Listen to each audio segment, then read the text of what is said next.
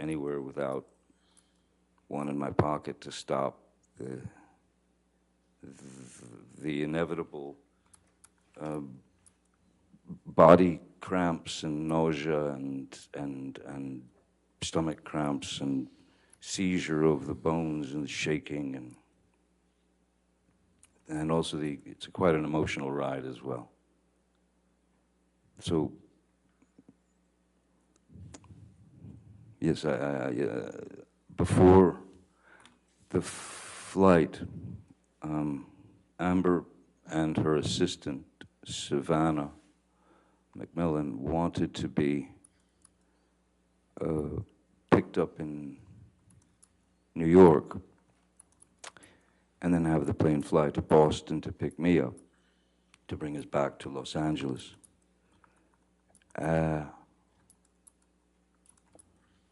We had spoken the night before. We had argued the night before. She was most definitely looking for a fight, actively searching for a way to instigate a fight with me.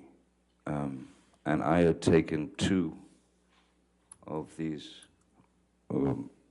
opiates, these roxycodones, and I can tell you now, some of you may be very, very well aware of this, opiates are extreme downers. So if you have enough opiates in you, you will essentially go on what's called the nod. You'll just drop into sleep. So I've heard the words blackout used, and there's a grave difference between a blackout from alcohol abuse, because that is a person who has ingested enough alcohol to render them, they can still behave, and they can still stand and talk and scream and yell and cry and do whatever they do, and never remember a thing. And generally they're always embarrassed by it. A blackout is a very, very different animal to the opiate taking you into dreamland. So when I arrived on the plane, I was not feeling any pain, and I knew that she was ready for some kind of brawl, and I sat on the plane drawing. I was drawing in my notebook. She would verbally heckle, hassle, accuse, poke, prod physically, you know, poke and prod psychologically, emotionally, and finally, you know, as was my, the one thing I learned, if you're gonna hide someplace from somebody, go straight into the bathroom. So I walked back into the back of the plane. I grabbed a pillow and I went into the bathroom, locked the door, and lay down on the bathroom floor and went to sleep. And that's where I remained for the rest of the flight. How much, if any, alcohol had you had before you got on the flight? I honestly don't recall having any alcohol. I mean, maybe there was the sort of glass of champagne when you got on the plane or something like that, the initial thing, you know, people order glasses of wine. People also tend to have a few drinks before a plane takes off, because some people don't like the turbulence and the this and the that, so it's a little bit of a liquid courage, you know. But I certainly, after ingesting 2 of the roxycodones, alcohol was not necessary. So I can tell you now that I was not drinking to excess, certainly not. And if I had, I'd probably been in the bathroom hugging porcelain as opposed to sleeping on a pillow. Who else was on that flight that you can recall? I remember Jerry Judge was on the flight. Savannah was on the flight. Ms. Hurd. Keenan, Wyatt, Stephen Duders.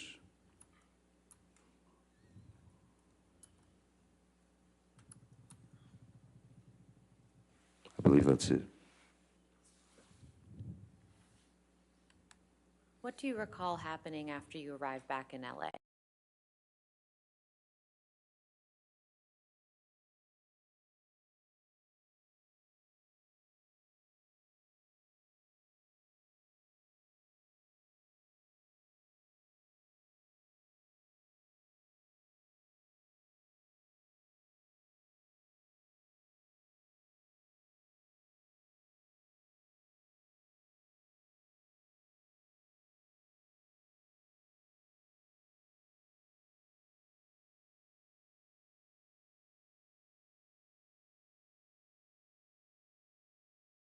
Or go back to the same home together after that flight? No, I don't believe, no, we didn't. I don't believe we did. I think she had decided if this is the time. Pretty sure. I believe she had decided to check herself into the Chateau Marmont. There's so many of these, it's hard to sort of keep them all straight. Who would have paid for Ms. Hurd to stay at the Chateau Marmont?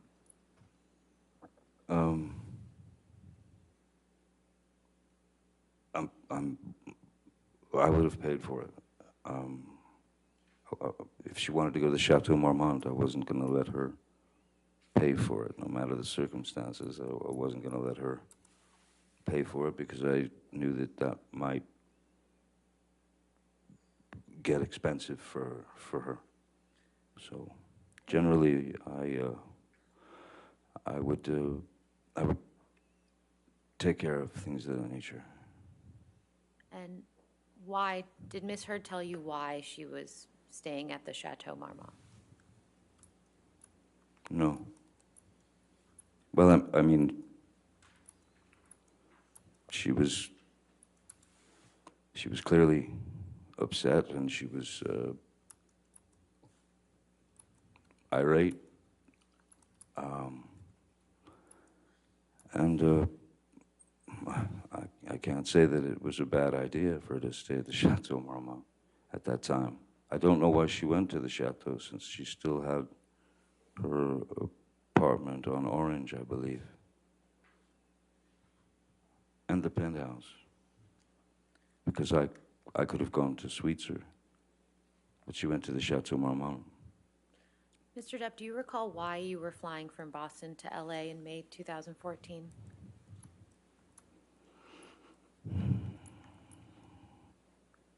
I can't remember if it was a break from the film or if I had finished the film, and that was before we went, well, before I was supposed to go to the island to detox from the opiates. I think Is that I'm about to switch gears, so Okay, if this is a that's- good time for a break. All right. Ladies and gentlemen, we'll go ahead and have our morning recess. Please do not do any outside research and don't talk to anybody about the case, and we'll see you in 15 minutes, okay? Thank you.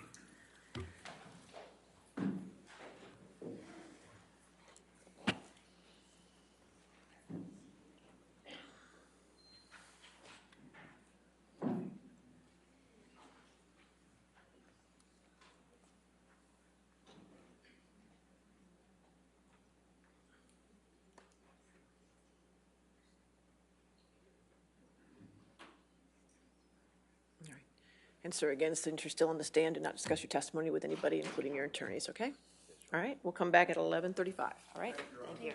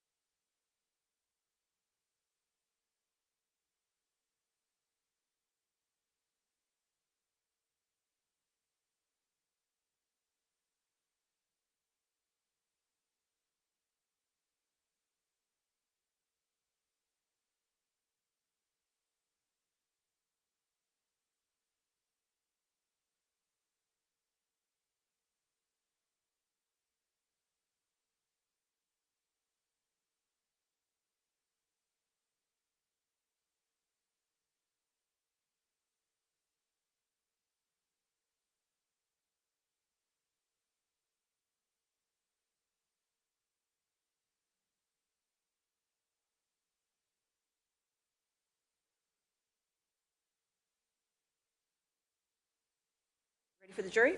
Okay.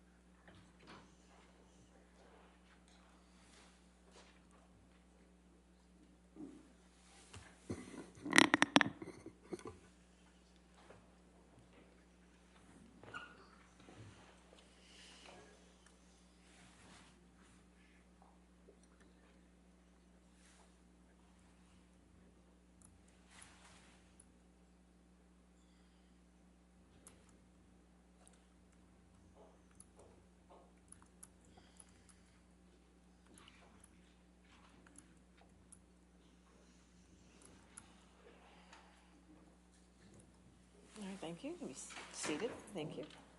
All right, your next question. Thank you. Mr. Depp, who's Dr. Kipper? Dr. Kipper is he's been my doctor ever since I'd met him in, I believe it was that May of 2014, or around there in Boston. And why were you connected with Dr. Kipper? My sister Christy knew, of course, that I had been addicted to the opiates, and she was concerned, and she brought me his book and talked to me heart to heart and asked me if I would be willing to go through the detox. And what was your answer? Yes, of course. And you mentioned Debbie Lloyd. Can you please explain to the jury who she is? Oh, Debbie Lloyd is a nurse who my doctor, Dr. Kipper, had assigned to my case to be the to oversee the detox and deliver the medications to me that would help with my with the effects of withdrawal that one goes through, to essentially try and knock you out so that you don't go through the nastiness of the affair. Did Miss Lloyd stay on after the detox process as your nurse? Yes, she did. And when you were under Dr. Kipper's care, how often did you see Miss Lloyd? On location every day. Yes, on location every day. Even when after a year or two, I was still seeing her at least on a bi-weekly basis, 2 to 3 times a week. When did you start the detox process that you mentioned?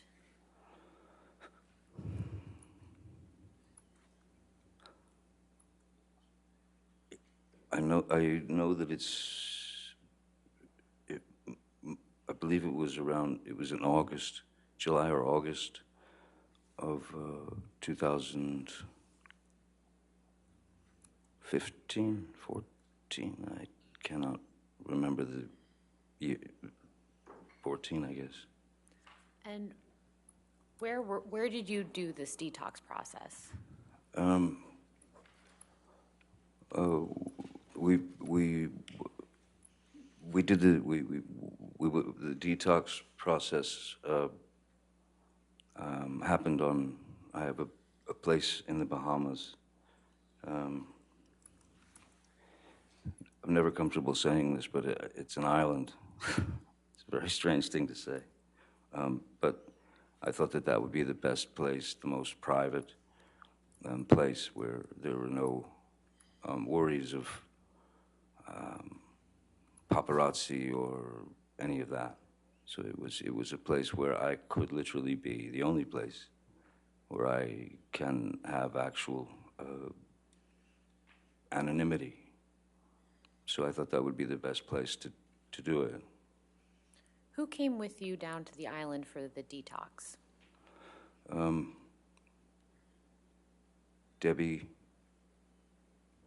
Nurse Debbie Lloyd traveled with me on the plane.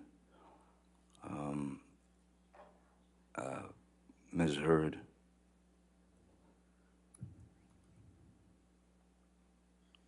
And I believe that was it on the plane to go to the island for the detox. I was not bringing security. I was not bringing assistance. In fact, initially, my sister Christy was going to go there to help Ms. Lloyd and the doctor through the detox, which made perfect sense since that the whole thing had been born out of her desire for me to get clean. So initially it was supposed to be Christy coming in place of Ms. Hurd. There was a great part of me that was very uncomfortable with Ms. Hurd coming along for that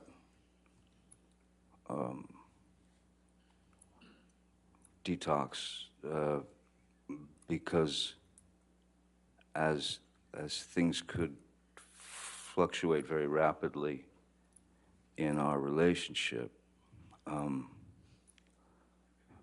I was wary that those things would come up during what needed to be a very straight detoxification of these substances. And I was well aware that it was not going to be pleasant. I was well aware that I was going to go through quite a bit of physical changes, physical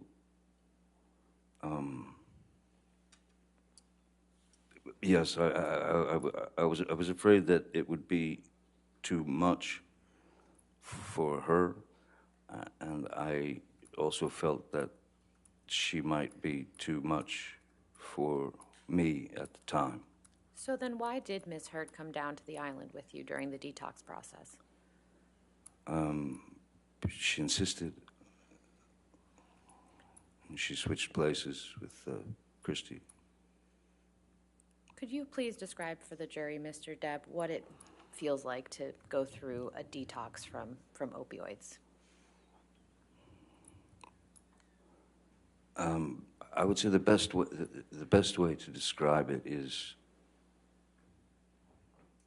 it feels like it feels like the inside of you, the very inside of you, is trying to escape the body. So it becomes obviously very physical, and so therefore you'll go into a withdrawal would mean that you would go into you'd have immense cramps in your stomach, your muscles would seize, my body would shake. The pain is like nothing I've ever experienced before. Part of it was, so the best way to explain it, for example, there was a situation that when we were on the island and I was going through the detox, and it was hitting pretty hard at that point. And Ms. Hurd had made a deal with Nurse Debbie and Dr. Kipper to stay at their end of the island, and that she would administer the drugs to me, administer the medications that I needed to not go into for lack of a better word, these intense, sharp, painful heebie-jeebies. And there was a moment when I could feel my body starting to tense, and I could feel the withdrawals coming on, and they come on quick, and they're not discreet. They go straight for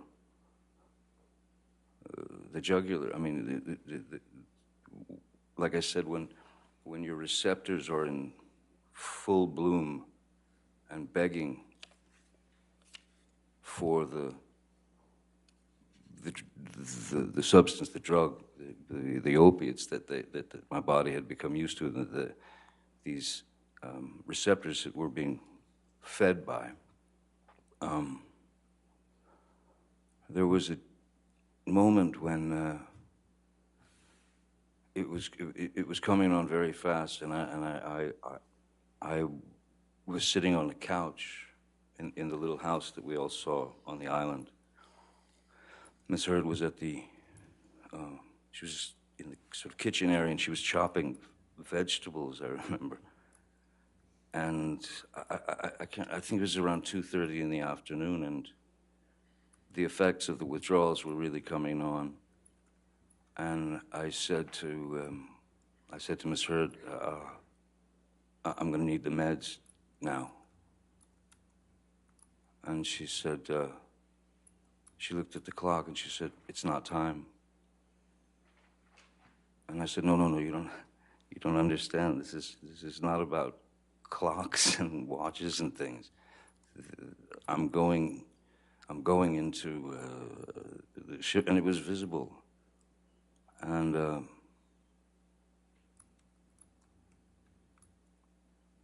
I hate saying this, and I hate to have to admit this,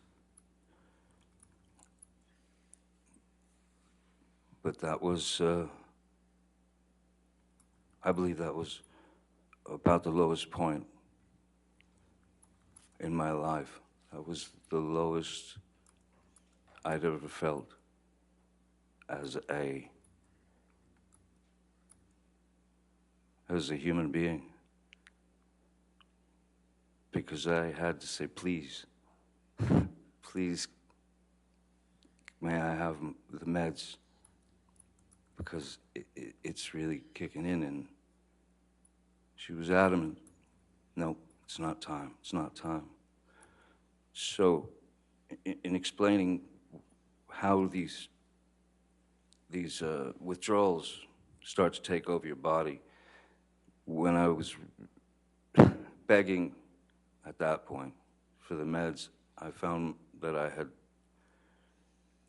sort of rolled off the couch, and I was sitting on the floor crying. I mean, tears streaming down my face, begging another human being to please give me the meds that will take this away. And she would not. She was adamant that, nope, it's not time, 4 o'clock. So the only thing that one can do in that situation is you have to trick the body. You have to you have to manipulate your body out away from those. Well, you have to trick the body to get away from the receptors. So the only thing that one can do is you go straight to the shower, and you put it on scalding water, and you stand underneath the scalding shower, and essentially you're burning the top, your skin is burning from the heat of the water. And what that would do is it would trick the nerves away from the receptors, because they had an immediate problem that needed to be dealt with, the nerves. So what it does is the scalding shower would reverse those nerve endings, and they would go up to the top of the skin, because there was a problem there. So that's how I was able to bypass those withdrawal symptoms at times. It doesn't fully take them away, but what it does is it tricks your body into thinking that there's something going horribly wrong on top, so it keeps them away from the receptors. After that, I had a conversation with Nurse Debbie and with Dr. Kipper, and I said, I don't believe, I told them that she had denied me the meds when I was in need, and then I told them that I don't think that this is going to work here anymore. I think we have to leave the island, and I need to be, she can't be with me while I'm going through the rest of this detoxification. So I told them we should leave the island. I asked them if they understood what I was doing, and they did. So we went back to Los Angeles, and then I asked Miss Hurd if she would please allow me 5 days, 7 days, whatever it took to get finished with the rest of this horrific detox and the pain. Did Ms. Hurd give you that time? She did, reluctantly, yes. I was immediately accused of throwing her out. I was accused of abandoning her. I was accused of not appreciating all that she had done to get me to this point where I was, which was kind of an interesting argument for me. I begged her, please,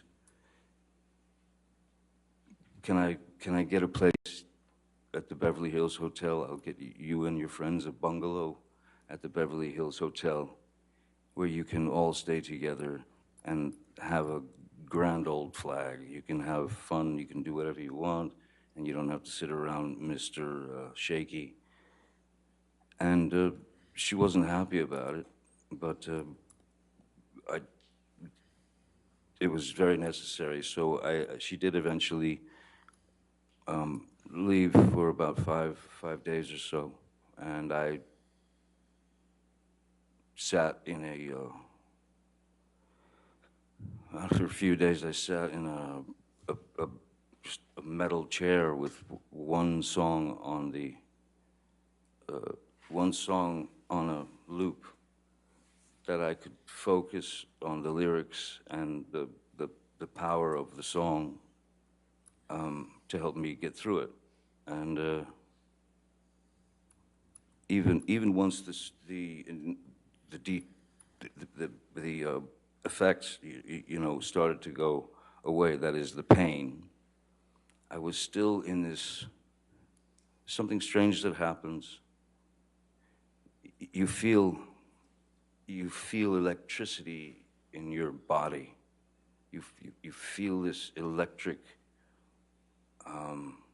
very foreign, and you're just sitting there like going through it. And I didn't understand what the electricity was until probably, and this lasted for, the electricity, that feeling lasted for a month, 2 months. And I finally realized at a certain point what that electricity was. And I was feeling, that's what it was. I was actually feeling without the aid of the drug, without the aid of any drugs. I mean, I'd had refused with Dr. Kipper and Nurse Debbie and Amber at the table before she left for the hotel with her friends. I had refused to continue taking the phenobarbital and the lithium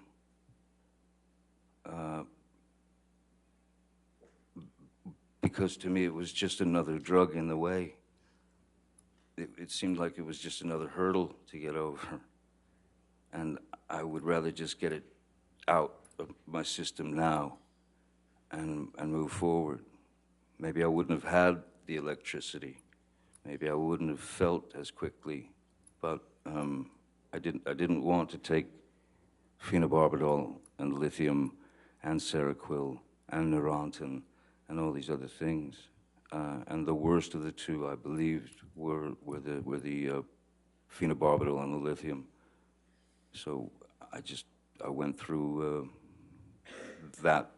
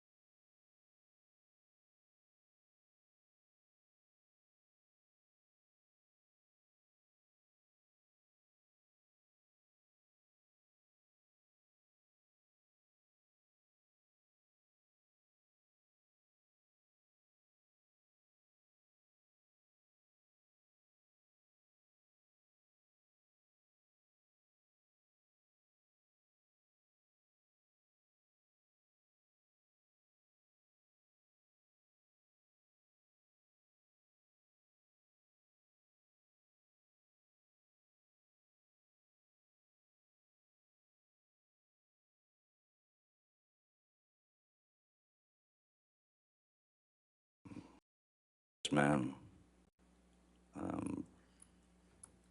My daughter, Lily Rose, did not come to the wedding. She and Miss Hurd were not on particularly great terms for several reasons. There were a number of Miss Hurd's friends and her family. So I'd say all in all, maybe there were, seems like there could have been no more than 20 people, 25 people, maybe. Was there any alcohol served at the wedding? Yes, there was alcohol served at the wedding. There was champagne. There was all the accoutrements, and then yes, And was anyone ingesting any illegal drugs at the wedding? yes. And who was doing that? Well, there was a schedule that was written out and printed out and sent out, so that everyone would know exactly the time that everything would happen. And on that sheet, the schedule, there was like some kind of rehearsal type thing. There was also there was a great dilemma in who was going to be who. That's where the argument between Ms. Pennington and Io Tillett Wright. Mr. Depp, who did you observe taking drugs at the wedding? A number of people were taking MDMA. As I said, the list, there was after the wedding, there was it was like dinner, dancing, and drugs on the schedule that came from Ms. Hurd and Ms. Pennington. So Amber,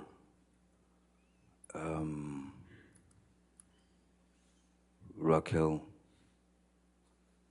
a couple of friends of mine,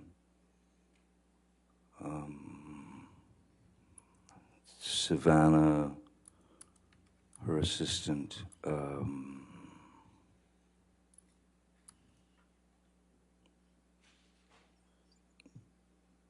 Tillett Wright,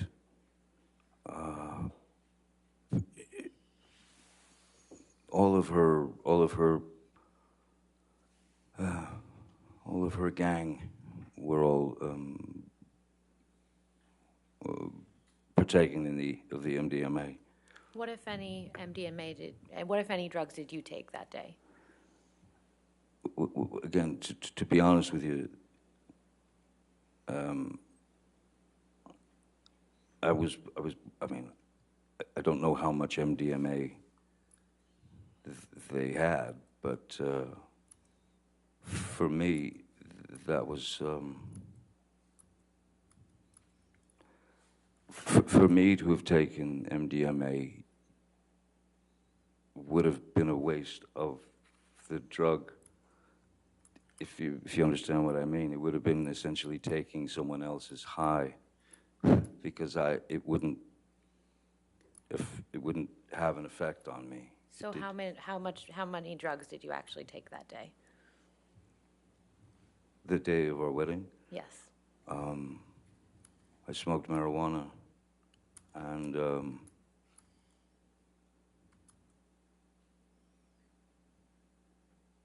I don't remember drinking. I don't remember that I was drinking then. This was right. This was right before she was going to London to do, I believe, London Fields, and I was going off to Australia to do Pirates 5. I'm pretty positive at that point I wasn't partaking of alcohol. My drug of choice is, or was, and it is marijuana.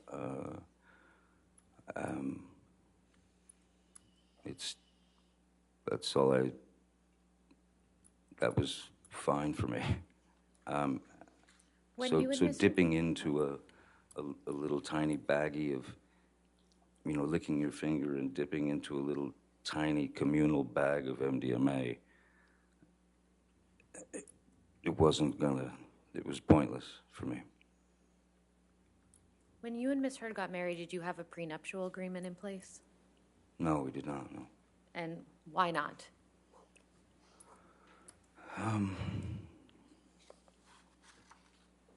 There always seemed to be some reason or another why she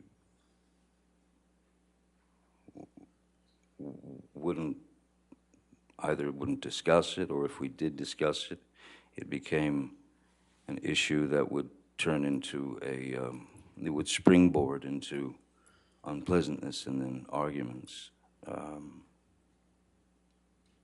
And then it was also too late. At a certain point, it was just too late. So then the idea of a post-nup agreement was brought up to Miss Hurd, and that was in Australia. That was the beginning of the Australian Well, let's fight. talk about Australia then. But first of all, why were you in Australia? I was working on Pirates of the Caribbean 5. And who from your team was with you in Australia? Jerry Judge, Malcolm Connolly, Nathan Holmes, Stephen Duders, Keenan Wyatt.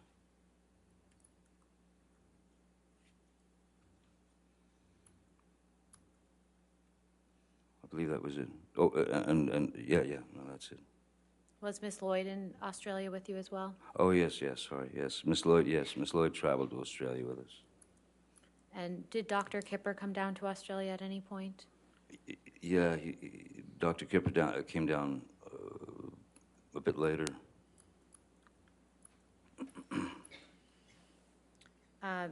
Mr. Wyatt testified yesterday that he observed you have a meeting with Sean Bailey in Australia. Do you remember that? Yes. And could you please tell the jury who Sean Bailey is?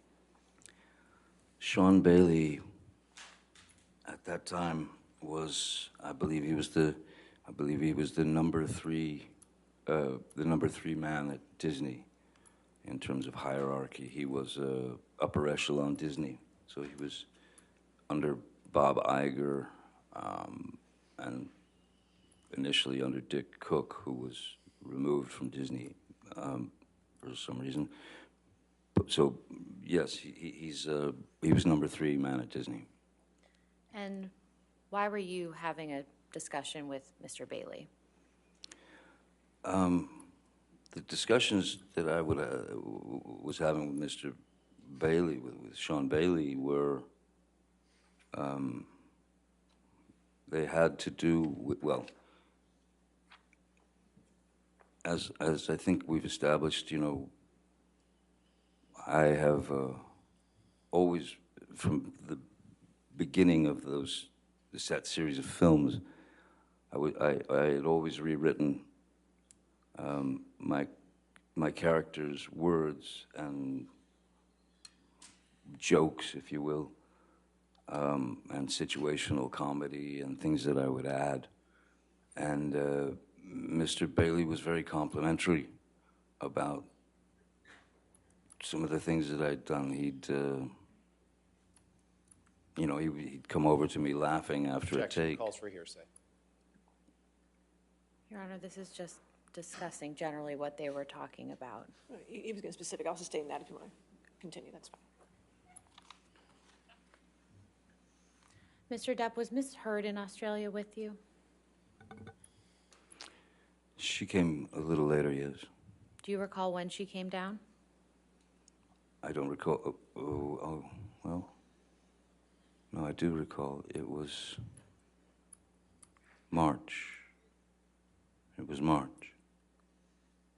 And what happened when Ms. Hurd came to visit you in Australia?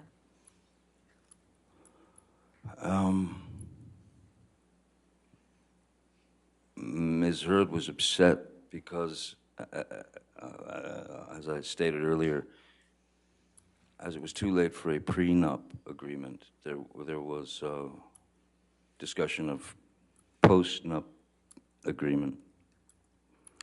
And I had called my lawyer at the time and asked him if he could have one of his lawyers sit down with Ms. Hurd and give her a basic rundown of what a postnuptial agreement meant, and I was told that they showed her. Objection, hearsay. Your Honor, this is something he asked an attorney. It's not a statement of fact that's being offered for its truth. I'll sustain the objection. Okay. Next question. What did Ms. Hurd tell you she was upset about when she arrived in Australia?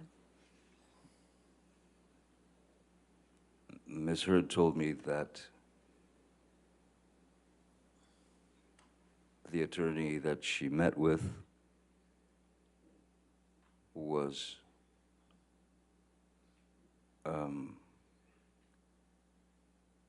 rude and dismissive, and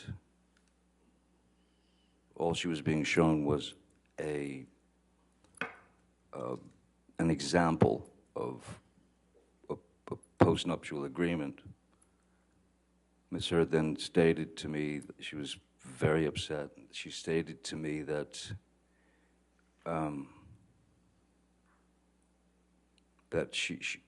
what she had said was, she said to the lawyer, the woman, that this Johnny can't, he must not, he doesn't know about this. He's never seen, he doesn't know that this is what this is. No way he would agree to this. And what Ms. Hurd then expressed to me was that the lawyer, the woman, had laughed at her and said, "Oh, he knows. Yes, he knows everything." Which sent her into a tailspin. So by the time she arrived in Australia, that was sunk very deep into her psyche. I mean, so much so that what really surprised me was that she kept saying, "I'm not even in your will. I'm not even in your will." I thought that was an odd thing to say. Especially since I don't think anybody had had time to change wills or anything of that nature. So those things just didn't, it felt wrong. And she could not let go of the fact that I was in on this post-nup agreement, and that I was trying to trick her into essentially getting nothing if something were to happen. And how did you respond to Ms. Hurd? So I just told her those are not my intentions, you know. And at a certain point, you don't know what to do. I mean, the person is telling you, she's telling you, you don't trust me, you don't trust me, you don't trust me, and I can't speak about legal documents. I can't speak legalese. I can't explain to her these things. All I could do was try to calm her down and say that I was not out to screw her over or put her in a position that was uncomfortable. Did that work? These were stock, normal things to do. It did not work, no. It escalated and escalated and turned into madness, chaos, Can you please violence. Can you please describe that chaos and violence?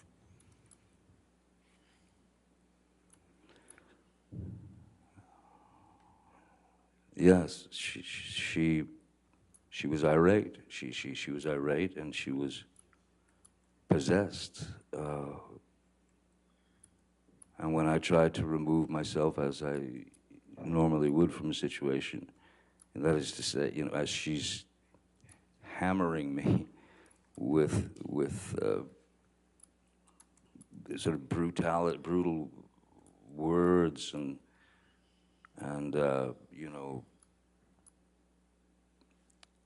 you know, I don't, pardon my language, but I remember that it wasn't nice sort of being called an ass kisser to lawyers or a pussy that didn't fight for her or stand up for her.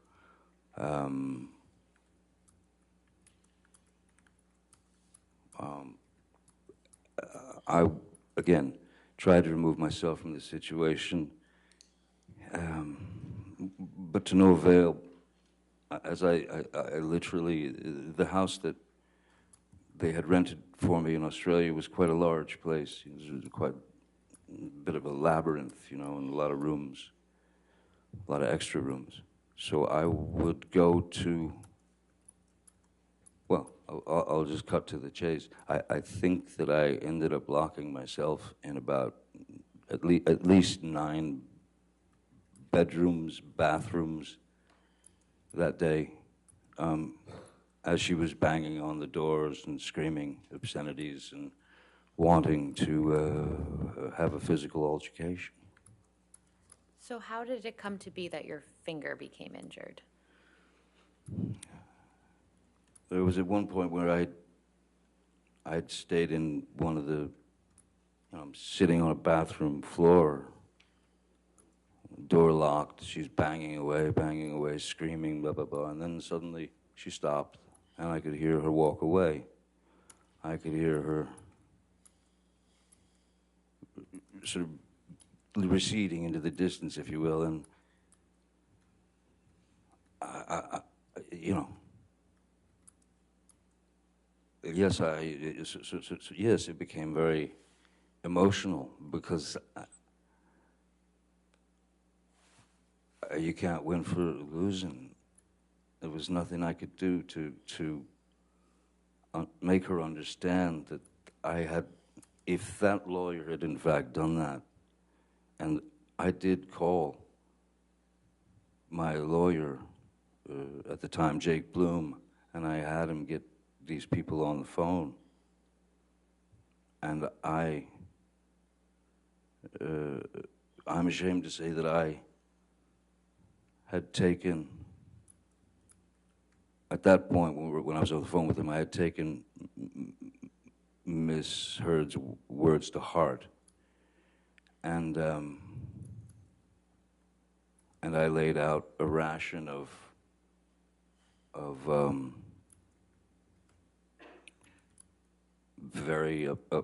I was very upset that she was pushed to that limit because I had believed it. In fact, none of it had happened. So it was all getting too crazy. And again, I had been sober for many, many months from alcohol. and substances, aside from the marijuana. And I left the place, the room that I was hiding in, or not hiding, locked myself into, and I went downstairs in the house. Downstairs in the house, as soon as you walk in the house, you can go upstairs or downstairs. Downstairs there was a sort of a rec area, pool table and such, and there was a bar. And I was a mess. I was a wreck. I was shaking, and I just didn't understand why all this was happening. So I went behind the bar. I grabbed a bottle of vodka that was there and a shot glass and sat at the bar. She was nowhere around. And I poured myself 2 or 3 stiff shots of the vodka. First taste of alcohol I'd had in a long time. And then she came down to the bar and found me there. And of course started screaming, "Oh, you're drinking again, yeah, the monster," and all that. So she walked up to me and reached and grabbed the bottle of vodka, and then just kind of stood back and then hurled it at me, and it just went right past my head and smashed behind me.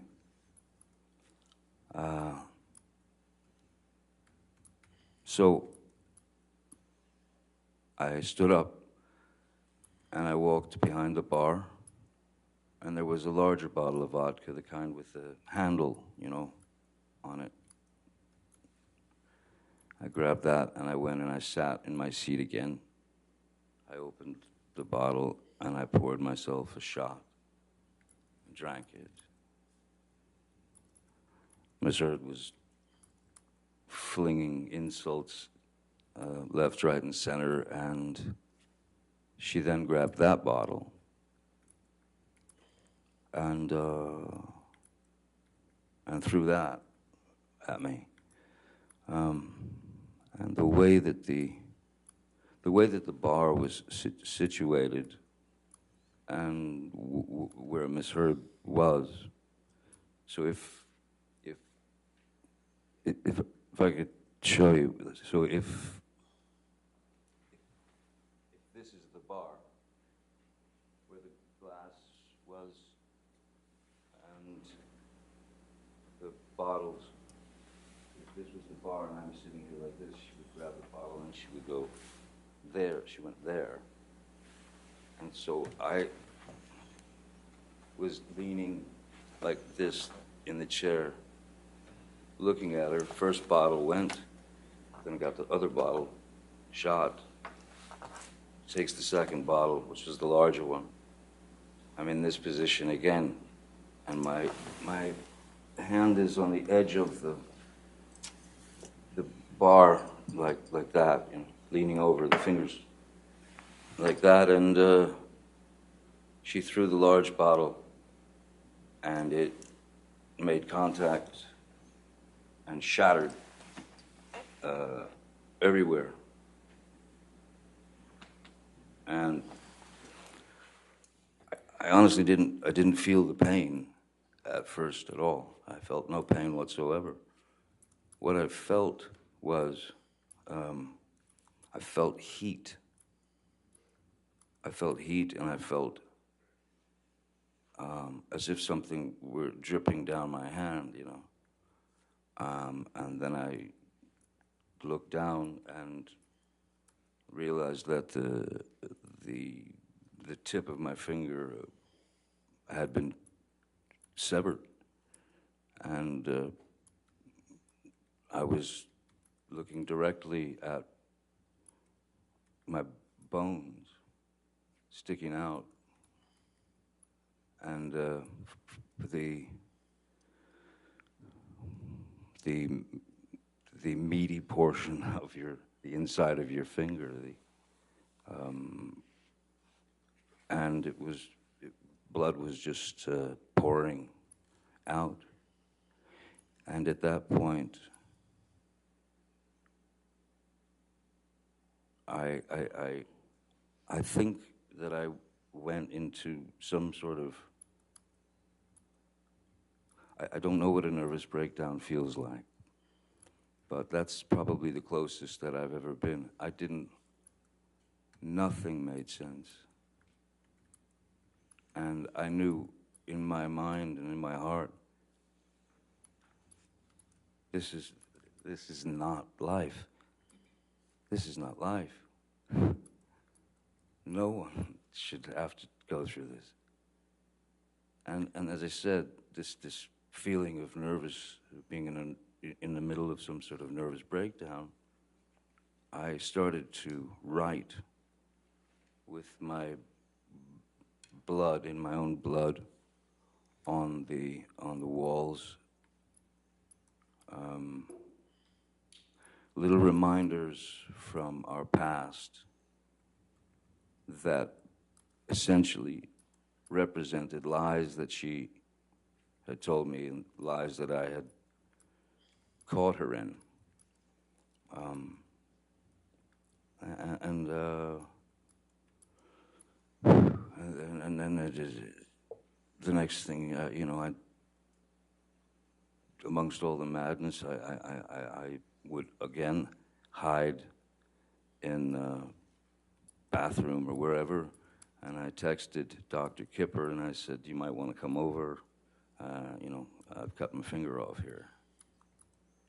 Which finger was cut, Mr. Depp? It's the middle, it's the funny looking one. It's the middle finger here. You can see you can see all the sort of, from the initial wound, all these bones up here were crushed, and it looked like Vesuvius, and so this part of my finger now is, so that because of not having use of the tip here, this is basically arthritis that kicks into the joint once that upper part of the finger is mangled. So is that the right middle finger? Right middle, yes. And is that your dominant hand? Yes, it is, yes. Mr. Depp, after Ms. Hurd threw the vodka bottle at you and severed your finger, what, if anything, did she say when she saw the injury?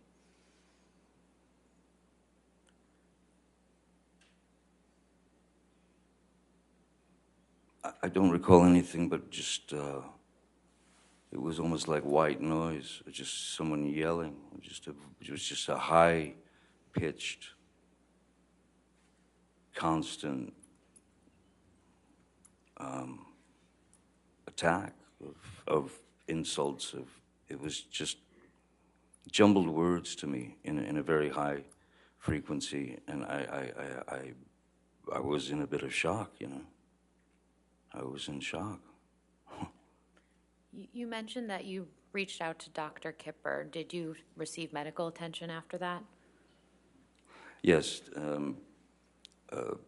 Jerry Judge, Malcolm Connolly, I believe Debbie Lloyd was there. Yes, Debbie Lloyd was there. Ben King had arrived as well. Who is Ben King? Ben King he's essentially, he's a house, sort of an estate manager, and we'd worked together in London a few times, and he's a wonderful guy. So I brought Ben along to Australia to manage everything. He's very, very good and very nice. And then there was also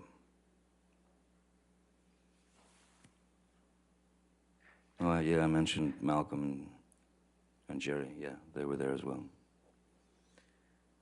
Which, if any, of the medical professionals that you saw that day did you tell what happened to your finger?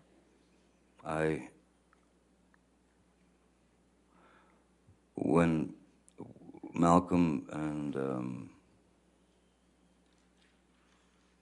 Dr. Kipper, when they took me to, first we went to Malcolm's apartment where he was staying while we were shooting the film, and tried to clean my hand because I had worked the day before, and obviously when you're playing pirate, Captain Jack or whatever, you're covered. They paint with alcohol, with rubbing alcohol. They paint dirt all into your hands and into your face and everything. So they were worried about getting my finger clean. So they tried doing that at Malcolm's. And then Kipper said, no, we got to get to emergency room, and we got to get hold of the tip of his finger. So we went to the emergency room. The doctor asked me what happened, and I lied to him. I said that I had smashed it in these large accordion doors, that it got caught in the accordion doors. Why would you lie about that? I lied because I didn't feel, I didn't want to disclose that it was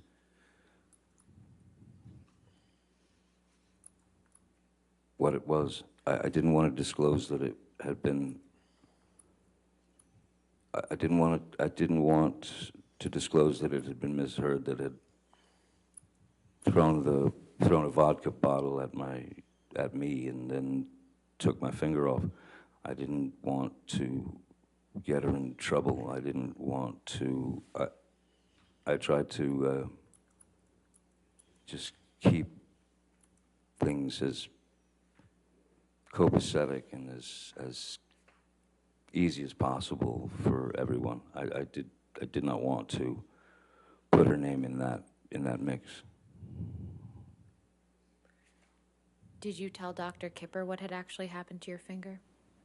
Yes. After you returned from the hospital, where did you go? I went to Malcolm Connolly's apartment and slept on his couch. And to the extent that you know, where was Ms. Hurd during this time? Ms. Hurd was, I wasn't there, but I had, it was clear that she had to, she needed to leave. And I'd asked them to get her on a flight from Melbourne or Sydney or wherever back to Los Angeles. Why did you ask for that? I didn't want to see her. I didn't want to see her. I didn't want to have any more arguments. I was, for all intents and purposes, I was just done. Mr. Depp, I'd like to show you a picture. If we could please pull up Plaintiff's Exhibit 145.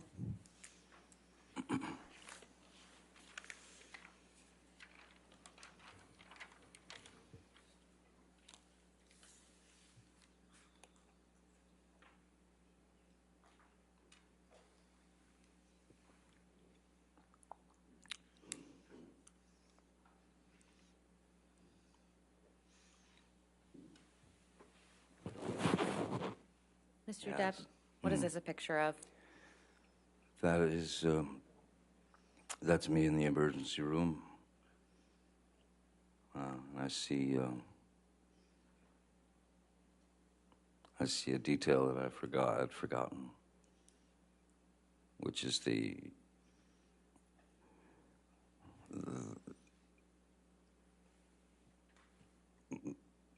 Ms. Hurd had taken my cigarette from the ashtray and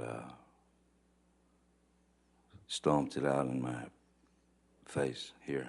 Could you mark on the screen where you see that? It's right above that green dot. And do you know who took this picture? I do not know. Can we please publish this to the jury? Do you want to enter into evidence? Yes, please. Any objection? No, Your Honor. All right, 145 in evidence. You can publish to the jury.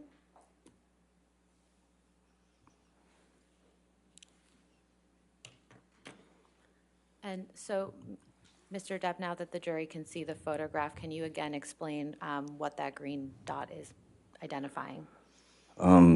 Just above the, well, just above the green dot is a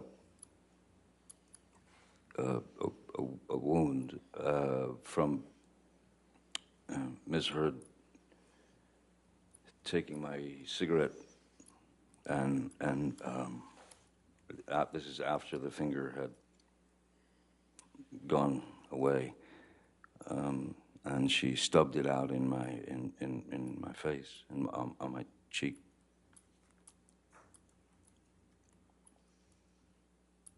So that's the result of that. If we could please take this down, and I'd like to show you, Mr. Depp, Plaintiff's Exhibit 144.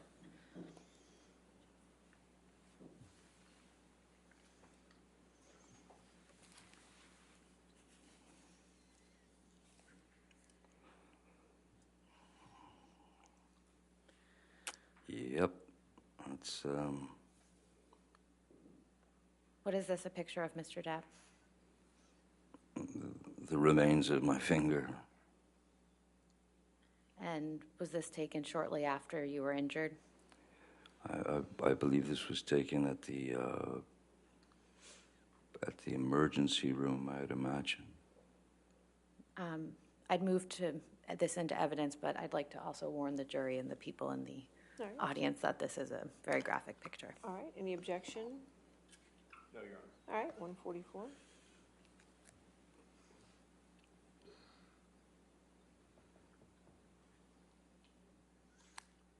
We can take this down. Thank you.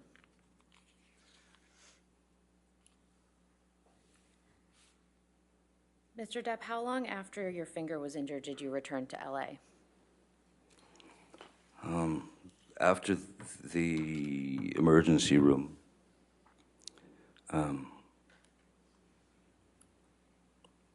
the following day, I was sent to they'd found a surgeon in Australia,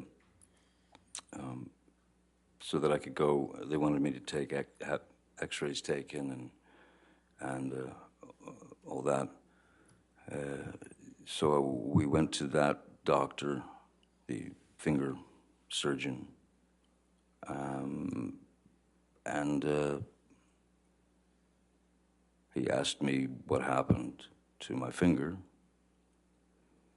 and I again lied, and I stuck to the story that it was smashed in a large accordion door. And he looked at me as if I were lying. And the next thing I heard was, "Sir, that is a wound of velocity." And Objection, hearsay. Your Honor, this is a communication in the context of medical treatment. I'll sustain the objection. Moving on. So Mr. Depp, this was a surgeon you saw in Australia. yes, When did you return to Los Angeles after seeing that surgeon?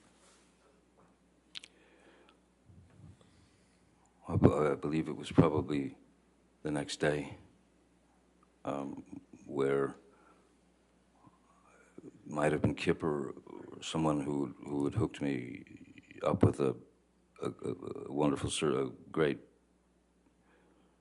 expert in reconstruction of, you know, hands, fingers, digits, whatever.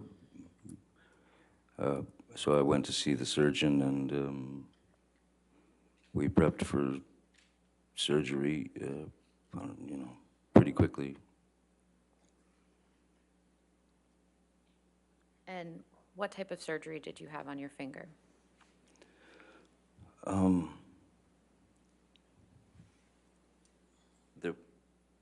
The majority of this was all missing, and essentially, to some degree, hollowed out, if you will, because the bone had shattered, and then there was the bone that was sticking out down there. So he had to do a skin graft from this part of my hand, and graft it onto my finger to give me a finger again. Anything else that was done to your finger to stabilize it?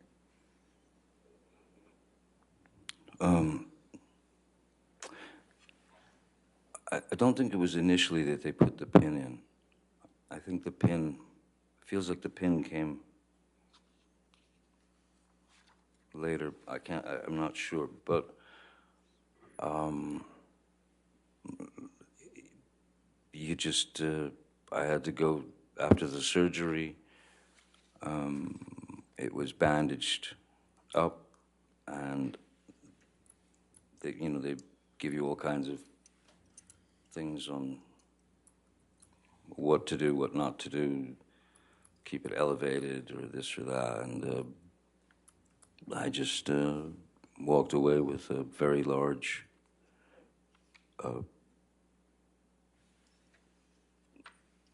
middle finger. It was all wrapped up to like this, and then, you know, medicated. They've given me shots in there and such. How long did you wear that bandage that you just described? Well, the bandage was from the time of the surgery all the way through the remainder of finishing Pirates of the Caribbean, which was, I think I finished, the injury took place in March. Finished Pirates of the Caribbean 5, I believe, in August, beginning of August, end of July. And you So had there to- was a bandage on it the whole time. What I had to do was wear, because of, there's a special effects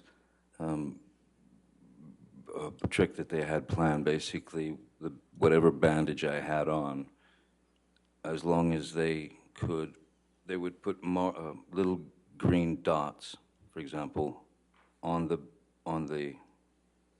splint and the finger and all that, and the bandages, so that in post-production they could use what's called computer-generated imagery, CGI, to erase the bandage and replace it with a normal finger.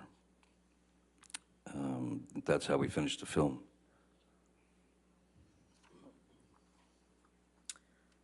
If we could please pull up Plaintiff's Exhibit 61.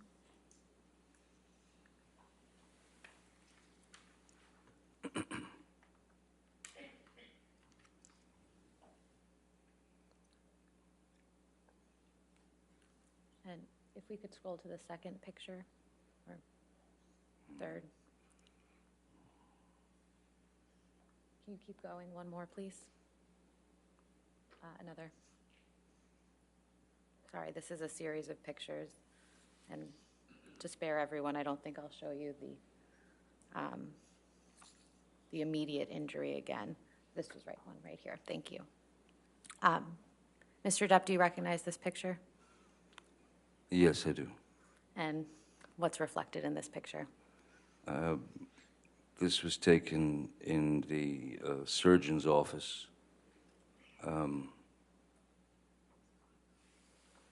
where I'd go in, well, I had to go in every couple of few days to have it checked out for infections and such. And so the finger, non-finger, was wrapped quite heavily, and there was this medicated, kind of greasy medicated thing on top of the wound itself.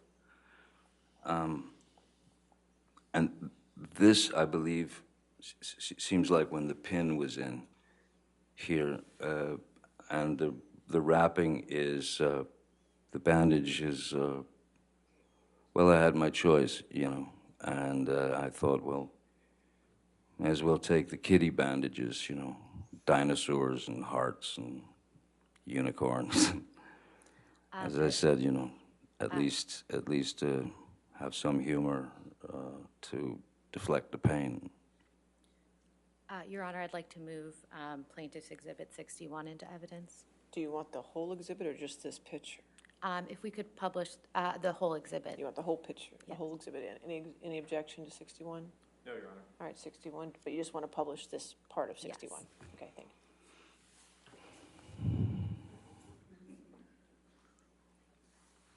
So how long after your injury was this picture taken? After the initial injury, Yes. I'd say no more than, it would seem to me, no more than 5 days, a week. And how long was this bandage on your hand for? Well, I was wearing bandages all the way up until I finished the film, and then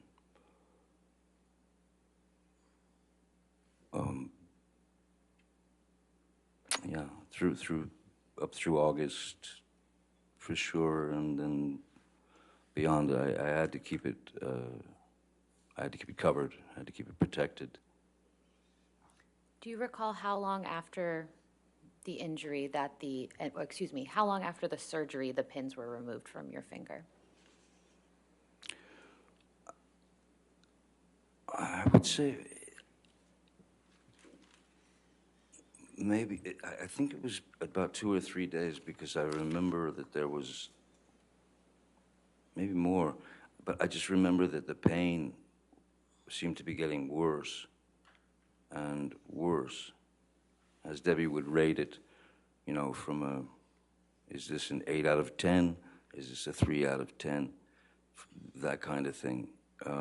At a certain point, it became kind of a 12 out of 10, because it felt hot, very, very, very hot, and it felt there was throbbing. It was like it was throbbing, and the pin in there.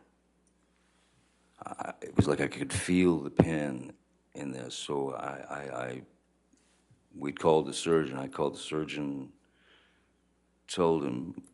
Actually, I think it might have been Debbie Lloyd. Actually, called, but I knew I had to see the surgeon again because something felt very wrong, and I went there, and he removed all the bandages, and he found that that my finger was indeed infected, and that I had contracted MRSA, MRSA, which is like I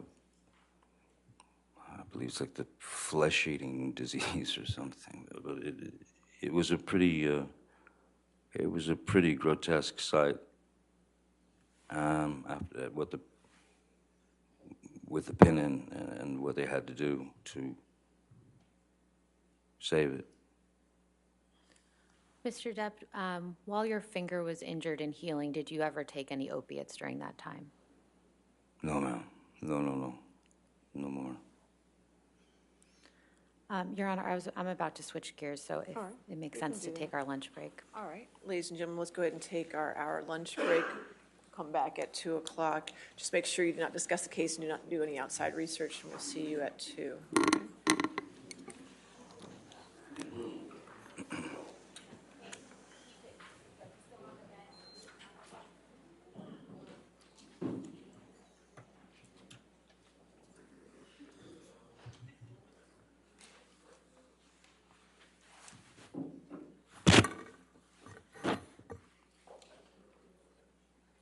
And again, sir, since you're still testifying, you cannot discuss your testimony with your attorneys or with anybody else, okay? All right, see everybody at 2? All right, thank you. Thank you.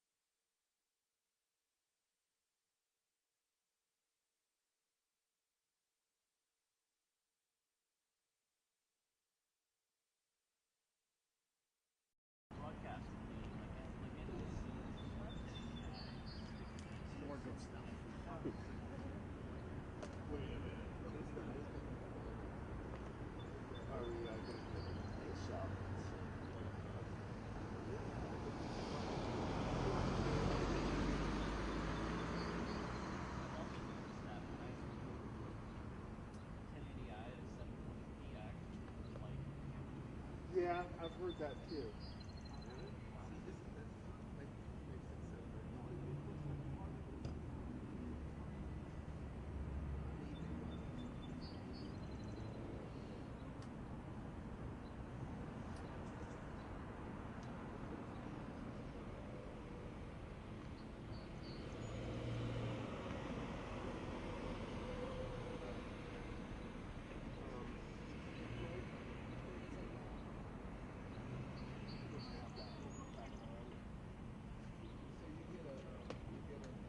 Poor Celia had to listen to beer talk all day.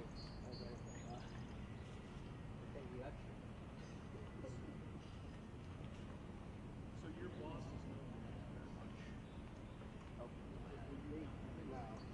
now. I'm gonna have you come on this side. Warmer.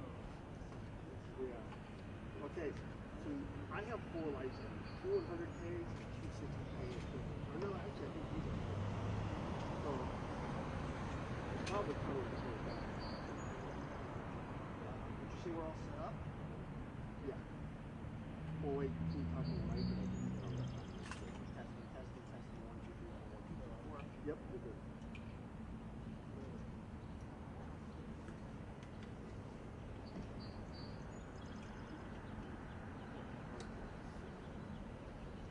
Sorry, Miss Italy,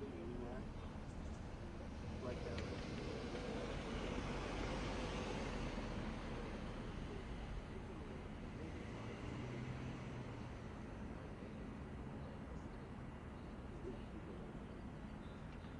Yep. If they have any problem, it's good.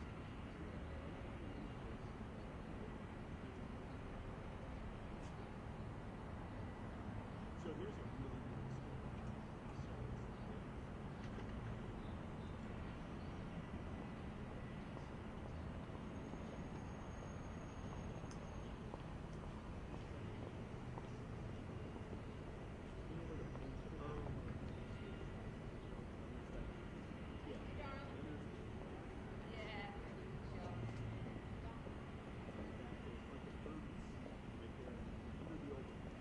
Sorry for food, right? So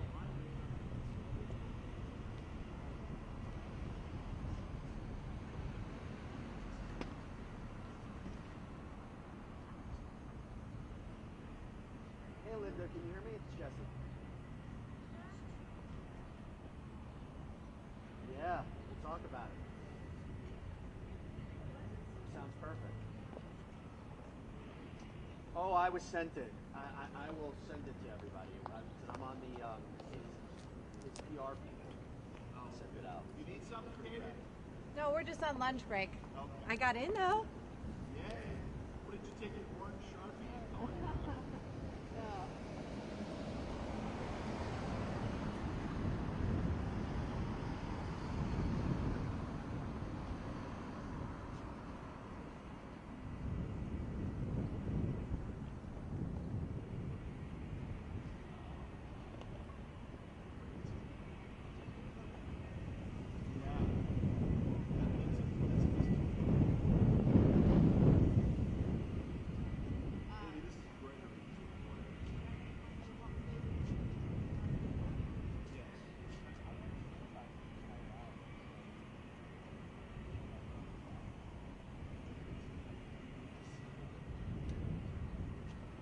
Thanks so much, Linda. Yeah, it's been quite the morning. It's a continuation of what Johnny Depp started with yesterday. His mother, abusive woman, deceived like his father. He's decided not to fight that. So this is high for him. And then basically said, you know, I really believe that for Hurd to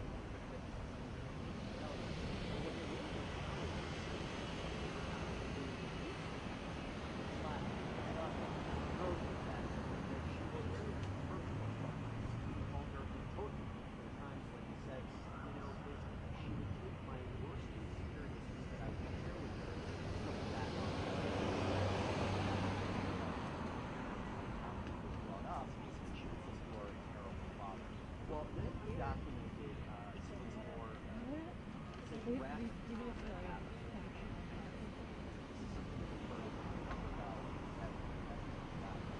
how exactly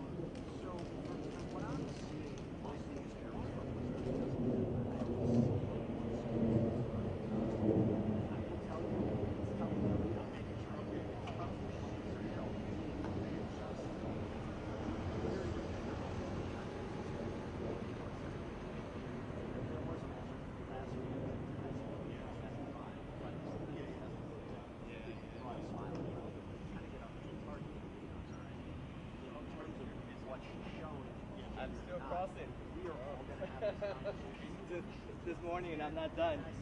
I think she's, if I were a betting man, still at the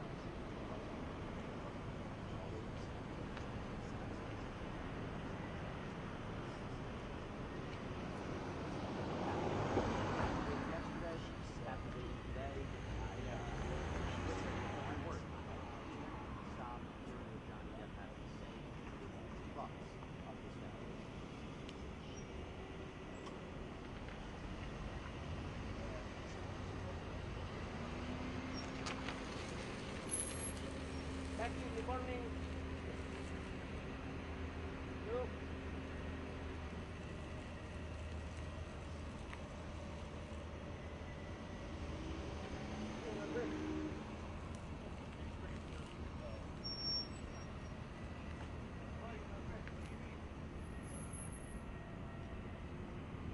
All right. So now let me see.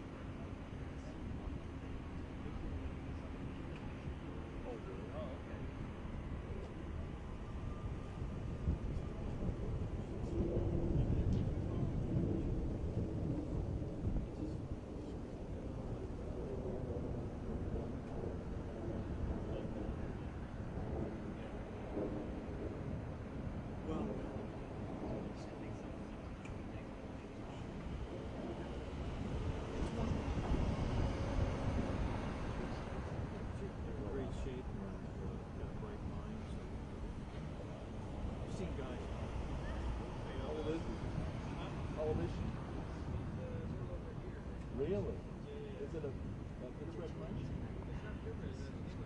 Oh, English. That's an English school. Wow. Hey, buddy.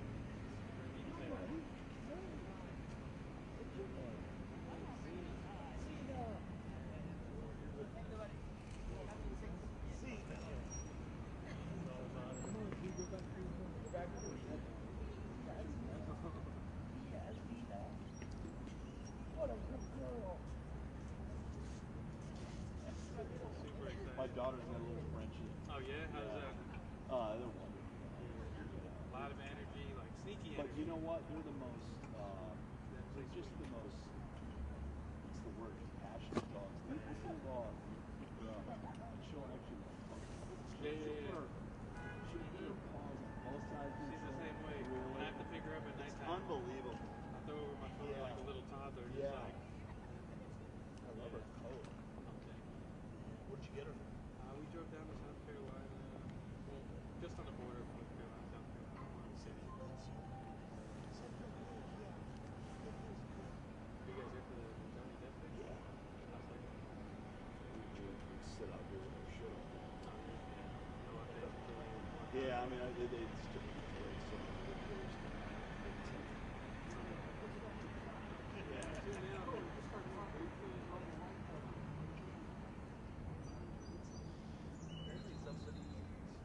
I didn't watch him talk yet. They were interviewing someone else. it takes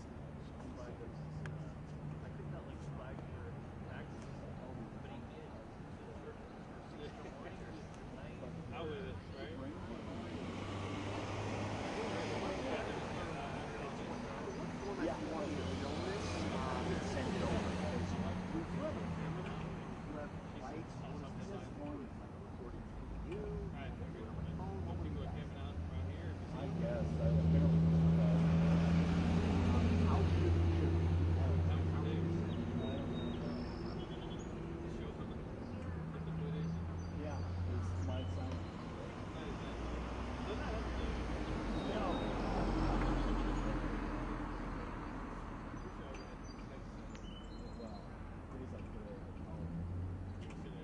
Sunday, rain, cold rain, snow pellets. Okay.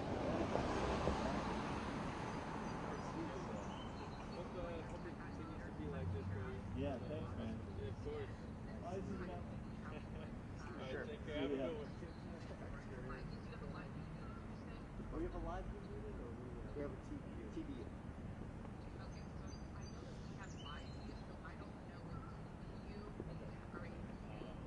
Okay, maybe. Yeah. Maybe we can record it on. They'd have to record it in New York. It says TBA. But I can record it on my car. I'd have to go back to my hotel room. No, I mean like when you go back in. What's the turnaround time on it?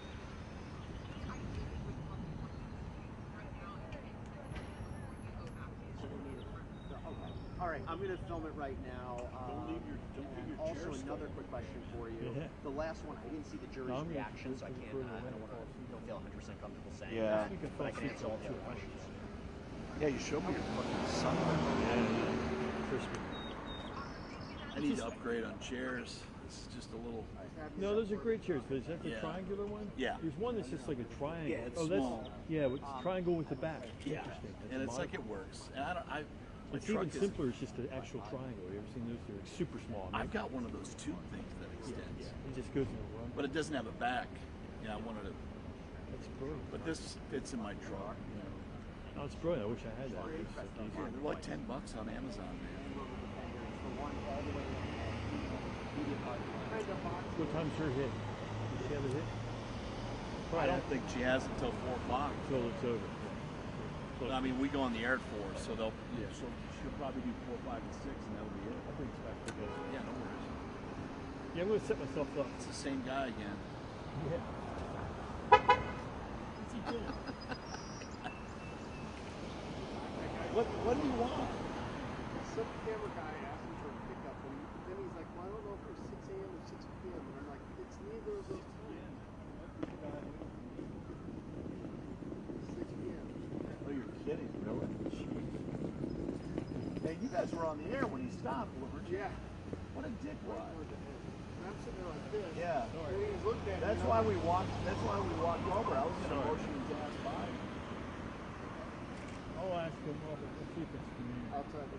Yeah. That's pathetic. I mean, if that's how bad For your business 6 is. o'clock. You're here for one fare for like $50. Where are you going back to? Hurd. Go back to your house? Yeah, it's about $50. And it's easier than driving your own car? No, my Oh, car's that's in the right. shop. Your car's in the shop. Yeah, yeah. My coils melded to the wires. Oh, God. You know what I'm saying? Just show It it. doesn't sound like a normal thing. Yeah, it sounds like there's something like they're just fixing that, and it's like, well, what's causing that? You know what I mean? Like, why would my cables Who's to say it won't happen again? exactly just keep capping? Because maybe it's like Did you do a little research on the Jeep site? No, I gotta look into it this weekend. Didn't have time. Maybe you get it fixed and sell it. Go to CarMax and tell them you want to trade it in for something else. Do they take trades? Yeah, but you don't get much for it. Oh. Yeah, in fact, because they know their car, they Yeah. sold it to me. They're like, yeah, we know this piece of shit. We're gonna give you $500 for this. That's all I ever get. I get like $500. Yeah. I've been getting CarMax for a while now. Yeah, I've got 2 old cars, and living in Virginia, I'm not paying that fucking property tax. Yeah. I tell you what, though, if I was to buy a new car for all season, I would buy. You should look into these. A Kia Seltos. It's a smaller smaller SUV, but not too small. And Yeah, Kias are not bad. fuck, 100,000 miles, 10-year warranty. There's your fucking coil problem. That's why I would buy it. Like if this happened to you with a Kia. Oh wait. Oh, I see. Yeah. His coverage.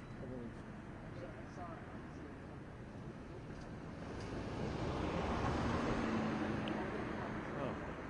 It's interesting when she's gonna have to testified. She's gonna be like 5 years away. This guy's an idiot.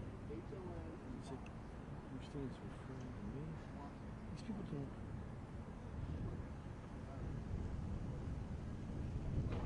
I'd be frowning too.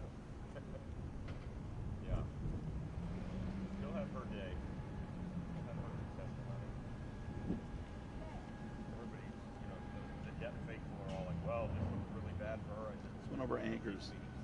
Good morning. It appears that someone accidentally took my Fox 5 coat and shirt that I wore to work and left it in the green room closet. Can you please return it as soon as possible? And this guy works the 4 a.m. shift. Well, there can't be too many people who are guilty. The other thing is that you reasonably think that somebody would, like, you know what I mean? Like, why would somebody do that? I mean, why would they take that? There's some fucked up people. Yeah, I talked to Ann Miller. I don't wear anything. This is box office. We're definitely in. They gave us all this shit. It's like I told my boss. I'm like, well, Reuters is one thing. Fox is, I do have a Fox. It says Fox 5, and it's actually a nice coat. I have it from I'm freezing. I'm soaking wet and I'm freezing my ass off. I'll put it on. Really great. But generally, I don't wear that shit. But you know, they're like, oh no, they think that they're doing you this huge favor. I'm like, no, it's okay. Give it to somebody who will wear it. Somebody wants to be beat And up. then they look at you like, Hi. I have a question. Do you know when it starts tomorrow? Like what time it starts tomorrow? The court? The court every day at 10. At 10? Every day. but if you want to see Johnny Depp, you got to be here at like 7:30. Well, actually, around 9:15 to 9:30, he comes in the back. Oh, okay. So you have to go find the spot. You want to see him or her? Obviously. Go into the back. Yeah, hang out in the back in the morning. Yeah. And he you'll hear shows up in people- his limo. you know, people have been yelling. And what you should do is make a little sign, because if you had his name on, if you're just standing there like you are now, he's probably not going to look. But if you make a little sign with his name on it, he's going to look at you. Okay. Thank you so Yeah. much. Thank you. Little. You're welcome. Now they're going to go home and make a sign. When are you starting? Look at shit. And make sure it says fuck Fox News. Yeah. Make sure it says, I'm on birth control. Well, yeah, for Johnny.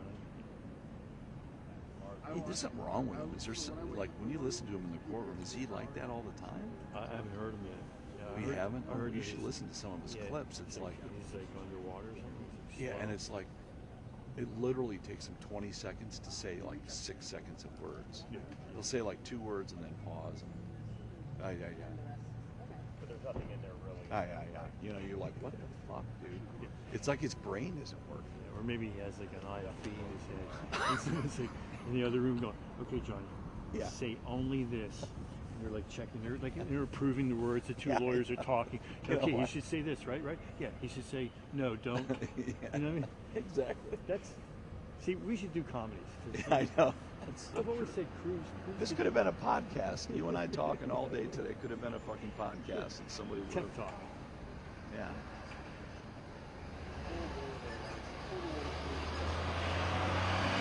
What is that? Is that a cable cutter? Looks like Brad Pitt. It's funny, man. Actors just play real people. So I think women really actually want to meet the character that Johnny Yeah. Depp plays. They really don't know him. Yeah. I mean, none of us know. I mean, that's the service. That's probably what's shocking to everybody now. We're finding Yeah. out, he's a dullard. Yeah. He's a fucking dullard. He can't keep a conversation going for longer than 4 minutes.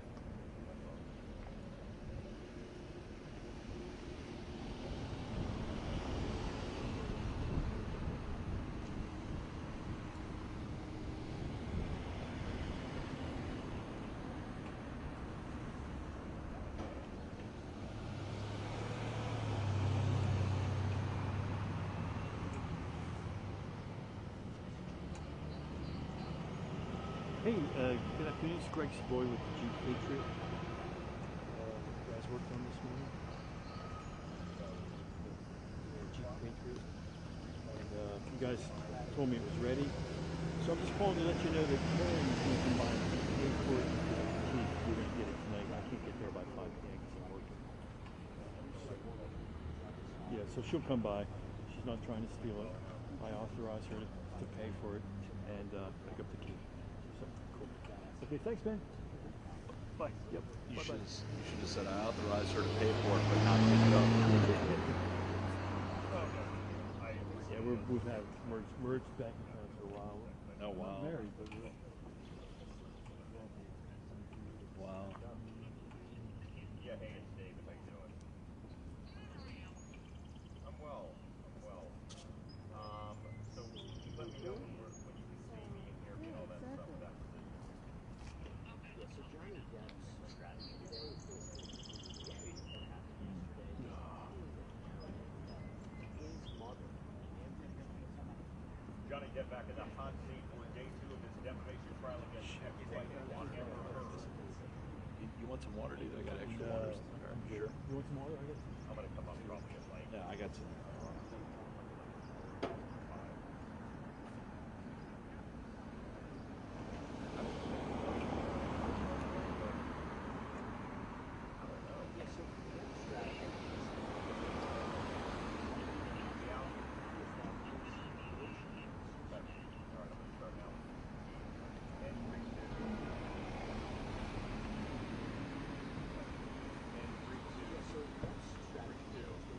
Actor Johnny Depp is back in the hot seat for day 2 of his defamation trial against his ex-wife Amber Hurd. I'm David Buss with this story coming up. One more time. Actor Johnny Depp is back in the hot seat for day 2 of his defamation trial. Actor Johnny Depp is back in the hot seat for day 2 of his defamation trial against ex-wife Amber Hurd. I'm David Buss. The story coming up. Amber Hurd is not a partner. Okay. She was somebody who really helped him through the constitution process, which is quite different. And 3, 2. Johnny Depp returned to the witness stand in Virginia courtroom Wednesday in his defamation case against his ex-wife Amber Hurd.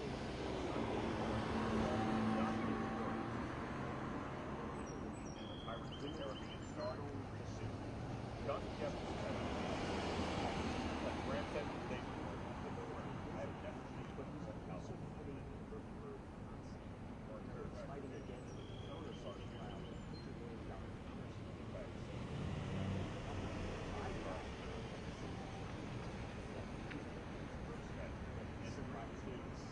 Johnny Depp returned to the stand. Johnny Depp returned to the stand in Virginia court Wednesday in his defamation case against his ex-wife Amber Hurd. Pirates of the Caribbean star did not Depp went on to claim the Aquaman actress berated and attacked him during their marriage. Depp detailed how his ex-wife poured a large bottle of vodka at him, smashed his hand, and severed his hip of his right middle shoulder during an argument in Australia while he was filming Pirates of the Caribbean. All right. Let me let you out. I'm gonna have to hold on a second. Let's start over again. I gotta take this call. Hey. All right, you go have fun. So I think Depp is doing Okay, John, well. Okay. Yeah, let me just restart the somebody. packet. This is somebody who said, I Is that picking up? 100 words a day. But that is not why he's very different, quiet, and reserved. He's very careful, slow, methodical in the way that he speaks. And I know he would say these people. Before he said the same thing when Amber Hurd testified. So there's something about him that seems very Johnny Depp returned to the stand in a Virginia court Wednesday in his defamation case against his ex-wife Amber Hurd. The Pirates of the Caribbean star did not mince words. Depp went on to claim the Aquaman actress berated and attacked him constantly during their marriage. Depp detailed how his ex-wife allegedly Depp claims his ex-wife poured a large bottle of vodka at him, smashing his hand and severing the tip of his middle finger during an argument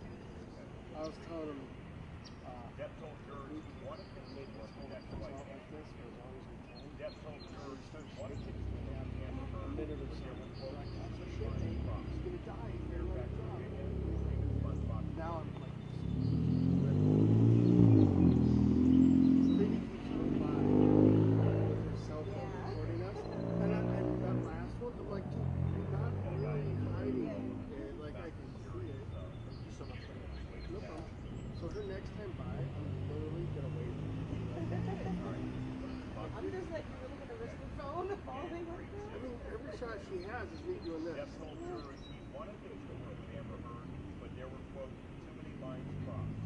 In Fairfax, Virginia, he was on Fox 13 News. Twice. Depp told jurors he wanted things to work with Amber Heard, but there were, quote, too many lines crossed. In Fairfax, Virginia, he was on 12 News.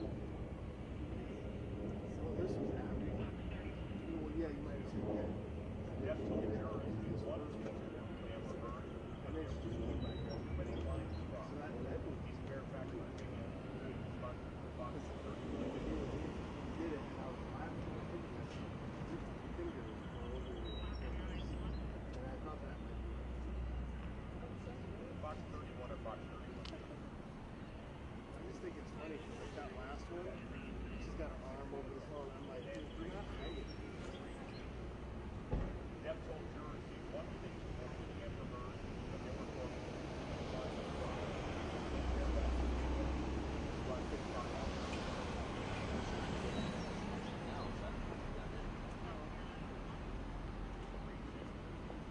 Depp told jurors he wanted things to work with Amber Heard, but there were, quote, too many lines crossed. In Fairfax, Virginia, he was on Fox 9 She got kicked out. What happened to stage? Depp told jurors he wanted things to work with Amber Heard, but there were, quote, too many lines crossed. In Fairfax, She might have had something. 3, 2, Or what is it, Fox 5? you want me to go find a band that has it? Depp Then when told you win your jurors Emmy, he I wanted want things to work with Amber Heard, Eric's thanks but for there getting were, that quote, wristband. They got me lines amazing. crossed. In Fairfax, Virginia, he was on Fox 5 News.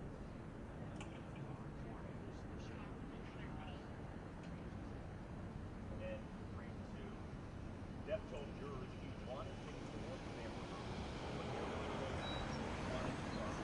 George In Stewart, Fairfax, that's Virginia, he was So on every time Fox Arthur's not laying down, I'm like,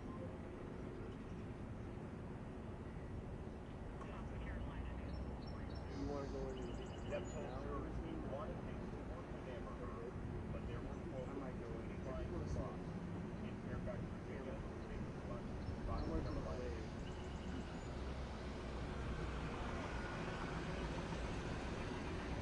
Yeah. I actually was saying that when we did this stuff.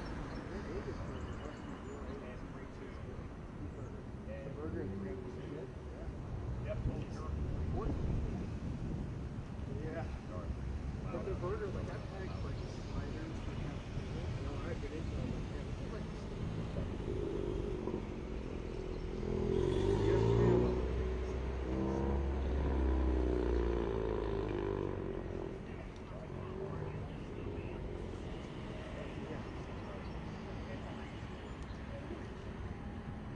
Depp told jurors he wanted things to work with Amber Heard. Actually, she wasn't Depp here told for the jurors he She wanted was things here to to work with you. Amber Heard, but there She were, wanted to quote, get you. too many lines crossed. In Fairfax, Virginia, he was on Fox 12 Morning.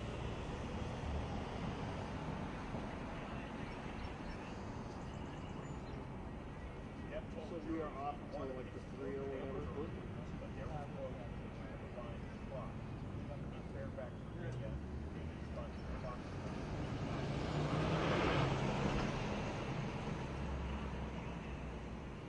3, 2, and 3. I think they take it around 2 to 3. Johnny But Depp you can told walk in and out of the jurors he overflow wanted if things there's to work with right? Amber Heard, There's no but there were, quote, too many lines crossed. In Fairfax, Virginia, he was on Fox 4 News. Yeah. We did that with the show. Oh, you can just look at that.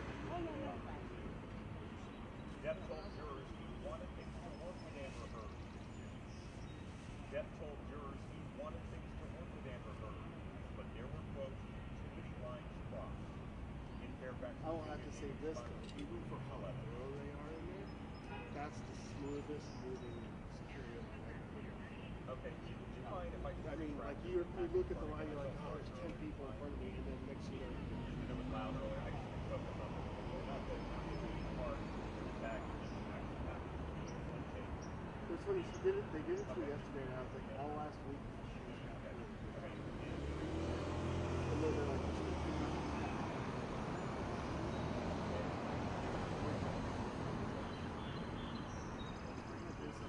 Actor Johnny Depp returned to the stand in court Wednesday in his defamation case against ex-wife Amber Heard.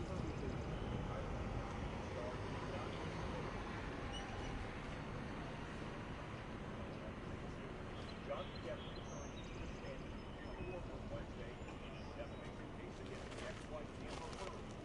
Irish attorney and star did not mince words. He went on to claim the Aquaman actress degraded and attacked him constantly during their marriage. Depp claims his ex-wife wrote a large bottle of vodka in him. I don't have it here, so but I have a little thing, it's called Cool. It's literally, you get them at DNA. I hope it's federal pills, so you're not having to do anything. And it's got an Allen inside. The Allen is the reason why they took it from heaven. Like our other guy, they took it out of court, so like that could be used as a weapon. It's literally about 3/4 of the way down. And the guy said weapon, but Kevin's like, I think they just don't allow it.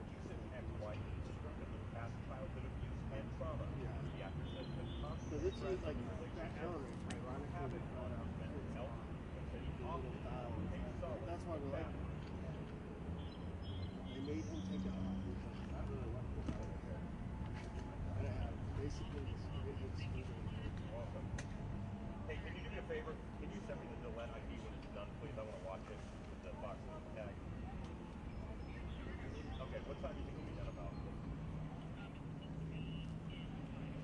Okay, you can send it to me when you're ready.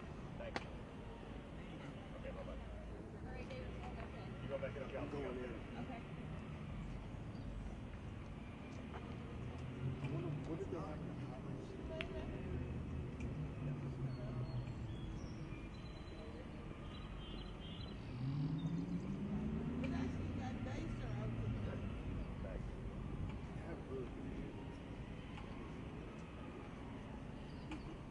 And they're short, but they're like bigger, almost like a movie. All right, I'll be back there. Are you sure you don't want to go? Oh, no, fine. Okay.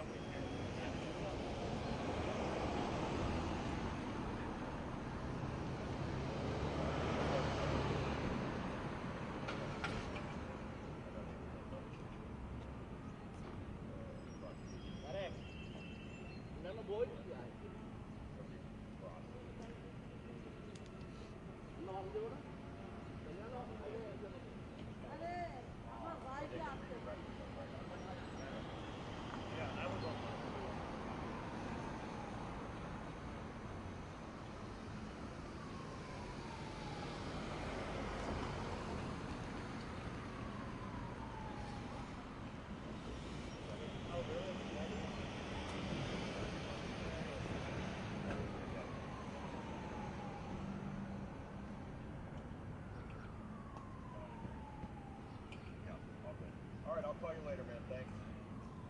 Bye-bye. I didn't hear anybody. Okay, New York, go ahead and try now for David on his iPhone. Texted my mom was saying make sure she's like cool. I got you, yep. I said turn it up a little bit. I got you.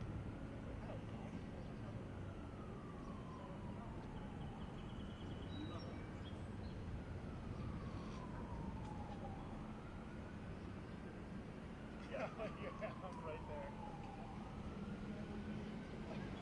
And I don't look like a million nights. Damn. That's kind of cool. I made some cameos.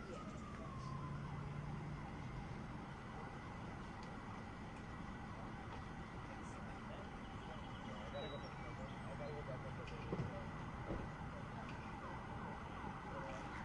I love you. I'm gonna wait to come one more time. I love you, baby. Oh,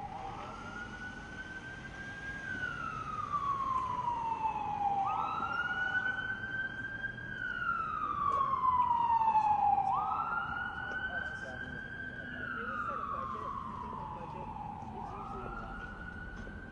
Or like $1,000.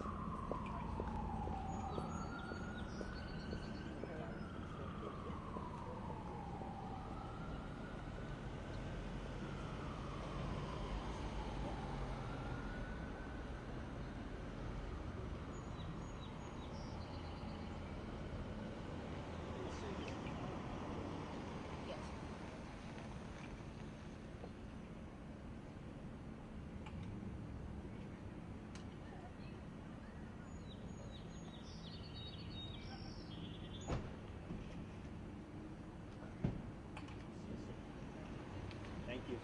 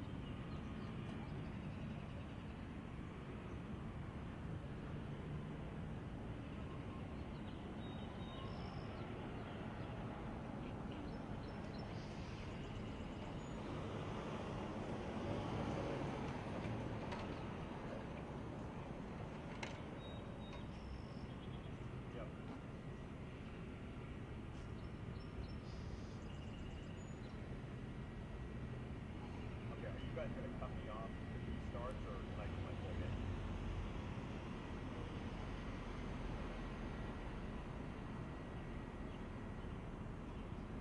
Okay, they're probably gonna start. Yeah, they're probably gonna start right at 2. They're usually on time, so.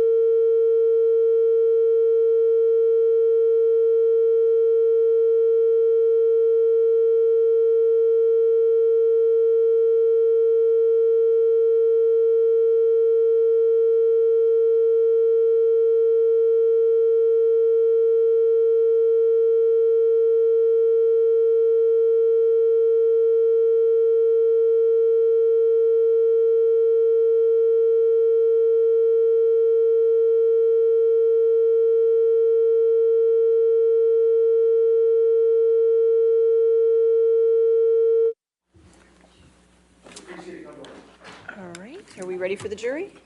Okay, Yes, great. Your Honor.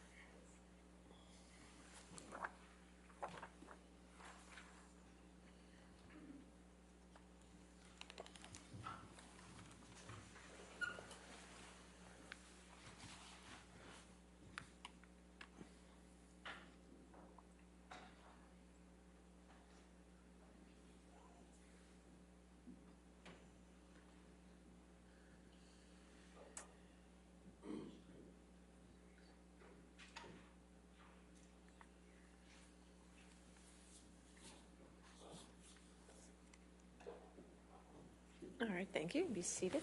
All right, your next question. Thank you. Mr. Depp, I'd like to show you a document that's been marked as Plaintiff's Exhibit 146, and I believe this was entered into evidence previously. So if we could publish it to the jury as well, please.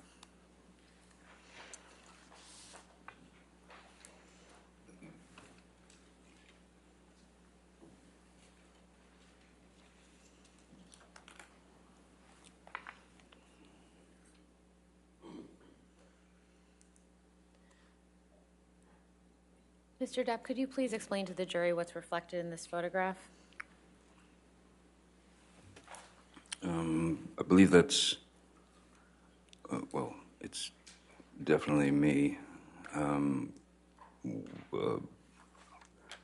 After receiving kind of a roundhouse punch from Miss Hurd. I believe that this is, it's March. I believe that this is from what's been called the staircase incident. Am I correct? So you said you think this is from March of 2015? I'm just looking at the top. Do you remember who took this photograph? Mr. Bett, Sean Bett. And relative to when you had injured your finger, when was this photograph taken? Sorry? Relative to when you had injured your finger in Australia, when was this photograph taken? The injury to my finger was sustained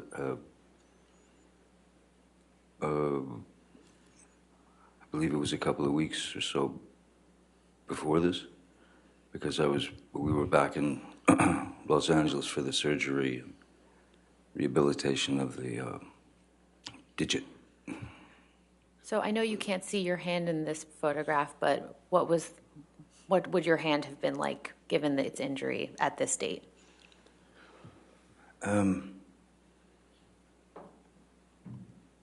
Well, it was still a very it was a very fresh wound. When that amount of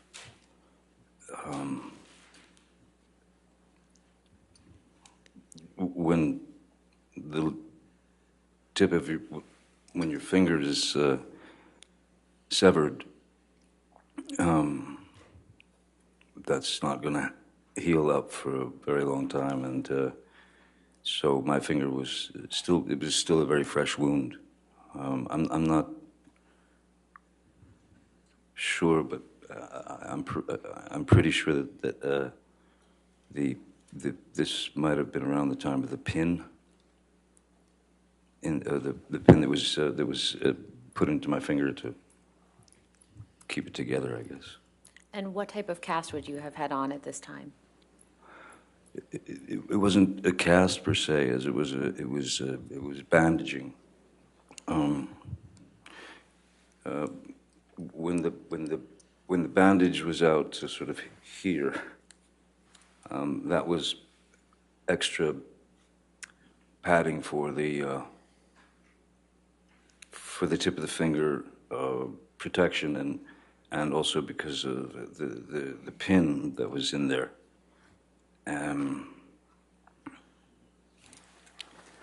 So, as I'd said before, there were when Nurse Debbie would ask, give me, on a scale of 1 to 10, your pain. When the fingers started to feel differently and hurt a lot more, and it became like a 12 out of 10 pain, that was yes, that was right around then, and the reason for that was because of the infection. The MRSA had already been working its way for a number of days.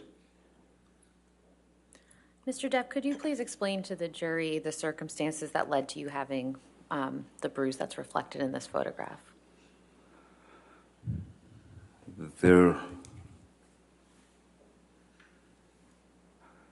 Again, there was another confrontation, another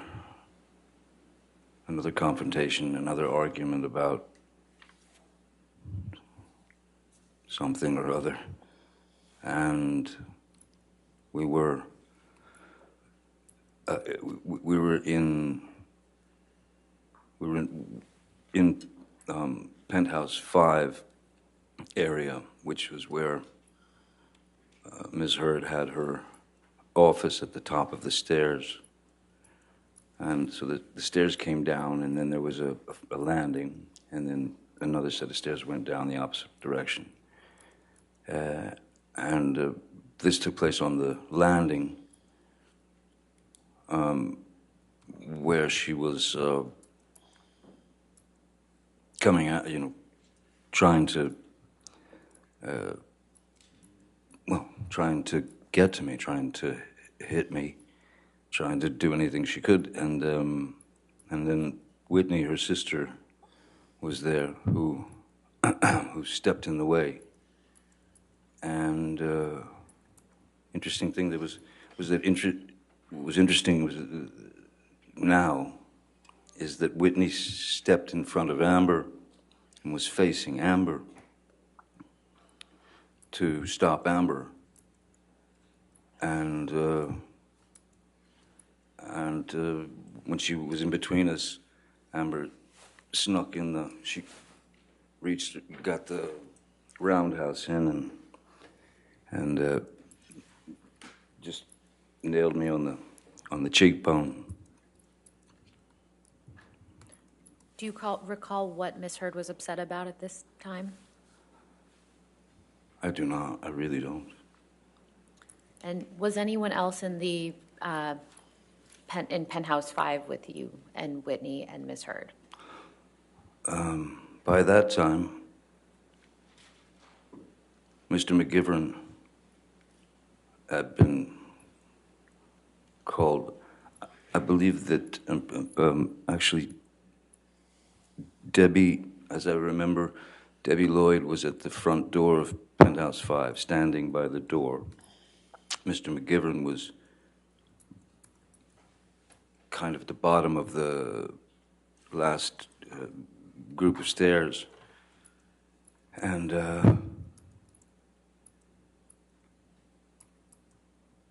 then the thump happened, and I got myself out of the situation, and I walked down the stairs to Mr. McGivern just to say, let's get out of here, And I remember that something was thrown from up there. I don't recall what it was, but something was thrown at me. It seemed like it was like I don't know if it was a bag of like pens but it was from her office area.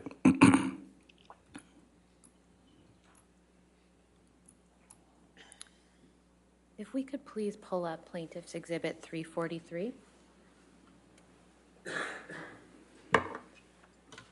And for the record, this is an audio recording. And it's quite lengthy, so we intend to play certain portions of it. Okay.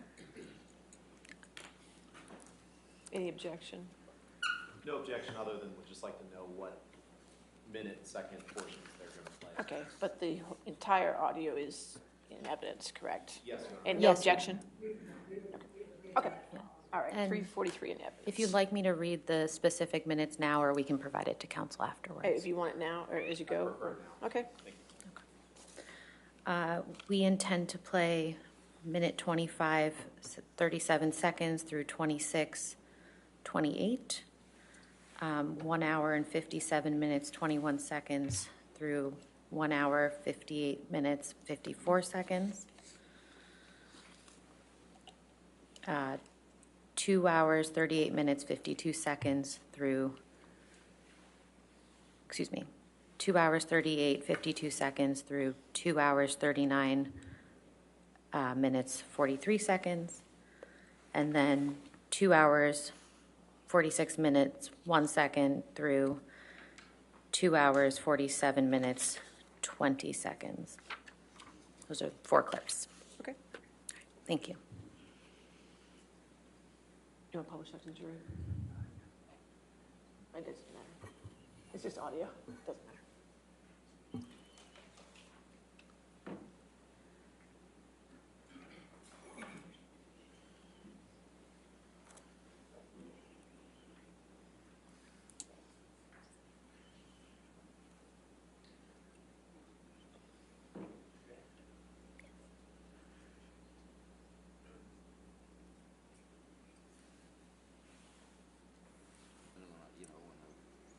I feel that, I want to say something to you, that it was okay.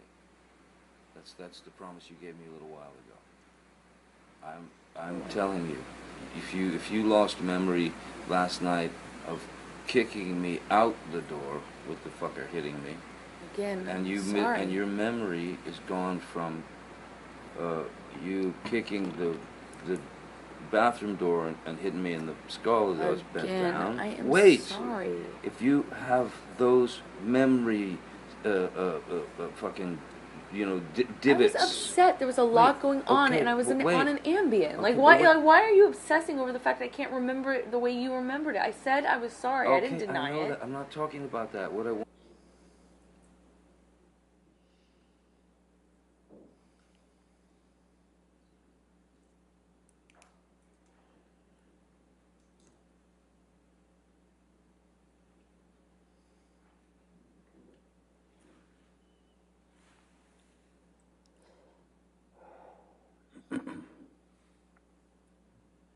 No, it's not to get you mad. It's not to get. It's just to get out of a bad situation while it's happening before it gets worse.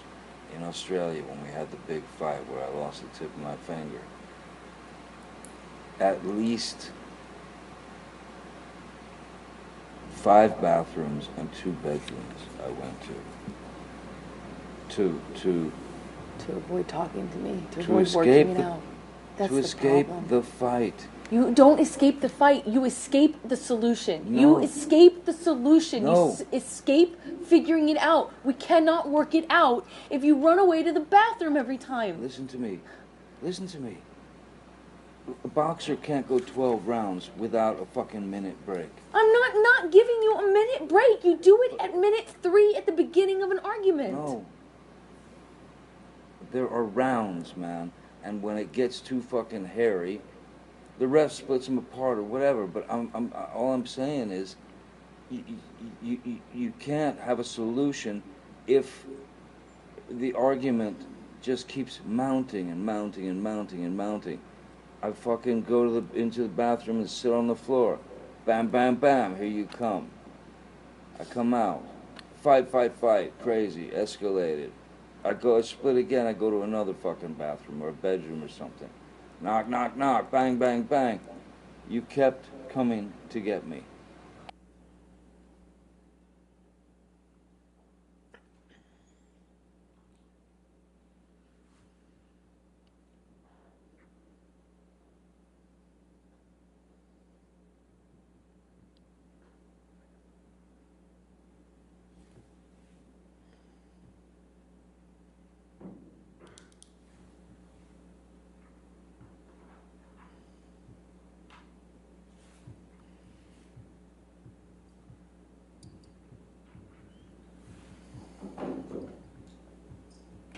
I'm not the one who fucking throws fucking pots and Those are different. whatever That's the different. fucking else at me. That's different. That's one does not negate the other. That's irrelevant. It's a complete non sequitur. Just because I've thrown pots and pans does not mean that you come and knock on the door.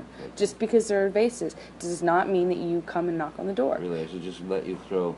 I'm not saying that. You're saying that. You're putting words in my mouth and then making non sequiturs. I'm giving you a situation. No, you're trying to justify how you don't or do come to the door No, based on whether I throw pots and pans. It's irrelevant. No, I'm justifying how you seem to think that there's this cowardice in me that runs away and I don't fight for you. And you're justifying that by saying I throw pots and pans? Okay, cool. Let's talk about everything you do wrong. I'm not the one who...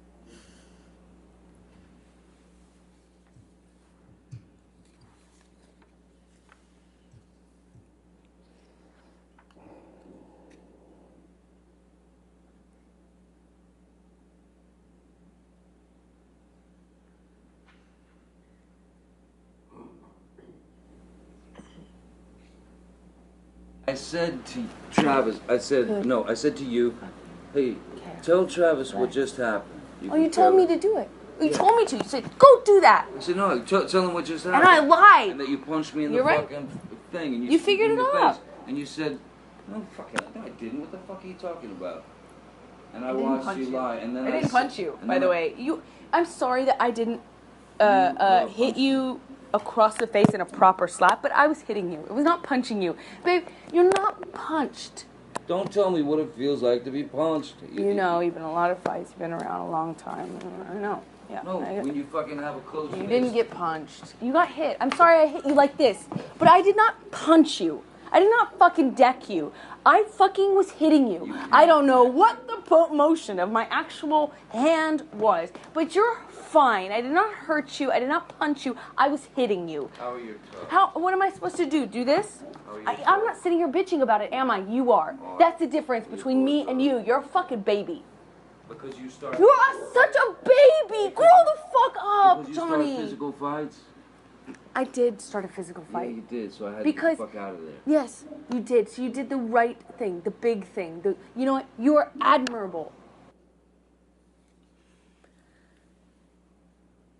Mr. Depp, could you please explain to the jury what they just heard on those audio recordings?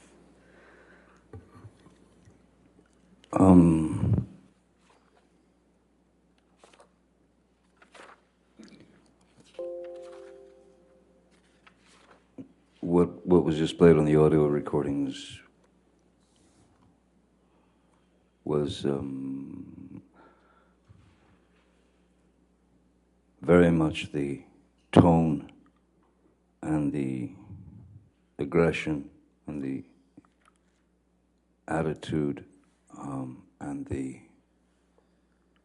need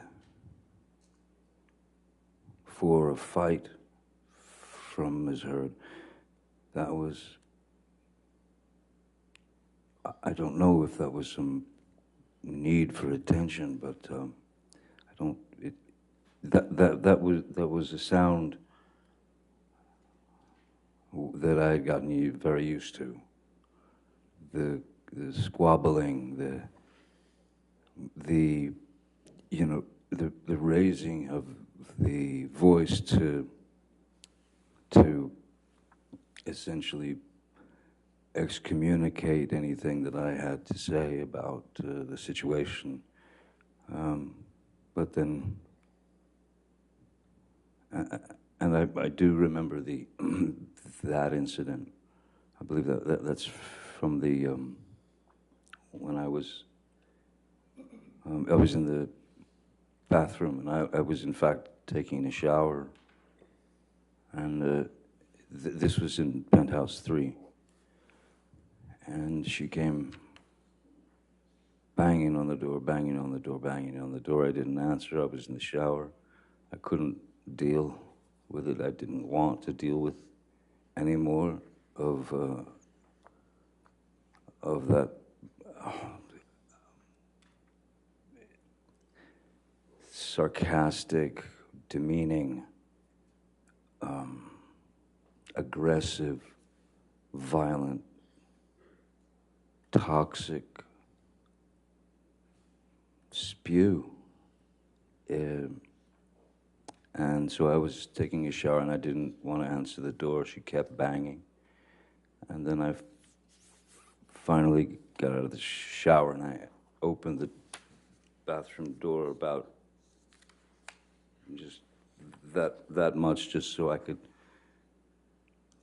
have a good hold on the door in case she tried to burst in. And I was right, she did. Bathroom doors go in.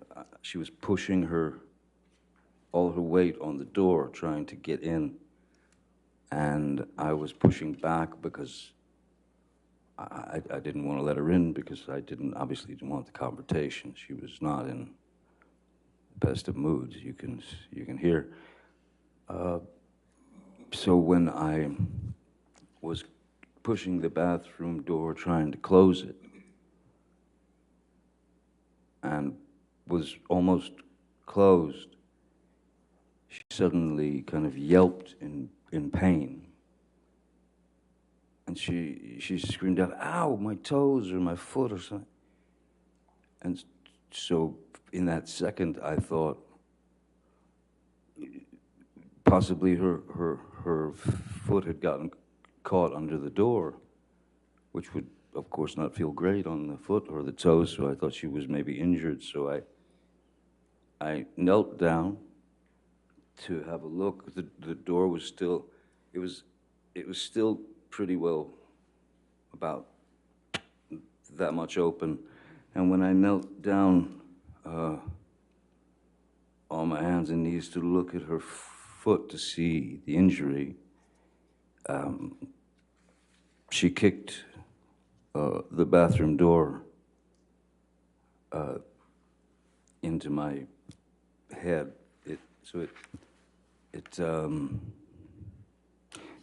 She kicked the bathroom door into my head, and I was completely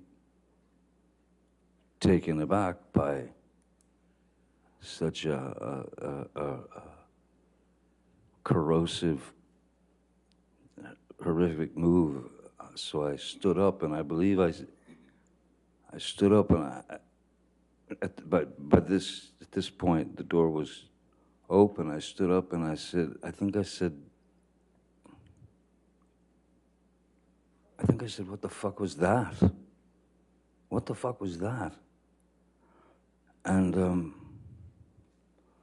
the next move was just a bang, and just she clocked me in the jaw. And that was another shocker. How So long after that did you start recording? Sorry? How long after that did you start recording that audio recording that we just heard? That audio recording was about her trying to make less of what had happened. In fact, trying to make less of what had happened by repeating some story to me that didn't make any sense, and it certainly didn't make any sense since I was there and I was the target. So I wanted some confirmation from someone with some semblance of a mind that could understand what was happening. I wanted Mr. McGivern to come up, and I asked her to tell him what had just happened. And her answer was essentially, "I don't know what he's talking about. Nothing happened. He's fine. And once again, I told Mr. McGivern, time to leave the premises. Mr. Depp, I'd like to show you now what's been marked as Plaintiff's Exhibit 162. Okay.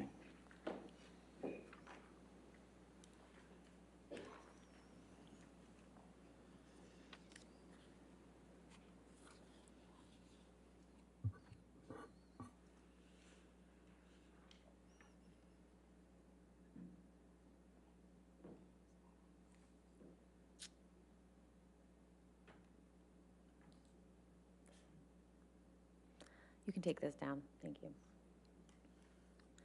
Could you pull up Plaintiff's Exhibit 92, please?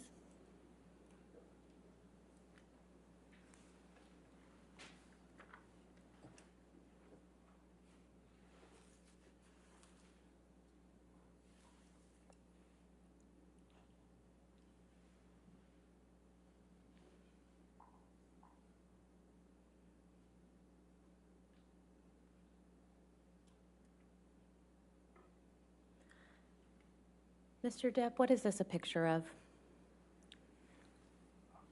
That is a that's a photograph of the blade of an old like a Bowie knife. That's the photograph of the blade with an inscription on it to me from Ms. Hurd, who at the time I referred to as Slim. Your Honor, we'd like to move Exhibit 90, Plaintiff's Exhibit 92 into evidence. No objection.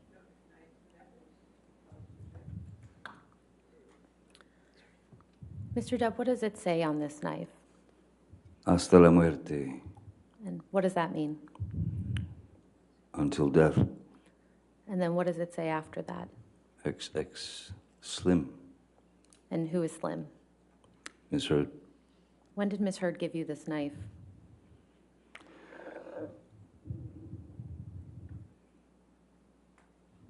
Well, it was a present from Ms. Hurd. I believe it was around 2015.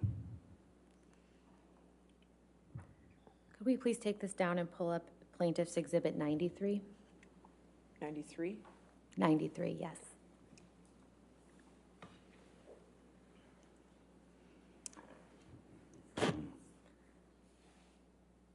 Mr. Depp, what is this a photograph of? That's the knife in full view. That's the full side of that knife. Plaintiffs would move Plaintiff's Exhibit 93 into evidence as well. Objection. All right, 93 in evidence, you can publish to the jury.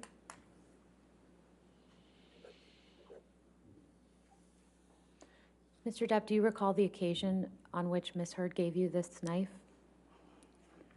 I don't recall exactly the occasion, whether it was my birthday of 2015 or if it was a Christmas gift. We can take this down, please. Thank you. Mr. Depp, I'd now like to show you what's been marked as Plaintiff's Exhibit 65.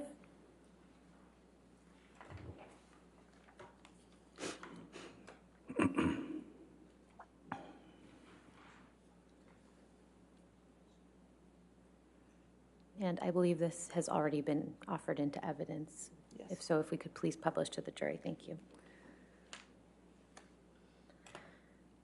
Mr. Depp, what's reflected in these photographs?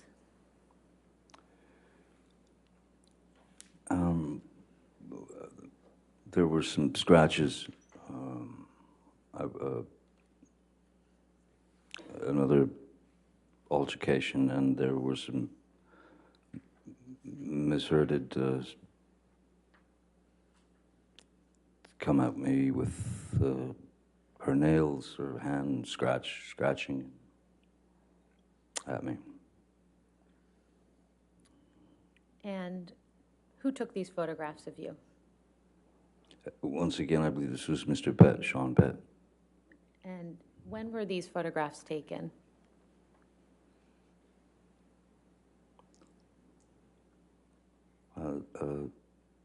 Seems to be Christmas, or 10 days before Christmas, the 15th of December 2015. Mr. Depp, do you remember what led to you having these scratches on your face? This was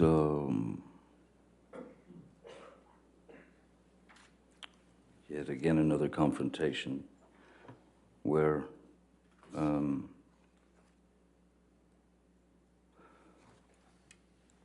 as was my regular practice, there had been an altercation. She was she had some rage issue with me, and I remember that I was trying to go to my corner, as it were, which is I was going into my office in penthouse 3, which is upstairs, and as I was approaching the door to my office, Miss Hurd ran out of the master bedroom, or bedroom, and started just throwing wild punches at me, at the back of my head, at the side of my head, at anything that she could connect with, and I had to. I would have to show you sort of how I tried to avoid the attack. Please do. If it's all right, John. Yes, yes, sir. If I'm walking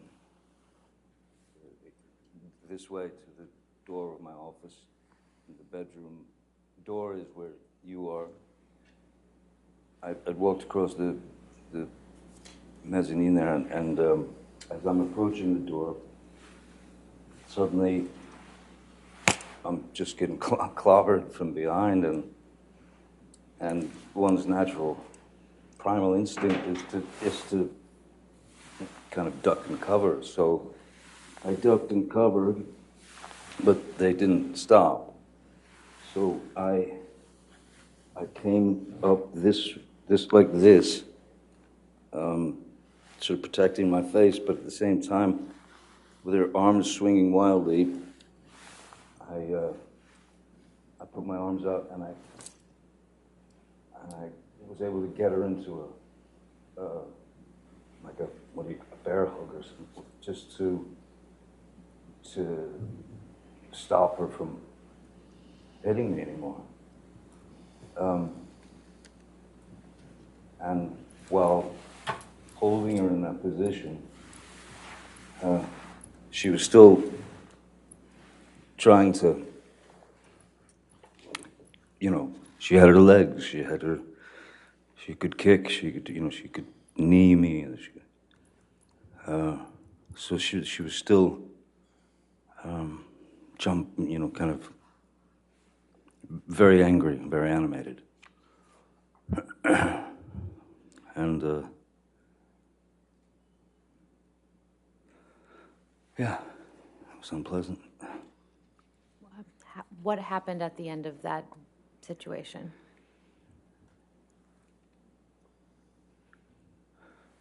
Because of the grabbing of the arms and holding them to her side so that I didn't receive any more blows, and she was still fighting, I believe there was some kind of contact with our heads, our foreheads, as would happen if you're trying to calm someone like that. And then that was when she accused me of headbutting her, of giving her a headbutt and breaking her nose. But there was no blood. There was no. I didn't hit her nose. If there was anything at all, it was a. It was a bump of. Well, I'm trying to restrain her. She's trying to get out of it. There's going to be some contact here and there, accidental contact, but not a headbutt. How did you escape this altercation?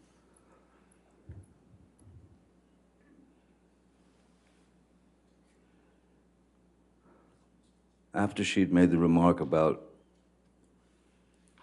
the fact that I headbutted her, which was just impossible, she split. She huffed off. I let her go. She huffed away, and she was gone for about 7 or 8 minutes. And then when she came back, I was in the bedroom of penthouse 3, our bedroom. And she came back about 7 or 8 minutes later, and she had a Kleenex or a tissue to her nose. And then she pulled it away from her nose and she showed it to me. And there was red. There was indeed like red color on the tissue.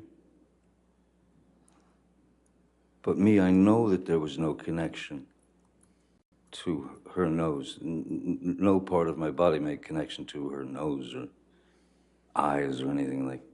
So she said, she took it away and she showed it to me. She said, "Way to go, Johnny, you broke my nose. You broke my nose." And I knew I hadn't, so I said, you go into sort of placation mode, which is, "Oh my God, let me see, are you okay? What happened? Let me see."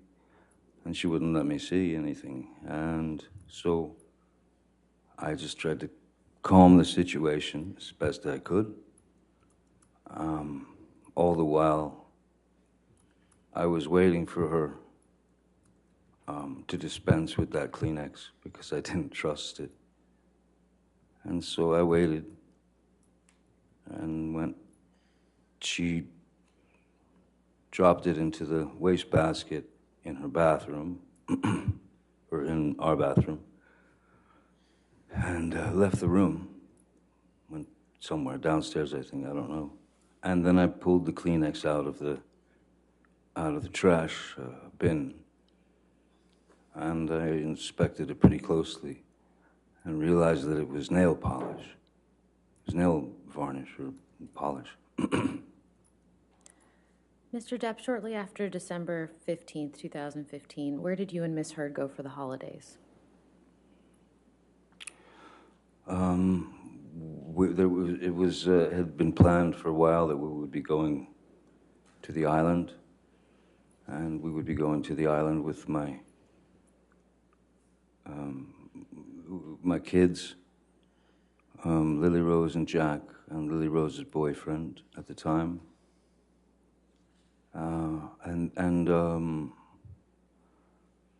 There's a friend of Amber's called Alice Temperley, I believe her name is, and her boyfriend Greg Williams, who's a very well-known photographer, and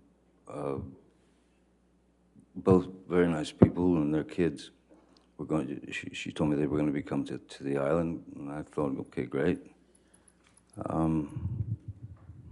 And so yeah, that's where we went for the holidays. And what happened on the island in December 2015? Many things, but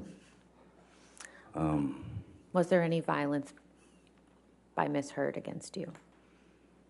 Oh, yes, there were a couple of incidents that were, again, just each time one of these incidents would occur, it seemed to get worse and worse. That is to say, as opposed to fists or anything like that. I'd set up on the back porch of the house, I'd set up an area with an easel and oil paints and a can of mineral spirits, linseed oil, brushes, everything so she wanted to paint. So I had set it up for and for some, and again, I remember I was sitting at the table where most of the paintbrushes and the can and all that stuff was. And the argument, again, escalated, and she just simply reached down and grabbed the can of mineral spirits and chucked it at my face. She threw it at my face, and it struck me right at the bridge of the nose, sort of the forehead, bridge of the nose area. And it hurt. Who else was around when this happened? Well, thankfully my children and Lily Rose's boyfriend were over towards the cafe. At that point, I didn't know that anyone else was around or had witnessed anything.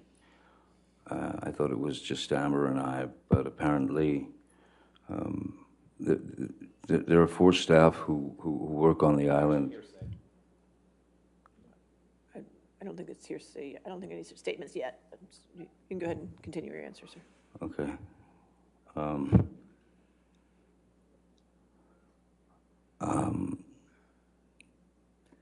Sorry, the staff that work on your island, Mr. Depp. Yeah. So there are indeed 4 staff who work on the island and live there all year round, who take care of everything, and 2 of them happened to be in that area and witnessed the violence. I'll sustain as to, unless you can lay a foundation how he would know Certainly. that if it was not hearsay. Mr. Depp, how do you know that these staff members witnessed part of this altercation?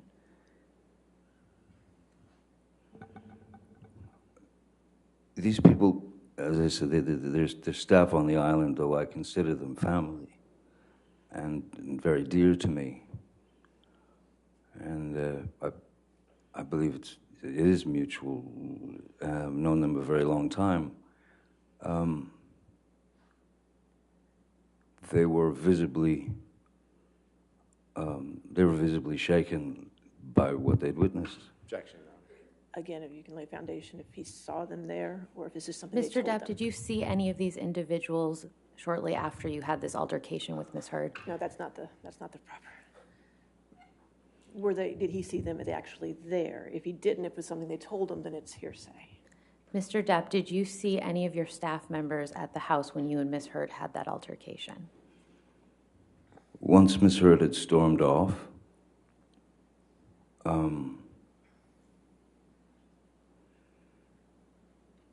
I sort of sat there dazed and confused for a few minutes, and then I walked around the house, and I saw Tara and... That's fine. Okay, I'll sustain the objection. We'll move on. You mentioned Tara. Who's Tara? Tara's the manager of the island. Mr. Depp, I'd like to discuss April 2016 now. When is Ms. Hurd's birthday? 22nd of April. And in 2016, how was Ms. Hurd celebrating her birthday? we'd set up a dinner for her, which was, she wanted to have a dinner with her, with all her friends, and Josh, Drew, Rocky's boyfriend, who was some sort of chef, he asked her what she would like for him to cook. That's hearsay, I guess. Go ahead. I'm not sure if it's offered for the truth of the matter asserted. He got it. That was Okay, all right, well, then. I'm learning. There you go. Let me put it a different way. Mr. Drew, who was a chef, which I don't believe is hearsay, Mr. Drew had made Mexican food Ms. Hurd's favorite. Is that better? And what were you doing that day before Ms. Hurd's birthday celebration? I had been in a room for many, many hours with a group of accountants, new accountants, and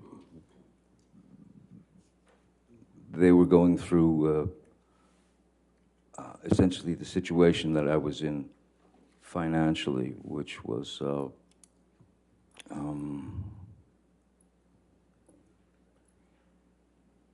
real shock to me. I had no idea, and I know this sounds ridiculous, but I prefer to think of the work as opposed to how much I'm getting paid. So I had no idea how much money I'd made. I just didn't. I just figured if I was working, there was money, so everything would be all right. They informed me that I had been, well, that quite an inordinate amount of sum of money had been was gone. It had disappeared, and after having worked 30-something years in the industry, I'm sorry, I could hear Ms. Brett. No, you're fine. Go ahead. Sorry. Go ahead. I was pretty shocked at where I was to learn I was exactly financially. And it was a very long meeting. And I knew, of course, that Ms. Hurd's birthday dinner was to start at, I believe, 8:30. And I texted her a number of times from the meeting saying, this is probably going to go long, and I think I might be a little late. I'm sorry, but it's, you know, important, and I'm going to be a bit late for the dinner. And I apologized all over the place, and so when I left and picked up something at the house, which I believe was her gift, on the way downtown, I received a text from Miss Hurd asking me to bring, asked if I could bring some wine and some weed. And I texted back, sure. And then by the time I got to, arrived at Penthouse 5 for the party, I was about an hour and 40 minutes late, maybe, something like that. Before you arrived, how many drinks had you had? Oh, I think I'd had a glass of wine with, there was one bottle of wine that Ed White had brought to the meeting that we'd, between, I don't know how many, 5 or 6 of us, we had a glass of wine. Could you tell the jury who Ed White is? Oh, yeah, sorry. Ed White was at the time, he was my new business manager, and he was quite a, he was quite a professional, nearly forensic business manager, and he had shown me things that from my former business managers that were quite disturbing. Hearsay. I believe he said he showed him. Yes, yes, I looked at papers. Maybe they're hearsay papers. I don't know. I believe he was being shown financial documents. All right. So, I'll sustain this any hearsay that might be understood. All right, next question. Mr. Depp, when you arrived at the party, how did Ms. Hurd greet you, if at all? Very cold. What did she say to you? Not much. Not much, except occasionally she would tear herself from the conversation that she was in and just to lean towards me. I was sitting to her right, and I would get a quick earful of, I can't believe you've done this to me on my birthday. I can't believe, I'm so embarrassed. Which I found odd because I'd kept her informed all day, and the last text that I'd received was a request for wine and marijuana. So when I got there and received that attitude, what could I do? So I just made the best of it and talked to her friends, and because they were all her friends except for, I believe, Nurse Erin. Erin was there, I believe. What's Erin's last name? Erin Borum, Nurse Erin, who had been the nurse assigned to Ms. Hurd. So I just had conversations with the various people there. Her makeup artist, Melanie Iglesias, was there with her fella, and I remember speaking French with them.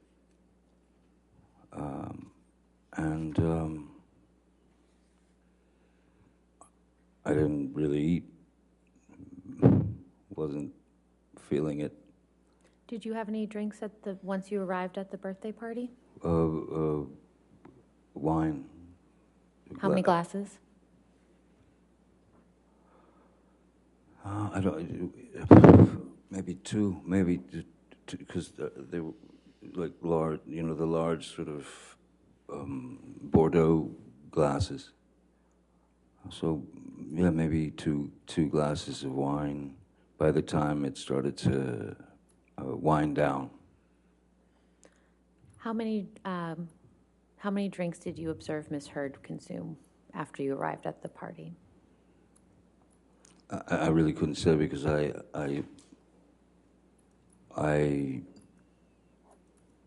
all I saw was just she was drinking wine. And did it seem to you that she had been drinking wine prior to your arrival?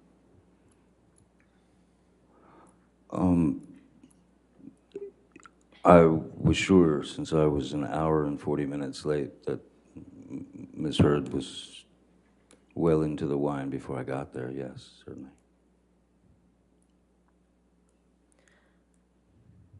How did the party come to an end?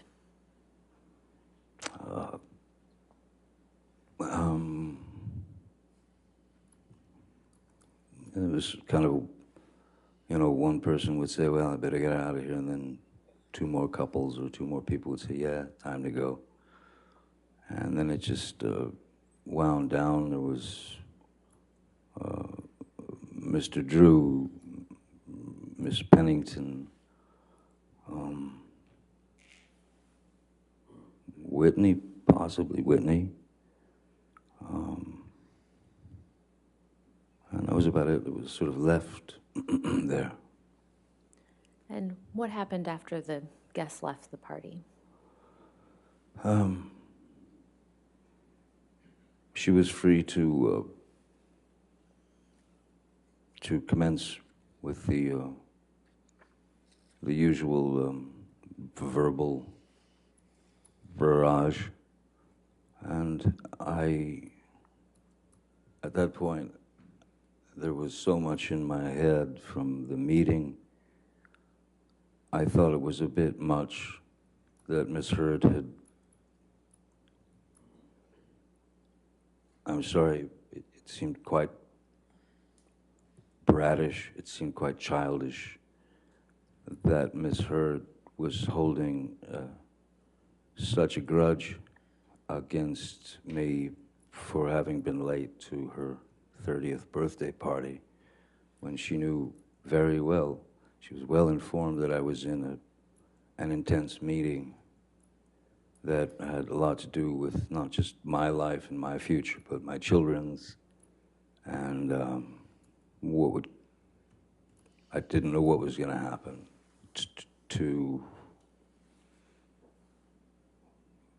I didn't know what was going to happen. I didn't know if houses were going to start going away. I didn't.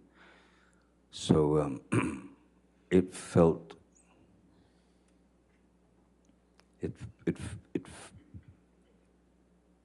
I'm sure, of course, she felt something, but it felt unfair. It felt small, comparatively. If your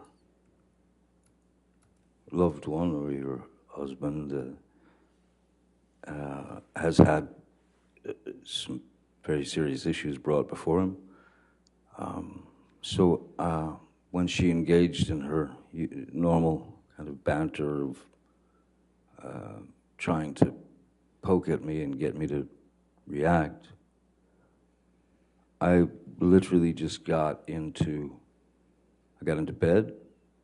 I remember the television was on, and I was reading, and I suppose Miss Hurd was down in her area taking off her makeup and changing into sleep clothes, whatever, and she entered the bedroom while I was laying on my side of the bed, reading, and she was still rattling off all the wrongs I'd done to her in that particular day, and how unreliable I am, and what a horrible person I was, and I did not engage verbally, nothing. I sat there or laid there, reading my book, and when she didn't get a jump out of me or a jolt out of me, she got out of bed. She walked around the bed. She came to my side, and again, you've got a person who is throwing multiple shots at your face, at your head, at your neck, at anything she could hit. So I got up out of bed, and I grabbed her by the shoulders, and I sat her down on the bed.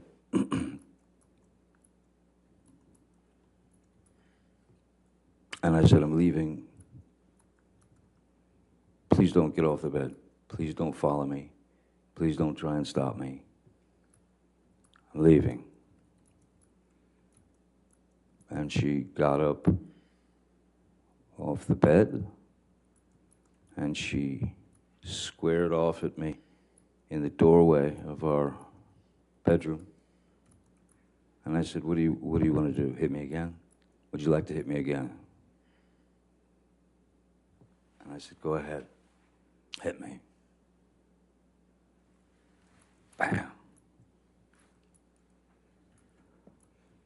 And then I just said, is that what you wanted? Would you like another? Bam! There's the second one. And I said, good, now you're done. Grabbed her by the shoulders, walked her to the bed, sat her down, and said, don't follow me. Leave me alone. I'm out. I'm gone. I went, I grabbed a few things, and I got out immediately, and I went to my other house on Sweetser. As Ms. Hurd she was leaving the following day for Coachella, which is Coachella is like it's a big event, a concert, you know, many bands, and yeah, out in the desert. She and her friends were going to Coachella for the weekend, and that was it.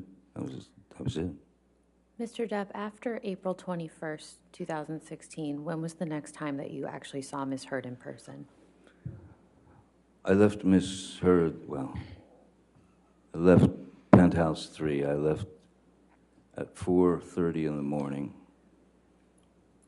It was actually it was actually her birthday. It was about 4:30 in the morning, April 22nd. And that's when I left. And from that moment on, I did not see Ms. Hurd until May 21st. And why was that?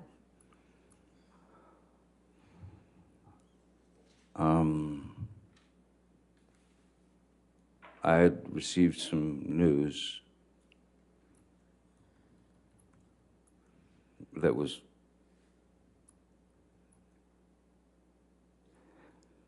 as absurd and grotesque and cruel. And then I was shown a picture of what the problem was. I had gone to Mr. Bett and said, she's at Coachella. I think it's a good time to go downtown so that I can get some of my things, you know, and get them out of there, especially the things that were precious to me, you know, children things from friends, Brando, Hunter, Thompson, whatever, things that were important to me. And he said, I don't think now's a good time to go. And I thought, it's the perfect time. She's not going to be home for 2 days. And then he showed me a photograph on his telephone of... Objection, Your Honor. Also hearsay. It's a photograph, Your Honor. As being relayed to him by Mr. Bett. He says he looked at it on his phone. I'll overrule the objection as the photograph. What was the photograph of, Mr. Depp?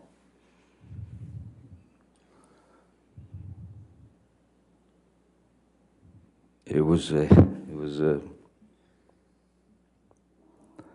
a photograph of the bed, our bed, and on my side of the bed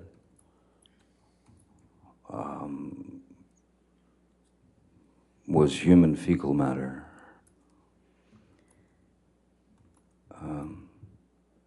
So I understood why it wasn't a good time to go down there. My initial response to that was, I mean, I laughed. It was so outside. It was so bizarre and so grotesque that I could only laugh.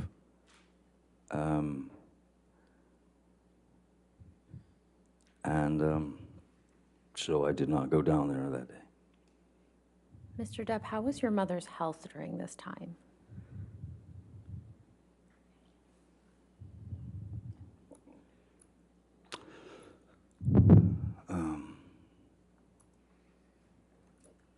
not good, not good at all. My mom was in Cedars-Sinai Hospital, and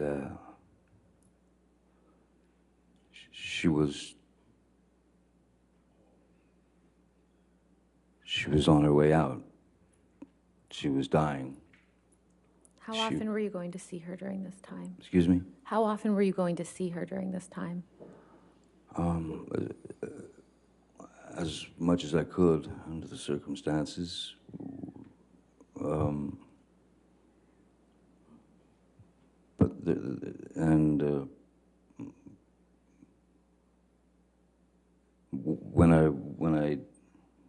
When I did go and get to see my mom, she was pretty much incapable of speech. Her speech had left her. At that time, she seemed to. Her eyes were still open, and she could kind of react with her eyes, but she couldn't speak. And then, not long after that, once her eyes closed, she lay there for the duration of her life, which ended on the 20th of May, the night before I saw Miss Hurd for the last time. Well, essentially. I'm so sorry, Mr. Depp, but how did your mother's death affect you?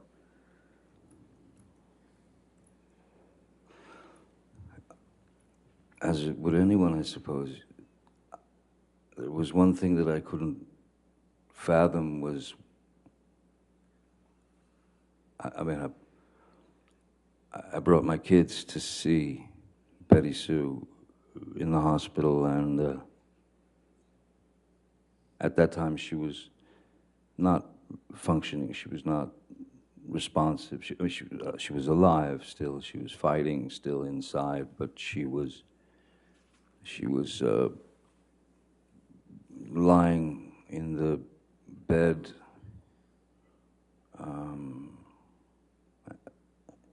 and what, excuse this analogy, but all I could think of was how if she's conscious if she's conscious of everything that's going on around her, but has no ability to speak, has no ability to move. I knew that the one thing, as far as Betty Sue was concerned, the last thing that she would have wanted was to have ended up lying there on a, what it was like, there's my mom lying there on a deli platter, and it was a horrible image. But I brought my kids in to say goodbye, and we all spoke into her ear, and then she passed away later. So it was painful, but there was some side of it too, at least to me, that in a way it was, I was happy for her. Why was because that? I can't imagine Betty Sue or my mom, I can't imagine anyone lying there in quite possibly was a kind of a locked-in syndrome. And if she's surrounded by 10 people looking at her lying there in that, on that deli platter, if you will, I was happy for her that she was out of pain, out of frustration, out of... I was happy that she'd moved. Not happy, I was relieved that she was no longer in that situation. Though, when those you love leave, we're the ones stuck with the pain, with the grieving. But I was glad that my kids got to see her and give her send off, I suppose. And but it was it opened my eyes quite a lot to a number of things. And what were some of those things that your mother's death opened your eyes to? That life is a bird song. That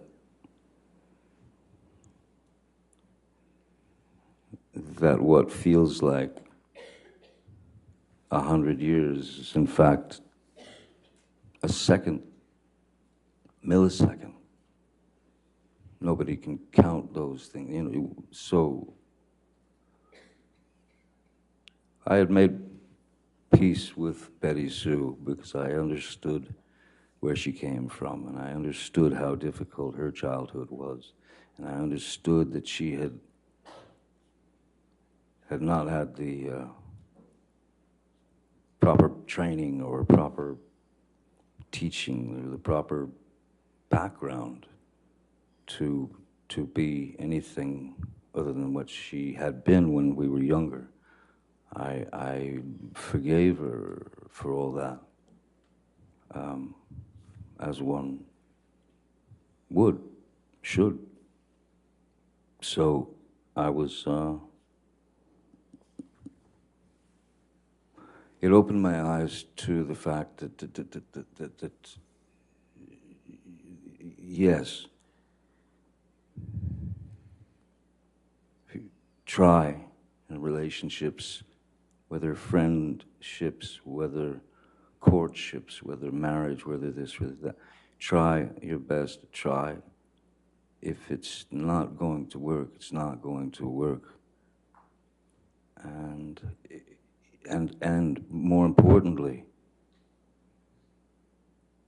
if you're going to get out of it, if you're going to make an end, which I had decided that it was, somebody had to call it, and I decided that I would call Amber and tell her that my mom had died that day.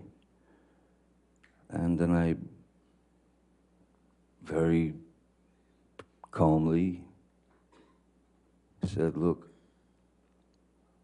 I've made a decision and I think it's the best thing.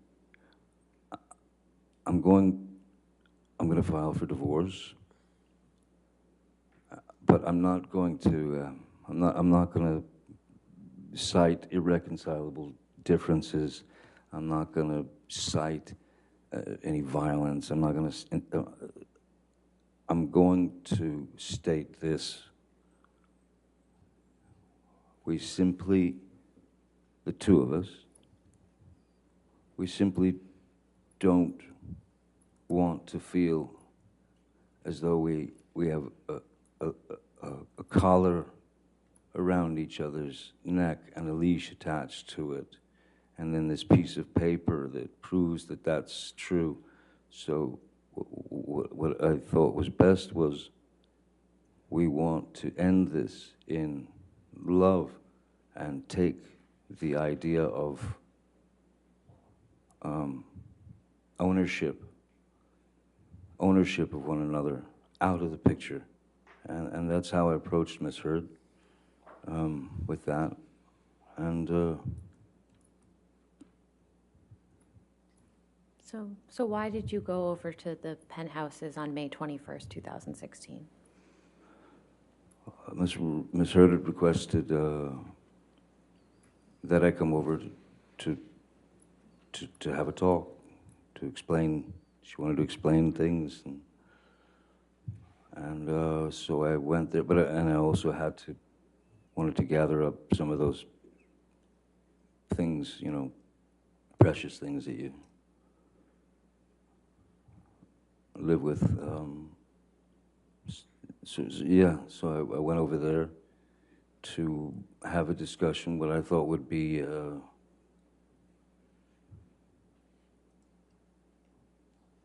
calm understanding. And I figured she understood as well as I did that there was no way back. And I also felt that she would understand that it was the best thing for both of us, and there were no,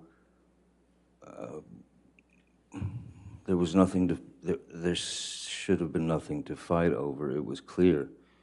I told her that I would take care of her and all that, and then she started to, she was telling me about she brought up the situation of her fecal matter on the bed, and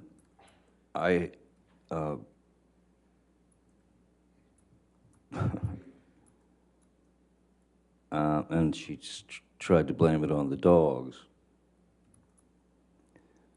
But why didn't you think it could have been the dogs? The dogs they're teacup Yorkies. They weigh about 4 pounds each. The photograph that I saw, I mean, I lived with those dogs for many years. And so did Hilda Vargas.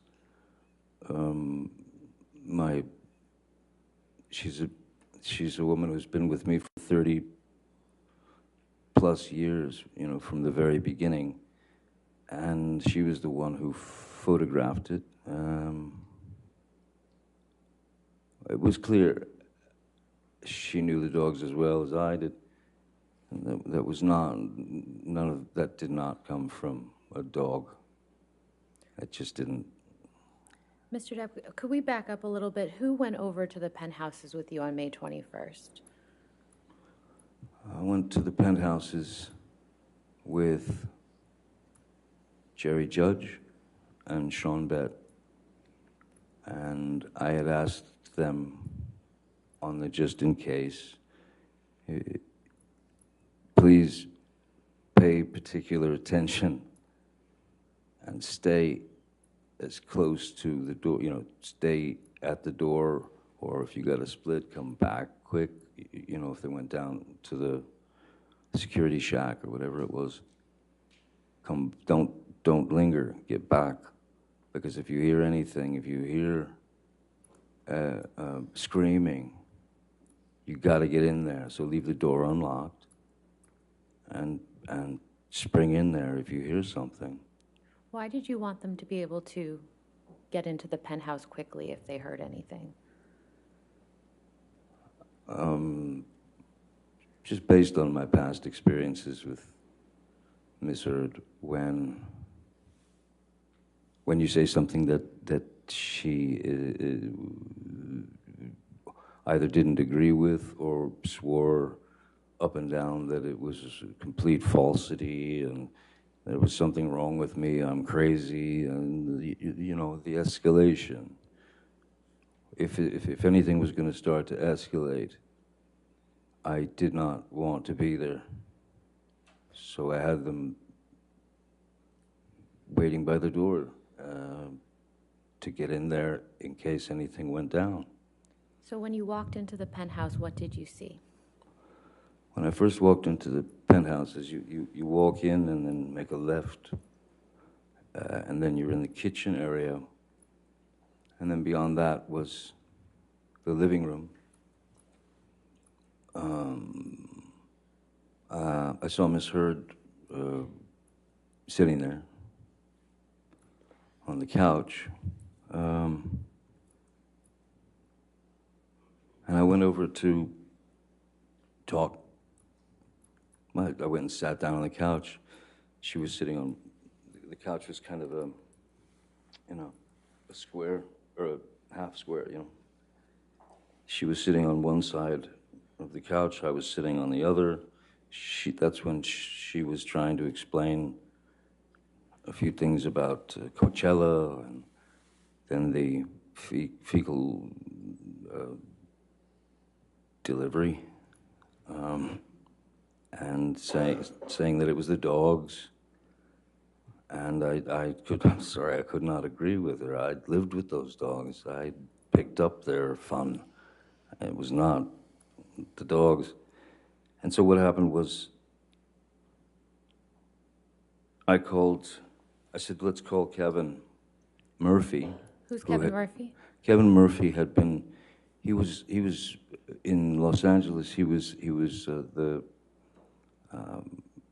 house manager over the places in West Hollywood, and he was also taking care of the penthouses downtown, if any work needed to be done or this or that. And he would schedule the girls who would come in, the ladies like Hilda, to do their work.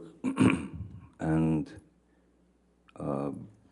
he'd had a conversation with Ms. Hurd.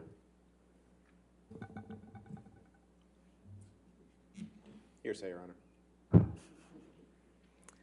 Let's move beyond the All right, let's move conversation on. that Kevin Certainly. Murphy had with Ms. Hurd. So after you called Kevin Murphy, what happened? I asked Kevin if Amber and he had spoken about the incident. He said, yes, they had. Okay. And it appears that Ms. Hurd had told... Hearsay, Your Honor. I'm not sure. This is apparently a statement by Ms. Hurd. That he heard from Kevin Murphy. That's what the testimony is. All right, if you want to reframe that, that's fine. Okay. After you when did you hang up the phone with Kevin Murphy?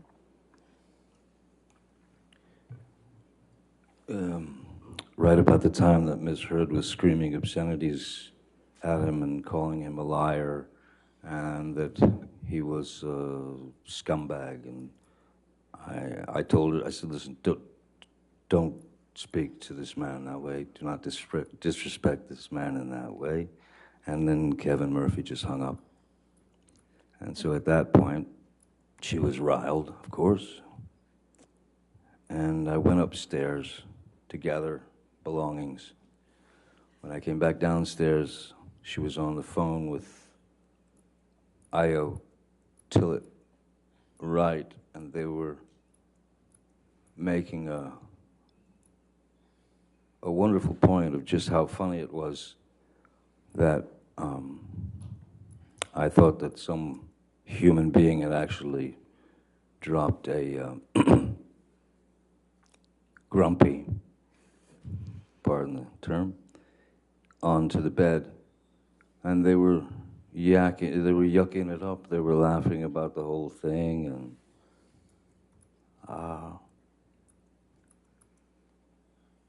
it was.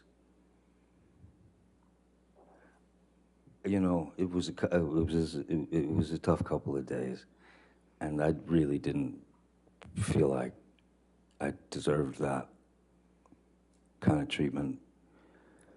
And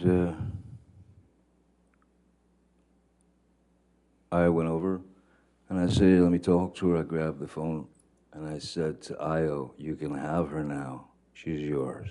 She's all yours. Right? And then I took the phone, and I just bang like that onto that side of the couch was 8 feet long. The other side of the couch is about 6 feet long. I flopped it onto the couch, and I was walking towards the kitchen, exit, and then suddenly Rocky Pennington ran in to the penthouse and started, leave her alone, Johnny, leave her alone. And I was by the refrigerator at this point. I was 20 feet away. Where was Miss Hurd at that time? She was still sitting on the couch.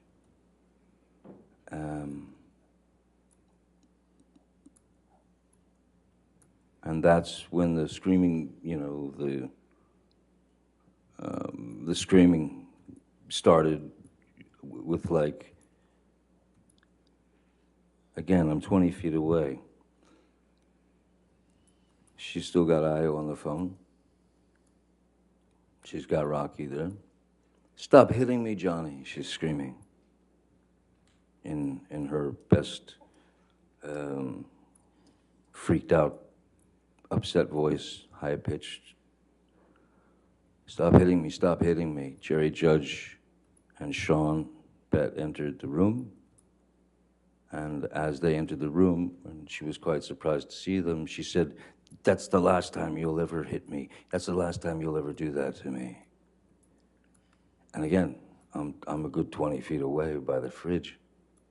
And then Jerry said, "Boss, I think we should just leave." And then we left. That was the last time I saw Miss Hurd until she asked me to break the restraining order. Or not break the restraining order, break the restraining order and talk to her in July later. Mr. Depp, where did you go after you left the penthouses on May 21st? I went home. To which home? Oh, to Sweetser. And then where did you go? Where did you go after you went home to Sweetser? I was due to.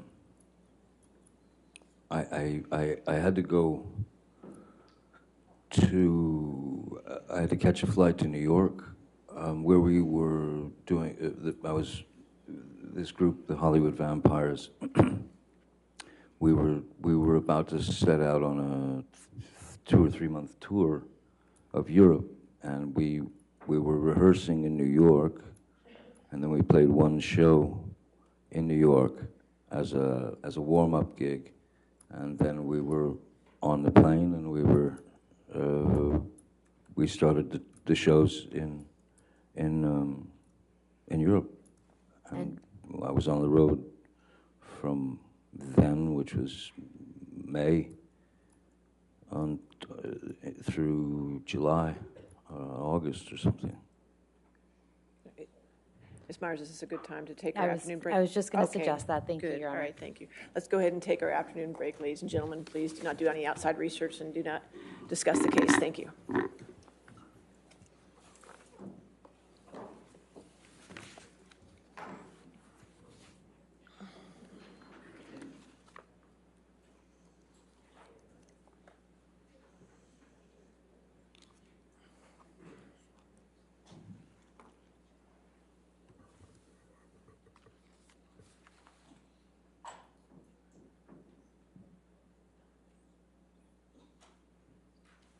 All right, we'll take our recess. Mr. Depp, you know what I'm going to say, right? You're learning, right? Yes, ma'am. Okay, 3:45?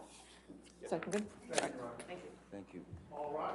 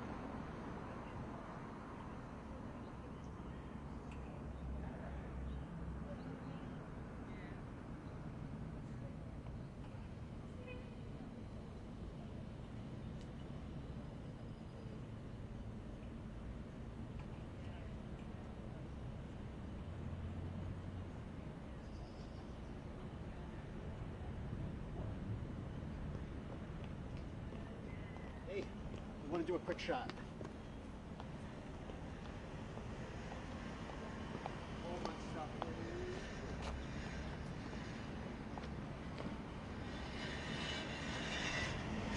That important. Yep. The overflow when there's only like 4 people, I think it's not really important. Great. So,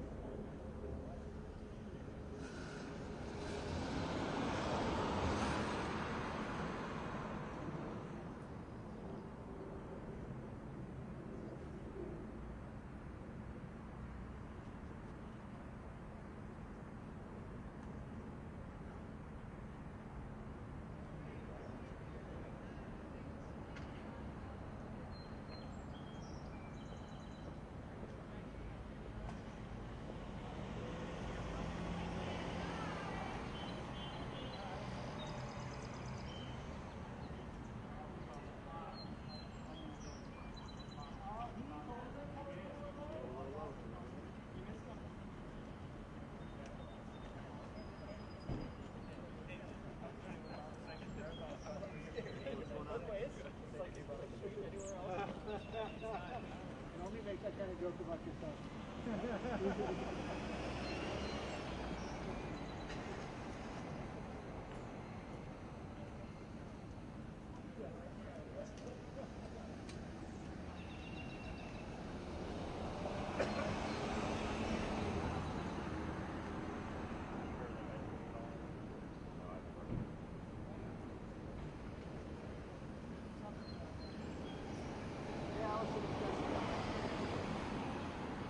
Great. Lots of talk.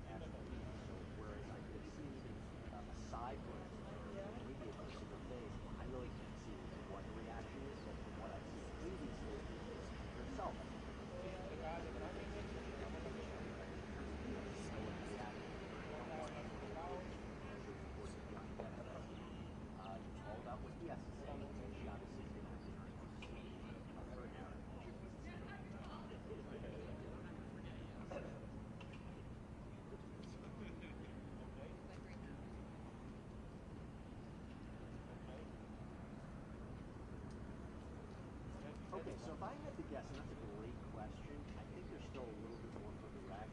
If I were Amber Hurd's side, I would request that I have the jury.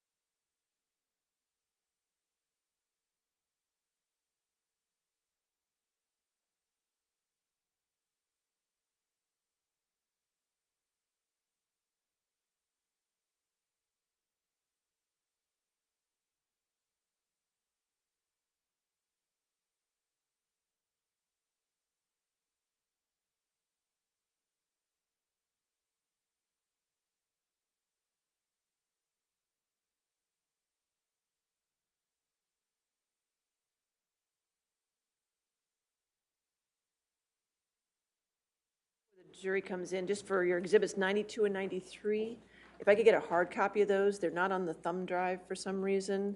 And in my binders, it says produced in native format, and I don't know what that means. Okay. So if we could just get those two in hard copy, I'd appreciate it. Okay? Absolutely. All right, we ready for the jury? Yes. Okay.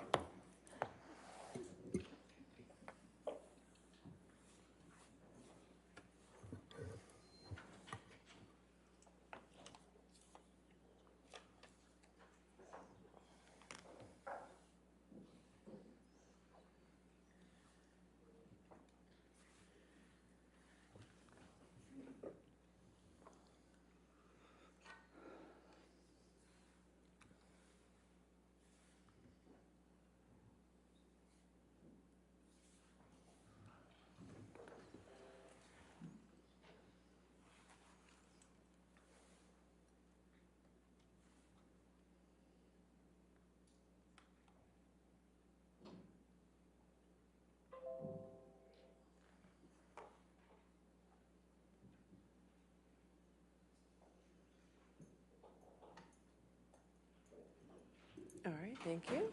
All right. Your next question, ma'am? Thank you. Mr. Depp, I'd like to show you another audio recording that is Plaintiff's Exhibit 397. And for the record, we intend to play the portion that is 1 hour, 4 seconds to 1 hour, 2 minutes, and 50 seconds. All right, so there's no objection to 397 coming into evidence in its entirety? Okay, audio's coming in. It's 397 in evidence, and then you want to play that part. That's fine.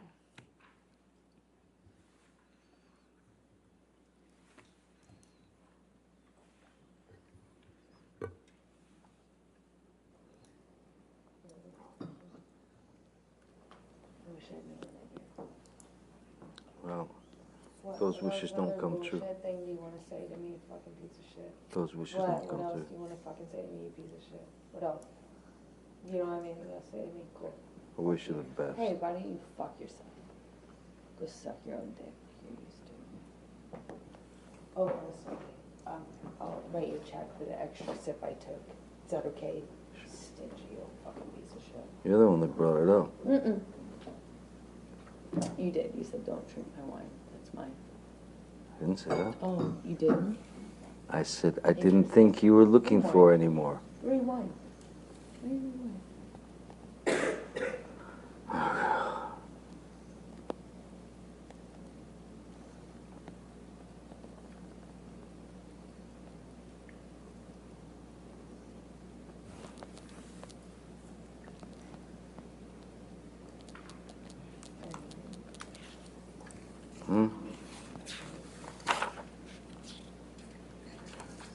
Probably defended me pretty good in front of your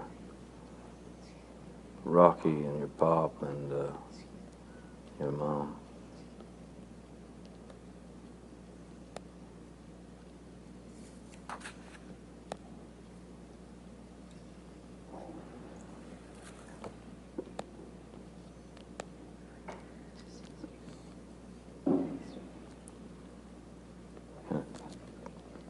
Hope one day you can teach your son how to be a man. Because you're so good at it. Fantastic. It's not a deal. You. You're a joke, man. I've tried so fucking hard with you. I've tried so hard. Text it away. Hey, if you ever learn this shit, 50 fucking something years, you're never gonna learn it. I hope to God, Jack's stepfather teaches him more about being a man than your fucking left nut. Hey, that's good. You gave me some shit about my kids, just like in London that you desired. Never again. Stay away. You don't exist. You will not be getting my words.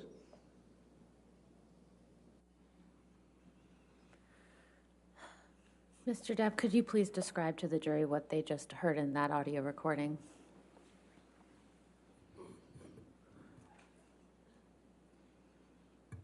I don't know when. I don't know when that. If there's a date on that, but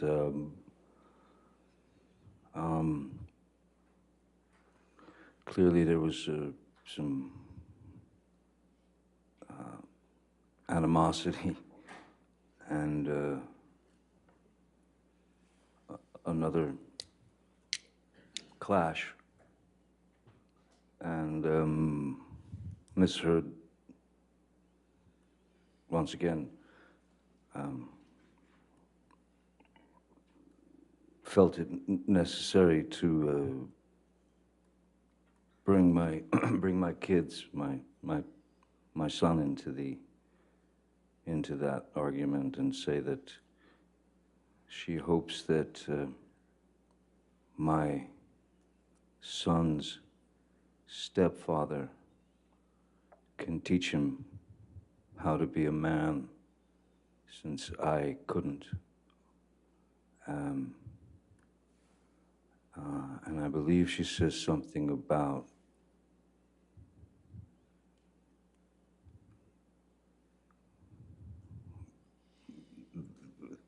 more man in the stepfather than would be existing in my, I believe the term was left nut. How often did Miss Hurd bring your children into your arguments? Too often. And at the end of your relationship, how was Miss Hurd's relationship with your children? Non-existent. My children, my kids are far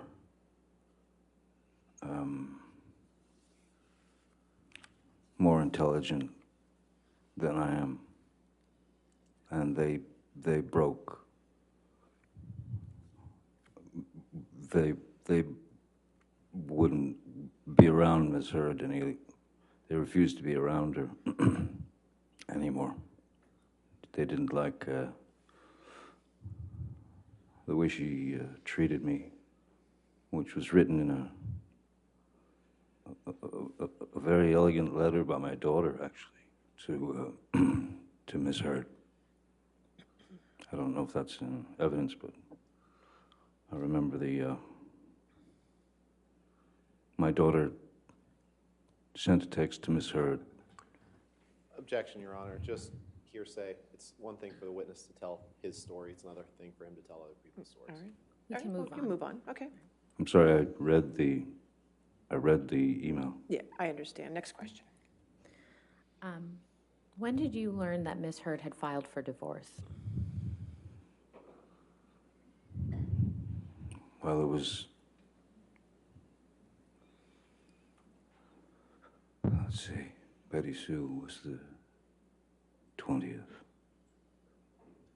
That night I spoke to her about the divorce. 21st was the kicker. I believe it was on the 23rd, and I had already left town for New York to prepare for the tour. Did Miss Hurd know that you were out of town at that time? I don't know.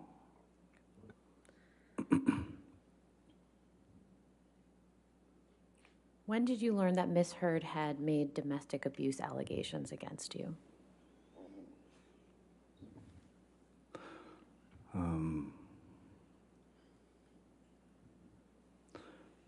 The 27th of May, which is, in fact, my daughter's birthday, I saw that she had gone to a court, I don't know, some court, and there were paparazzi everywhere, and her and a brown mark on her face. And it was also happened to be the day that Alice in Wonderland 2, through the Looking Glass was opening. And that's the day that she chose to get go to the courthouse and get a TRO, a temporary restraining order against me. But I was in Europe already at that point. Mr. Depp, I'd like to show you what's been marked as Plaintiff's Exhibit 487. And just for the record, this is a very long document, and we will be showing pages 492 through 494. There's no objection to the document 487? Your Honor, if I could just have a minute or two to scroll through it, that'd be great. Okay. I assume, are you entering this in evidence now, or are you just showing it? I can give them an opportunity Okay, and go sure. through it with Mr. Depp, if that's okay. Mr. Depp, do you recognize any of these text messages that are on the screen in front of you?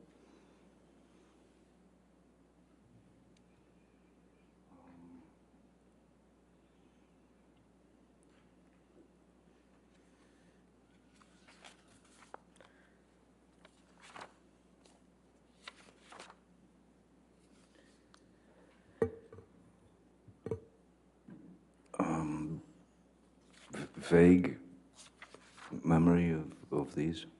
And who were these communications between? It looks like myself it's me in the green, and Ms. Hurd's words in the blue. And do your communications reflect that Ms. Hurd understands that you're in New York? I'm sorry? What is the date of your text messages here on this page? That's the 23rd of May, 2016. And hers are the 24th of May, 2016. And based off of these communications, does this refresh your recollection that Ms. Hurd knew that you were in New York on this date?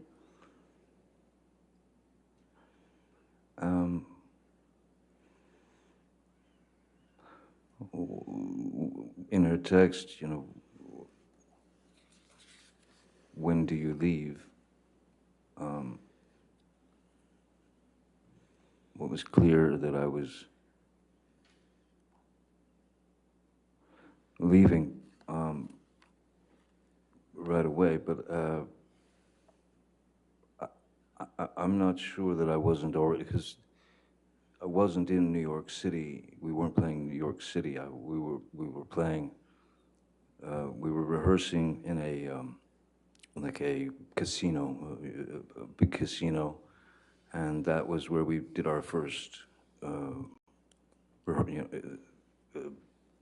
show first show to practice for the tour, the European tour. So I don't know if I was either leaving for New York, but I think I was already there, because New York City,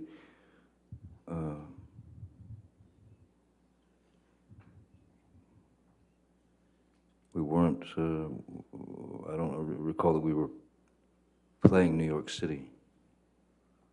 So maybe I was suggesting going there.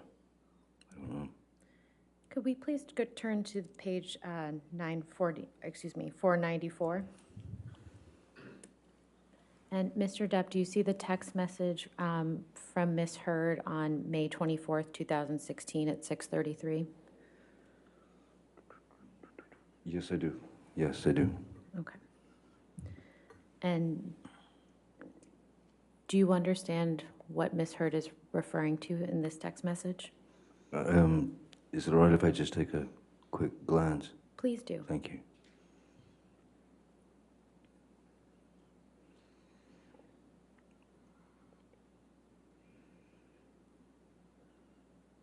Thank you. That's better.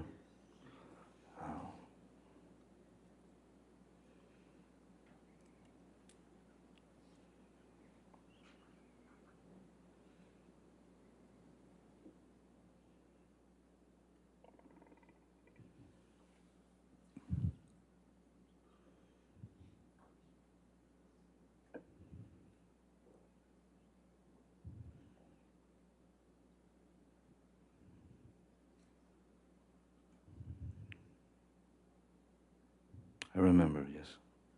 I recall this. And what do you recall about this?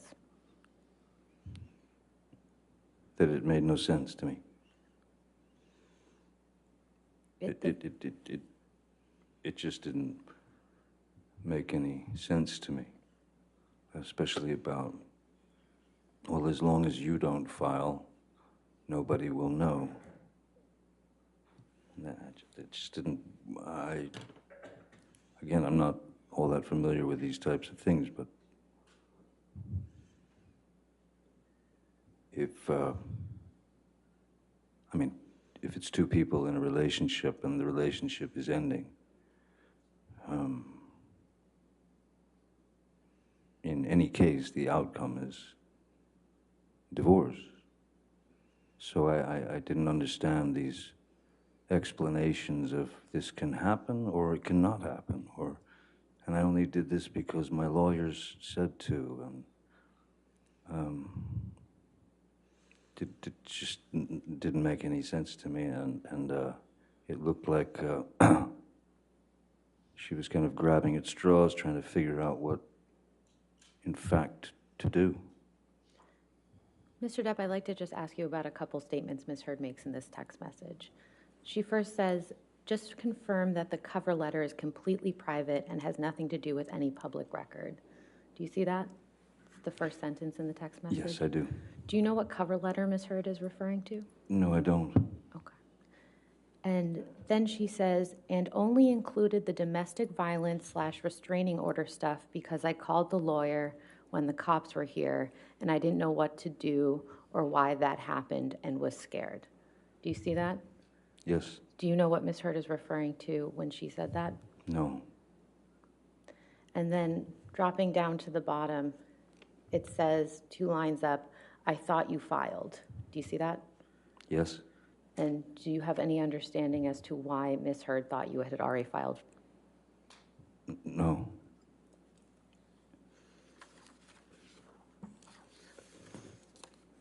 I had on the night of the 20th was when I told her on the phone that I was going to file.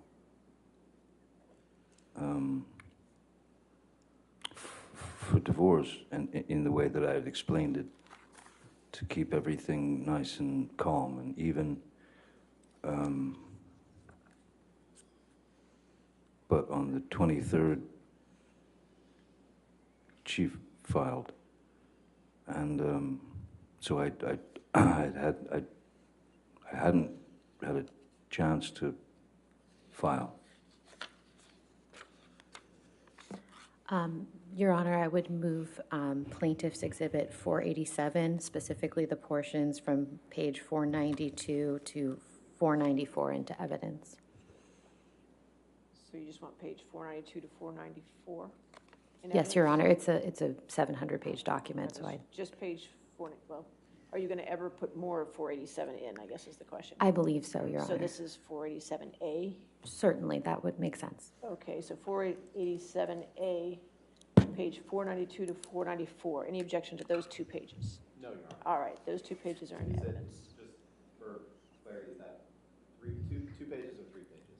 Is it 492? 490, that would be 3 pages, if that's correct. That's correct. Okay, 492 to 494, okay. And could that please be published to the jury? Oh.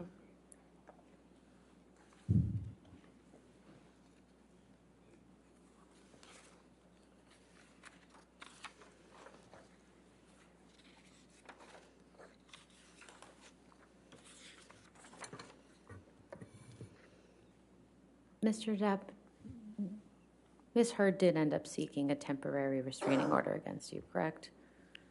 Yes, she did. And what, I believe you already said this, but could you just remind the jury, what date was that? The 27th of May. And where were you when you learned that Ms. Hurd had actually filed a temporary restraining order against you?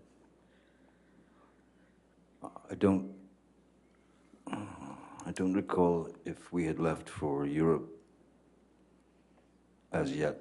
That is the Hollywood Vampires for the tour.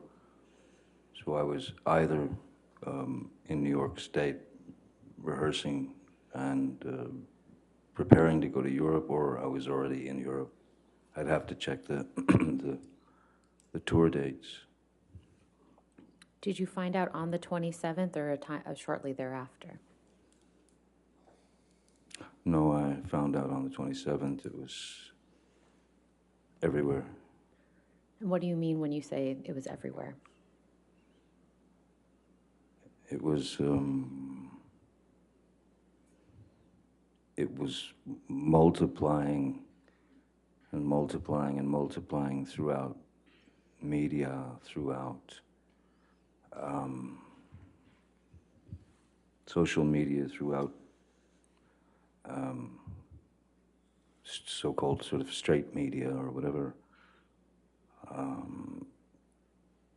And I was taken aback a bit.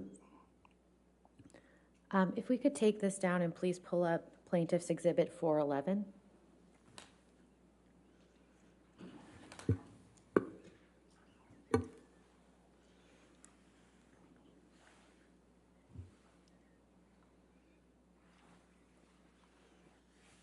Mr. Depp, is this some of the media coverage that you were referring to? Many things of this nature, yes. Many. And do you recall actually seeing this specific article? I don't remember seeing this specific article, but there were already plenty, and certainly more than I was happy to go through.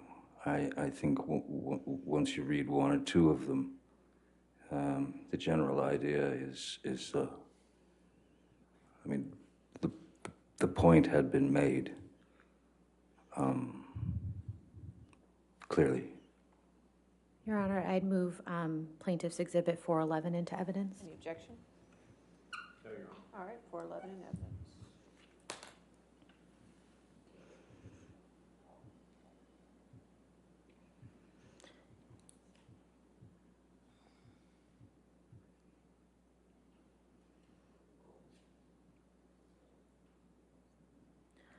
Could we please take this down and pull up Plaintiff's Exhibit 414?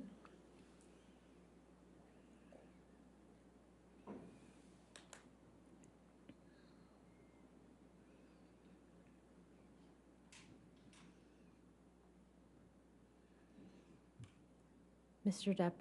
Yes. Do you recognize this article at all? I remember.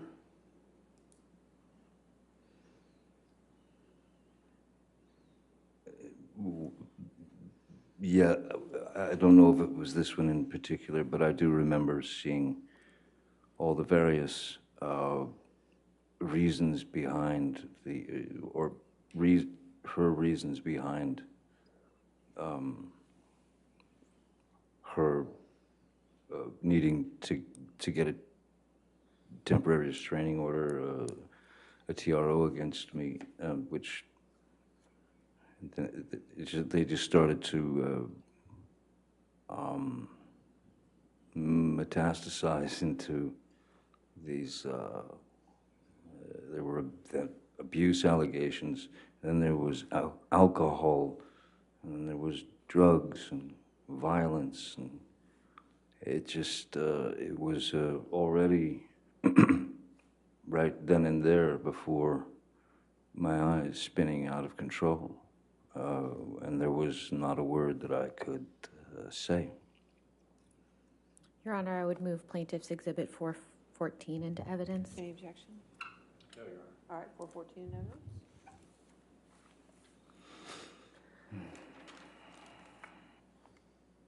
And if we could take this down now, please, and put up Plaintiff's Exhibit 409.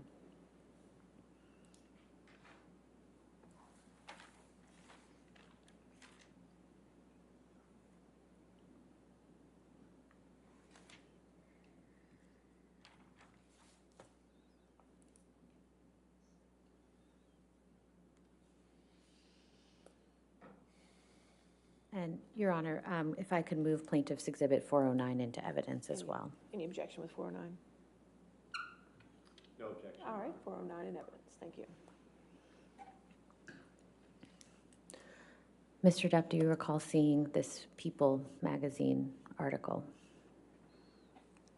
Yes, I do. And when did you see it?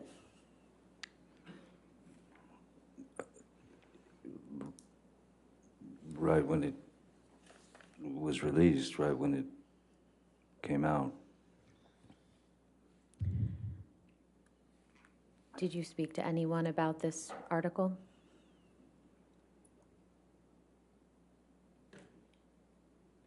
Yes, I did. Who did you speak to?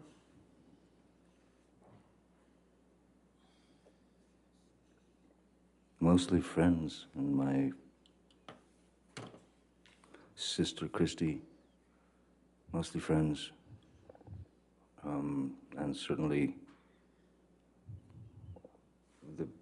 the band.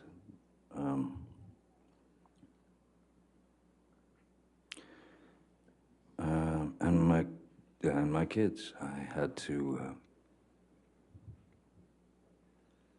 alert them that there might be some ugly things coming out that were most assuredly going to put me in the position of some violent, drug-addled, alcoholic,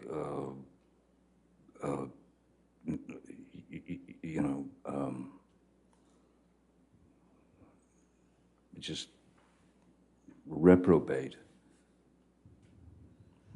And I wanted to warn them before they were approached with the People magazine cover in school by other kids, you know.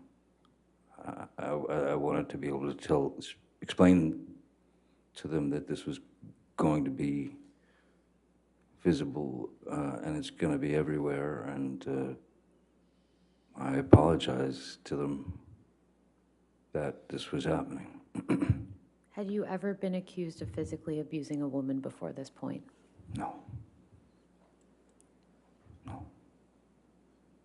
How would you describe the impact of these allegations at the time they were made? And Arnold, if you could please take this down.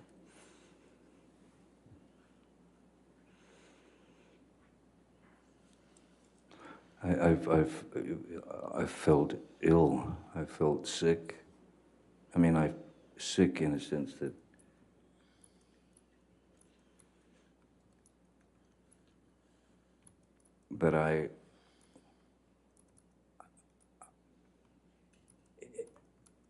there was no truth in it.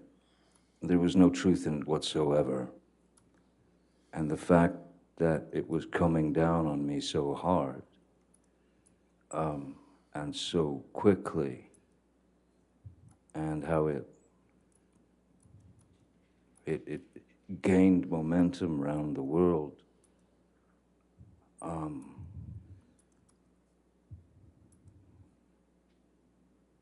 And then you notice people looking at you differently. And then you notice calls stop coming from agents and producers and that sort of thing. This was before, in fact, the Me Too movement had come around. This was a while before that, so I couldn't have expected the Me Too movement to happen, but once that happened, then it just went into skyrocket mode. So you're showered with you know, you're running between drops of lava. You're trying to run between raindrops that kill you and destroy you. So I was very confused. I was very hurt because, as I said before, when you're in a relationship and you do give your truth to intimate truths to that person that you're with, and then they start to use all that information and stretch it out into something that is completely shocking, because as I said, it just didn't happen. And so I felt like it was incredibly cruel and treachery. I felt it was treachery. It was I don't know if she wanted me to just be erased or drop dead or just let me stick around and allow her to ruin my life for a while and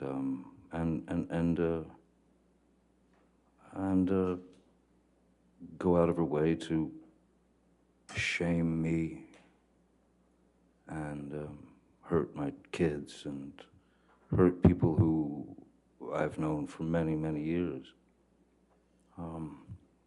No, it was, I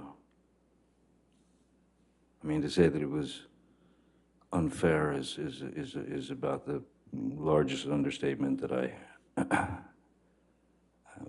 it's actually the smallest understatement. I mean,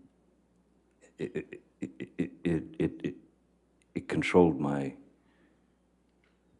every waking second from the moment that I woke up until the moment that I dropped, even on the road playing shows. You'd go out and you'd play for an hour and a half or 2 hours, and you'd do your best to get through that. And I can remember getting off of finishing the show, getting on the bus with the other band members, and just going to the back of the bus and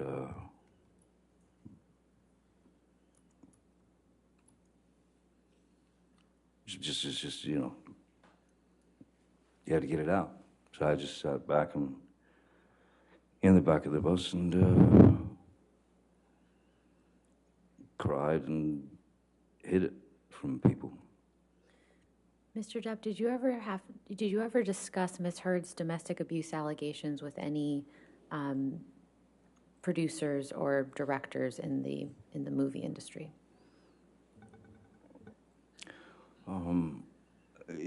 Only if they fell into the category of friends. For example, Tim Burton, who was one of my dearest friends, and we've known him since we made Edward Scissorhands together in 1990. And we've been very, very, very close friends ever since then.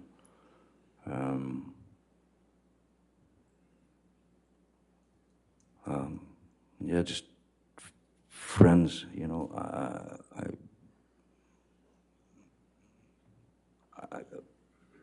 And of course, as we were on the road, you know, the fellas in the band, you know, Alice Cooper is the singer of the Vampires, who's a dear friend, and Joe Perry from Aerosmith is in the band, and he's also a dear friend. And then a couple of the other members are just yeah, very close friends. And I was bereft of any. You just don't know what to say anymore. You just know what to. So I tried not to talk about it very much at all. But just to friends. Mr. Depp, when did you and Ms. Hurd divorce? When was the divorce final? Yes. The divorce was final January 2017 on Friday the 13th. And how were your divorce proceedings resolved ultimately?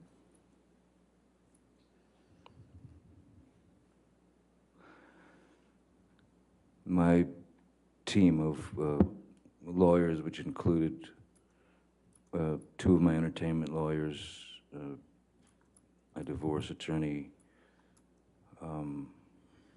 and two more attorneys that were on, Blair Burke and someone else.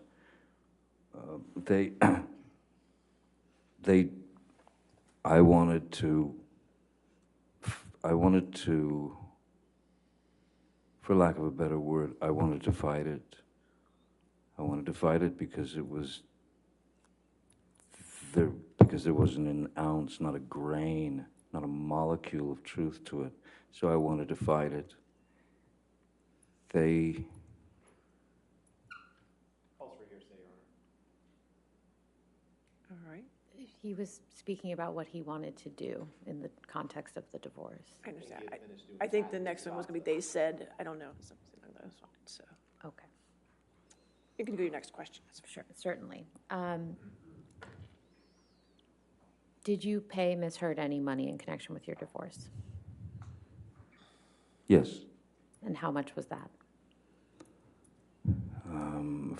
Her settlement, she wanted $7 million. I believe that was the settlement, wasn't it? Yes, $7 million. And was there a joint statement that you and Ms. Hurd released? Yes, that's where I was getting. The advice that I was given was not to fight. Objection, Your Honor. Hearsay. All right. I'll sustain the objection. Next question. Who wrote the joint statement? I have no idea. Lawyers. Did you approve the joint statement before it was issued? I'll put it this way, I wasn't given much of a choice. Could we please pull up Plaintiff's Exhibit 408?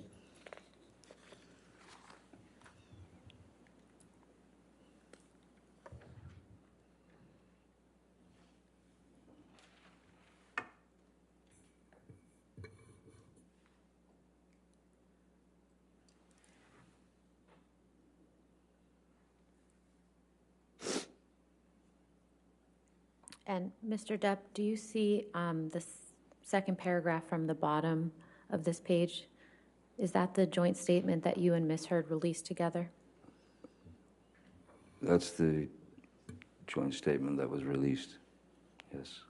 And could you please read that joint statement for the jury? Our relationship was intensely passionate and at times volatile, but always bound by love. Neither party has made false accusations for financial gain. There was never any intent of physical or emotional harm. Amber wishes the best for Johnny in the future. Amber will be donating financial proceeds from the divorce to a charity.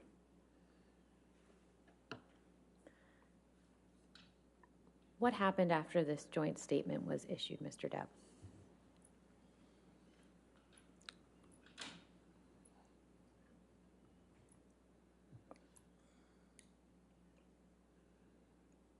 What happened after that?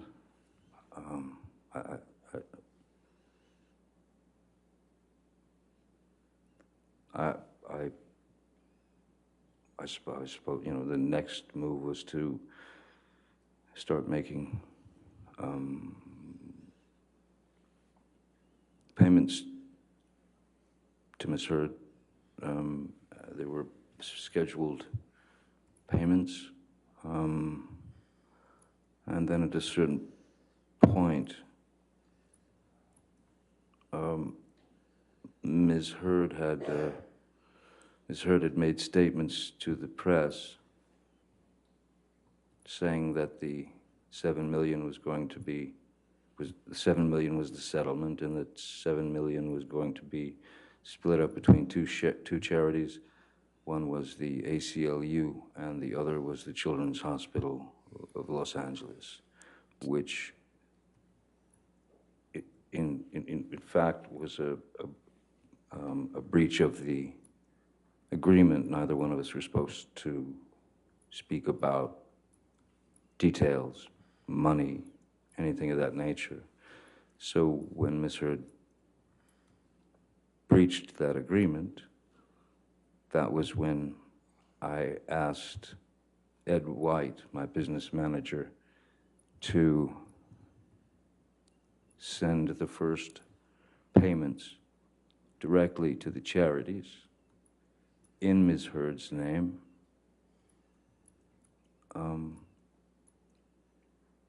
And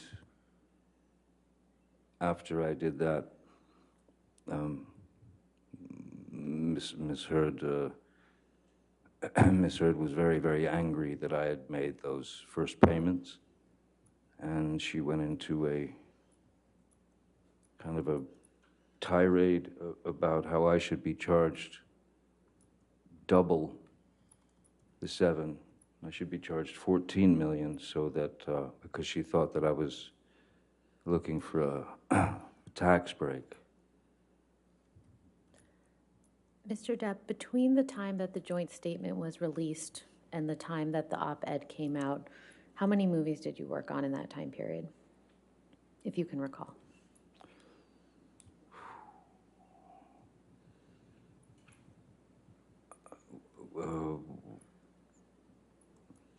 When did the joint statement come out? Was it, I'm sorry. Could we scroll up, please?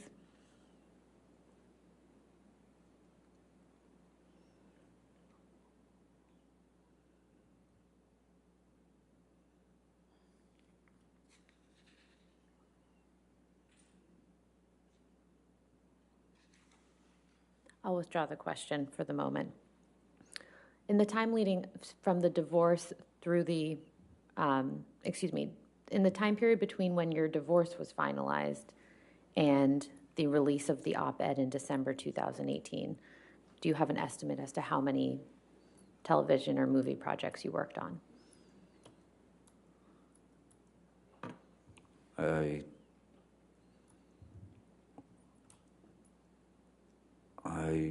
don't exactly. I don't exactly. I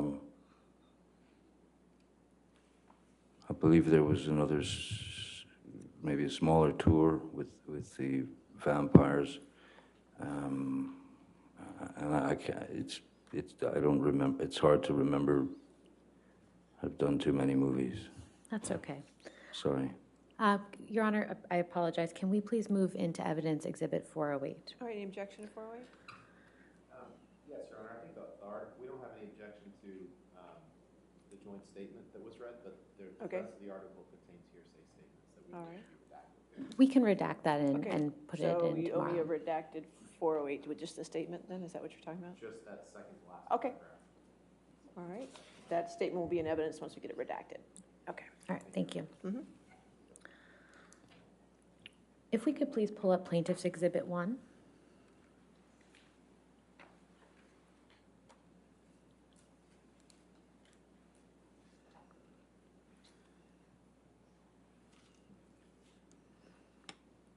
Mr. Depp, do you recognize this document? Excuse me. Yes, I do. And what is it? This is Ms. Hurd's op-ed for the Washington Post that I believe came out in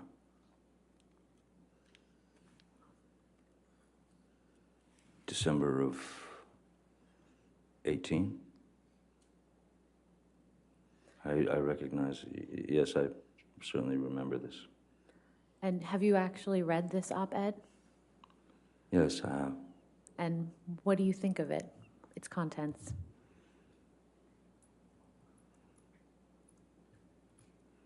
Well, it was a hell of a start, I'd say, in terms of the title. If you could, can we scroll down a little bit, just for a second?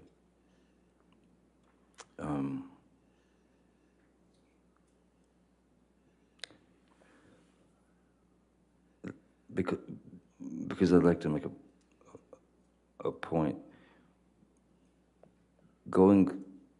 Reading it and reading the words that she had written about what was obviously it was obviously referring to our relationship. It was obviously referring to me 2 years ago. It all matched up, and so it was clearly about me. And then I read the rest of the article where she talks about, if you could go down, scroll down just a little bit.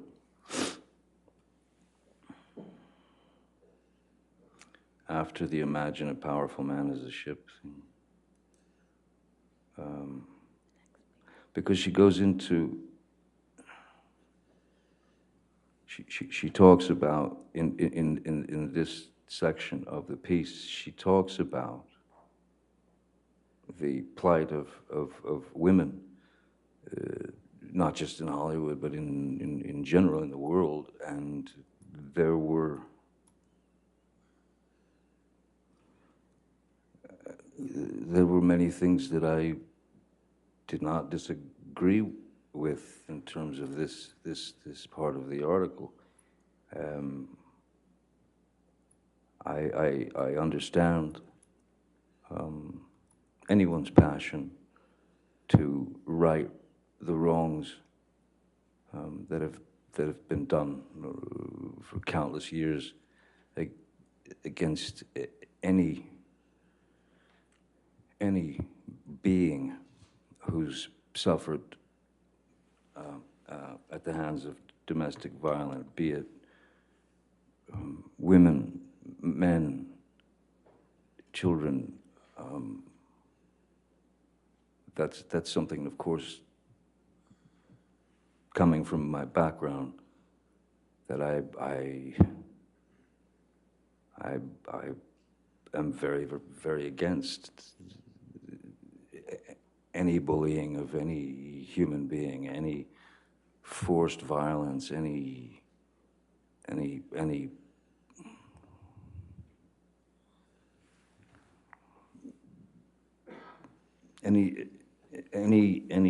injustice committed against any human being. So all this part of the article was, strangely, I understood it very well, and I can applaud some of this. I can absolutely say that I believe that it was very well done with regard to violence against women or violence against anyone. It just seemed kind of a strange other side, like a like a two-headed coin. Mr. Depp, did you experience any consequences after the release of the op-ed?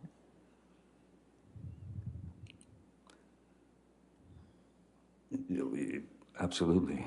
And what were those? Oh, I believe it was, I don't think it took Disney very long, maybe a couple of days, to announce that that I had been removed from the Pirates of the Caribbean films franchise,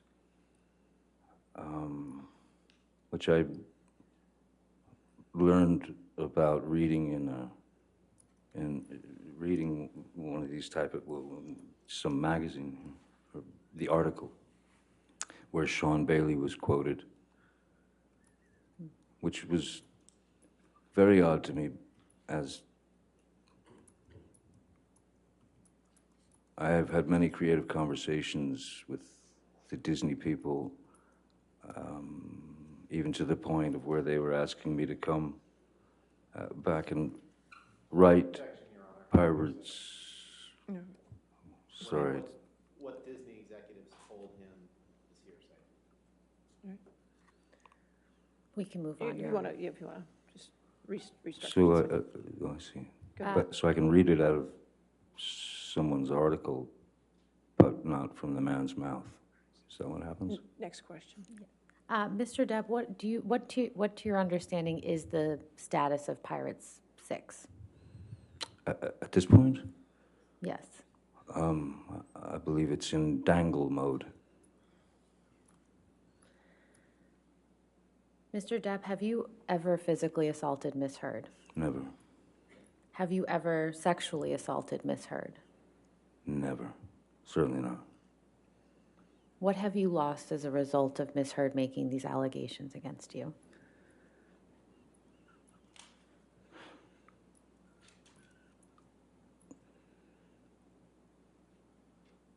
nothing less than everything.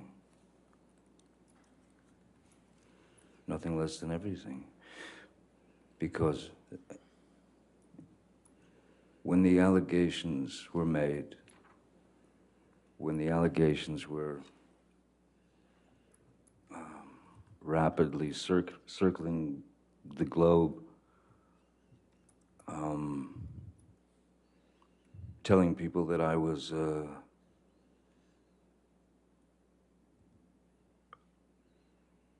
drunken, cocaine-fueled menace who beat women suddenly in my 50s.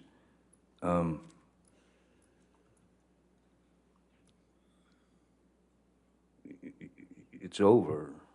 You know, you're done. So, what did it do to me?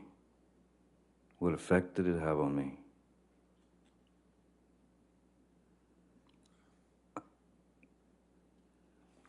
I'll put it to you this way. No matter the outcome of this trial, the second the allegations were made against me, the accusations, the second that more and more of these things, as I said, metastasized and turned into fodder for the media, once that happens, or once that happened, I lost then. That is to say, I lost because that is not a thing that anyone is gonna just put on your back for a short period of time. I will live with that for the rest of my life because of the allegations and because it was such a high-profile case. So I lost then, no matter the outcome of this trial. I'll carry that for the rest of my days. And it never had to be that way. It never had to happen. And I don't quite understand why it did in the way that it did. I have no further questions, Your Honor. All right. I think I assume you'd rather start tomorrow morning, is that correct? I'm perfectly happy to start now, Your Honor, or tomorrow morning, whatever Your Honor prefers. Why don't we go ahead and start a little bit today, just because time is not on our side, okay? Certainly. All right, thank you. Cross-examination?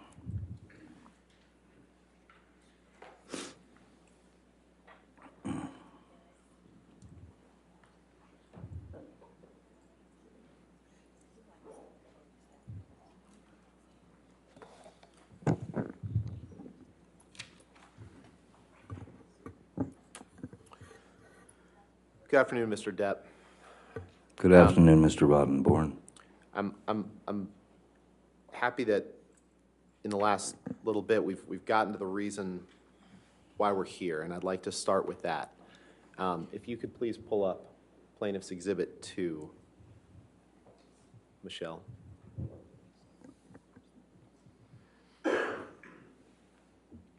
Next page.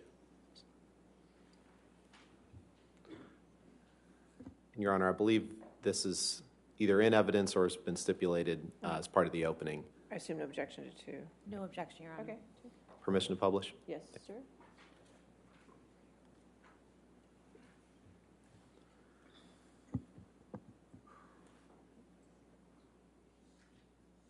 This article, this opinion piece in the middle of the page there, Mr. Depp, this is the opinion piece that Amber Hurd wrote in the Washington Post that was published on December 18th, 2018, correct? Doesn't that say December 19th on it? At the top of the page, doesn't that say December 19th, 2018? Go ahead and I blow believe that up, that the Michelle. 2018 was the online, was it not? Okay, so December 18th, December 19th, this piece in the middle of the page is the opinion piece Ms. Hurd wrote, right?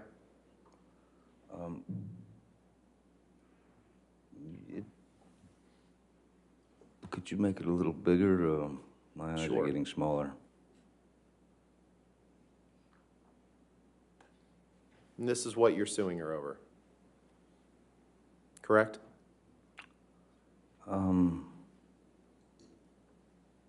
I'm suing her over defamation and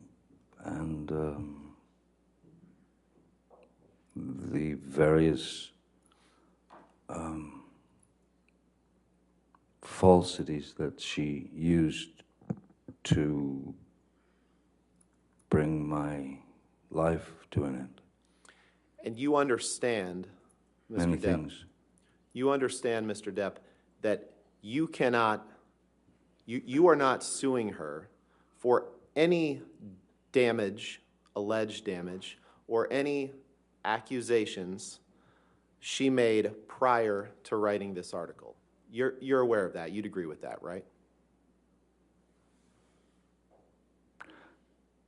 Could you say that again, Mr. Rottenborn? You are not bringing a lawsuit against her, bringing her into court in Virginia for anything that she did prior to writing this article, correct? You know that you can't do that, right? I have to say that I, as I said at the top of this, I've never seen this version of the op-ed piece. The version that I saw was the other one that I identified that was on the 18th. This is on the 19th. I believe the 18th And was 2 years quite before, possibly, was quite possibly, maybe that was the online version that came out first. 2 years before there's a either the very online or the different- print. I'm sorry, I was just No, going to finish my I think you answered answer. my question, sir. Thank you. Oh. 2 years before the online and the print version came out, Mm-hmm. in 2016, Amber obtained a domestic violence restraining order against you from a California court, correct? Yes, sir. And in obtaining that domestic violence restraining order in May 2016, she accused you of domestic abuse, right? Yes, sir. And Michelle, if you could blow up the third paragraph down, please.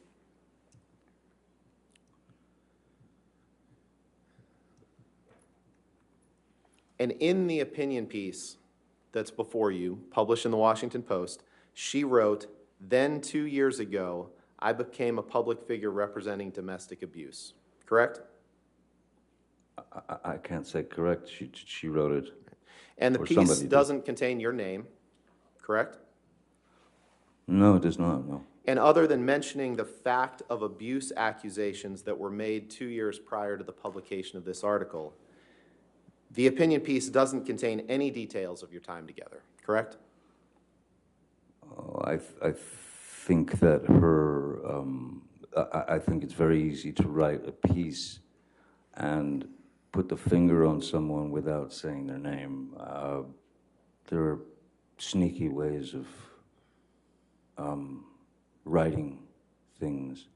And as I've seen also what the ACLU and their team had to say, they clearly described to Ms. Hurd that... I'll move to strike this as hearsay, Your Honor. All right, I'll do that. Next, And I appreciate... Sorry, it's evidence. next question, okay? Thank you, Your Honor. Mr. Depp, I appreciate you've gotten a lot of chance to talk, and I'm trying to be respectful of the court's time and the jury's time. So I'm going to ask you that question again, because I think it's a pretty simple yes or no question, which is... You'd like it to be, sir. Nothing simple in this case. Other than mentioning the fact of abuse accusations made 2 years prior, this opinion piece does not contain any details of your time together. Yes or no? It contains fragments. This piece here, I don't know, is this word for word with the other piece? And the article discusses proposed legislation, which you just talked about, correct? You'd agree with that, right? Yes, yeah. And it discusses Amber's experiences after she had separated from you. You'd agree with that, right? 2 years ago, I became the public face for domestic violence. 2018, 2016, it seemed to me that the puzzle was going to work no matter your angle, sir. Okay. So I'll take that response as a no, that this piece does not discuss this piece does not discuss anything prior to Ms. Hurd separating from you, and it only discusses her experiences, her biographical experiences after she separated from you. Correct? I can't say that. Okay. Now, you're claiming that due to Amber's allegations of abuse, you can't be in Pirates 6, correct? I'm saying that after everything had basically hit its media targets and the hit pieces kept coming, it would be, I mean, I would be a real simpleton to not think that there was an effect on my career based on Ms. Hurd's words, whether they mention my name or not. You became aware prior to the publication of this op-ed that you were likely out for Pirates 6. That Disney was considering dropping or dramatically shrinking your role, correct? No. Can you pull up Defense Exhibit 113, please?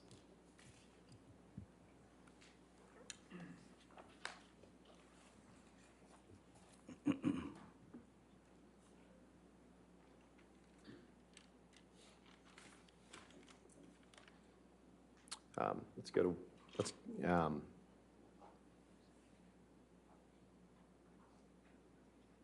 go to 114, please. Are you changing on me? Yeah, I'm sorry, Your Honor, but it's the next one, so it's... Okay, 114? All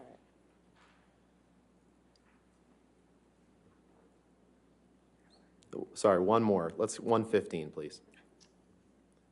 115.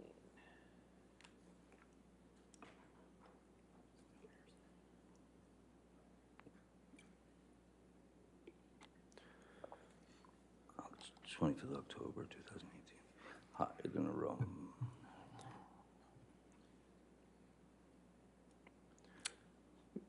Mr. Depp, do you see... Personal dramas, yes. Sorry. Do you have the question, Mr. Rodman? I did. I was just giving him time to read. Do you see the date of this article beneath those bullet points is October 25th, 2018? Do you see that? Yes, I do. And do you see that the headline, Hide the Rum, Johnny Depp is out Objection, Your as Honor. Jack This is Sparrow in Disney's Pirates of the Caribbean? Yes. Objection, hearsay. Hearsay objection. I was asking if he became aware. I'm not offering an article for the truth. This It's is his an awareness. article from the Daily Mail, Your Honor. Right. I'm asking if his awareness that he was likely I'll out. allow that question. Thank you. Okay. So, Mr. Depp, Yes, sir. were you aware that as of October 25th, 2018, about 2 months before this op-ed was published, that it was being reported, as it is in this article, that Johnny Depp is out as Jack Sparrow in Disney's Pirates of the Caribbean film franchise as actor battles financial issues and personal dramas? Were you aware of that? I wasn't aware of that, but it doesn't surprise me given that 2 years had gone by of just constant worldwide talk about me being this wife beater. Understood, but you... So I'm sure that Disney was trying to cut ties to be safe. The Me Too movement was in full swing at that point. Right, and to the extent they were trying to cut ties to be safe, that was as long as 2 months before you wrote the op-ed. Objection calls for speculation. I'll allow it if you can answer it. I'm sorry, the question? To the extent that Disney was trying to cut ties with you, as you say, to be safe, that was as much as 2 months prior to you publish, or to Ms. Hurd publishing the op-ed in the Washington Post, correct? Objection, lack of foundation. Out loud if you can answer it. October is 2 months before December, that's correct. But it's odd that they were going to release me from my role as Captain Jack Sparrow, but yet kept me on every ride across the world. In the Pirates of the Caribbean rides, I'm in the Los Angeles, or the Hollywood one, or whatever it is, 3 or 4 times, Shanghai, I mean all over the world. So they didn't remove my character from the rides. They didn't stop selling merchandise of Captain Jack Sparrow. They didn't stop selling dolls of Captain Jack Sparrow. They didn't stop selling anything. They just didn't want there to be something trailing behind me that they'd find. And you aren't aware, you said Pirate 6 in your view is dangling. You're not aware of if or when Pirate 6 will be made, correct? No, sir. No. And the fact is, Mr. Depp, if Disney came to you with $300 million and 1 million alpacas, nothing on this earth would get you to go back and work with Disney on a Pirates of the Caribbean film, correct? That is true, Mr. Rottenborn. And you couldn't identify a single movie that you did between the divorce and the op-ed in response to Ms. Meyer's questions just now. You said there was a small tour of your band between that, but you couldn't identify a single movie that you did in the year or two prior to the op-ed, correct? I have to tell you that when I'm working on a film, I do my work, and when I'm wrapped on that film, I've done my work, and I move on to the next. So I haven't seen the majority of my films. I've seen a few only if I had to, but so it doesn't come right away to my head. Films are not the first thing that I think about. And you spent a long time talking about the impact of the abuse allegations made in Ms. Hurd's obtaining the temporary restraining order or the domestic violence restraining order in May 2016, right? Sure. And you testified that you wanted to fight it, right? But the fact is, you never fought the allegations in court in 2016. It was only after Ms. Hurd published this op-ed in 2018 that you fought them. You never tried to fight them in 2016, did you? I was advised by my attorneys not to fight. In fact, you signed not only we read a statement, but let's pull up.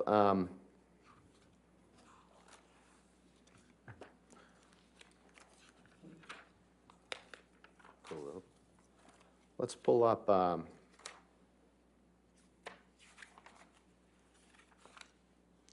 DX 1458, please.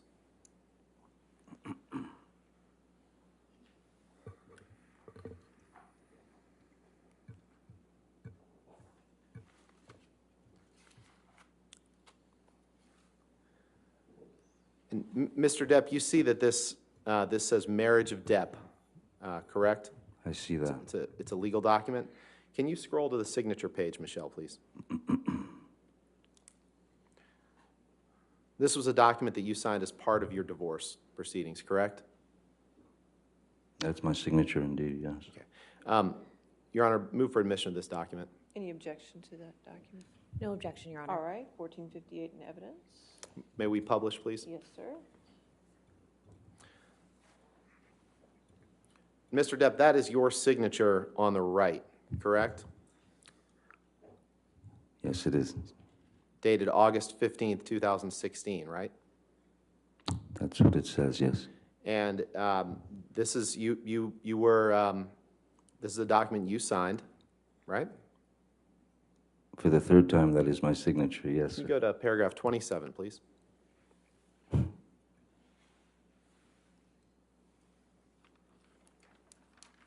Paragraph? Paragraph 27. Okay. And this paragraph is a joint statement that Both sides agreed to release. And if you look in the block quote there, contains the quote, or contains the statement, neither party has made false accusations for financial gain. Neither party has made false accusations for financial gain. Did I read that right? You did, Mr. Take Rottenborn. that down, Michelle.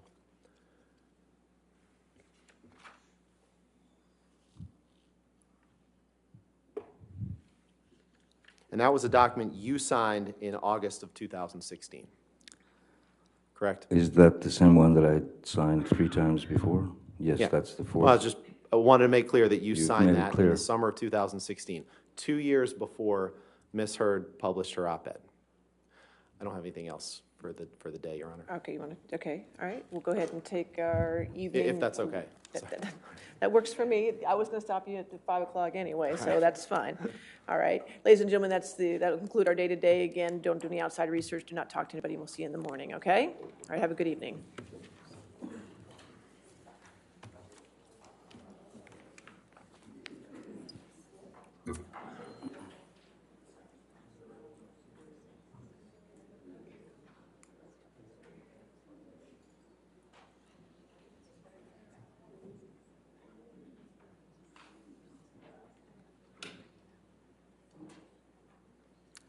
Again, sir, just don't discuss your testimony with anybody since you're still testifying, and to include your attorneys, okay? We'll see you in the morning, okay?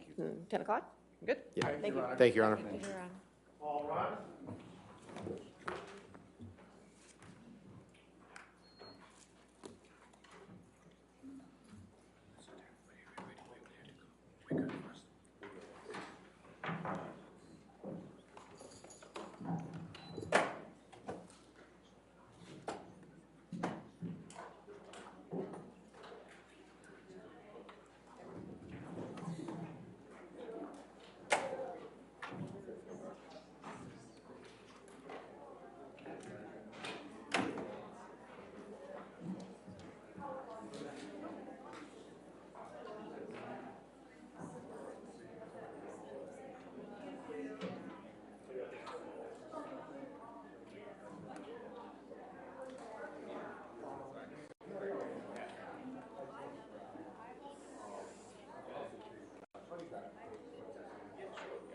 And then, can I grab one of you for just a quick second? Hi.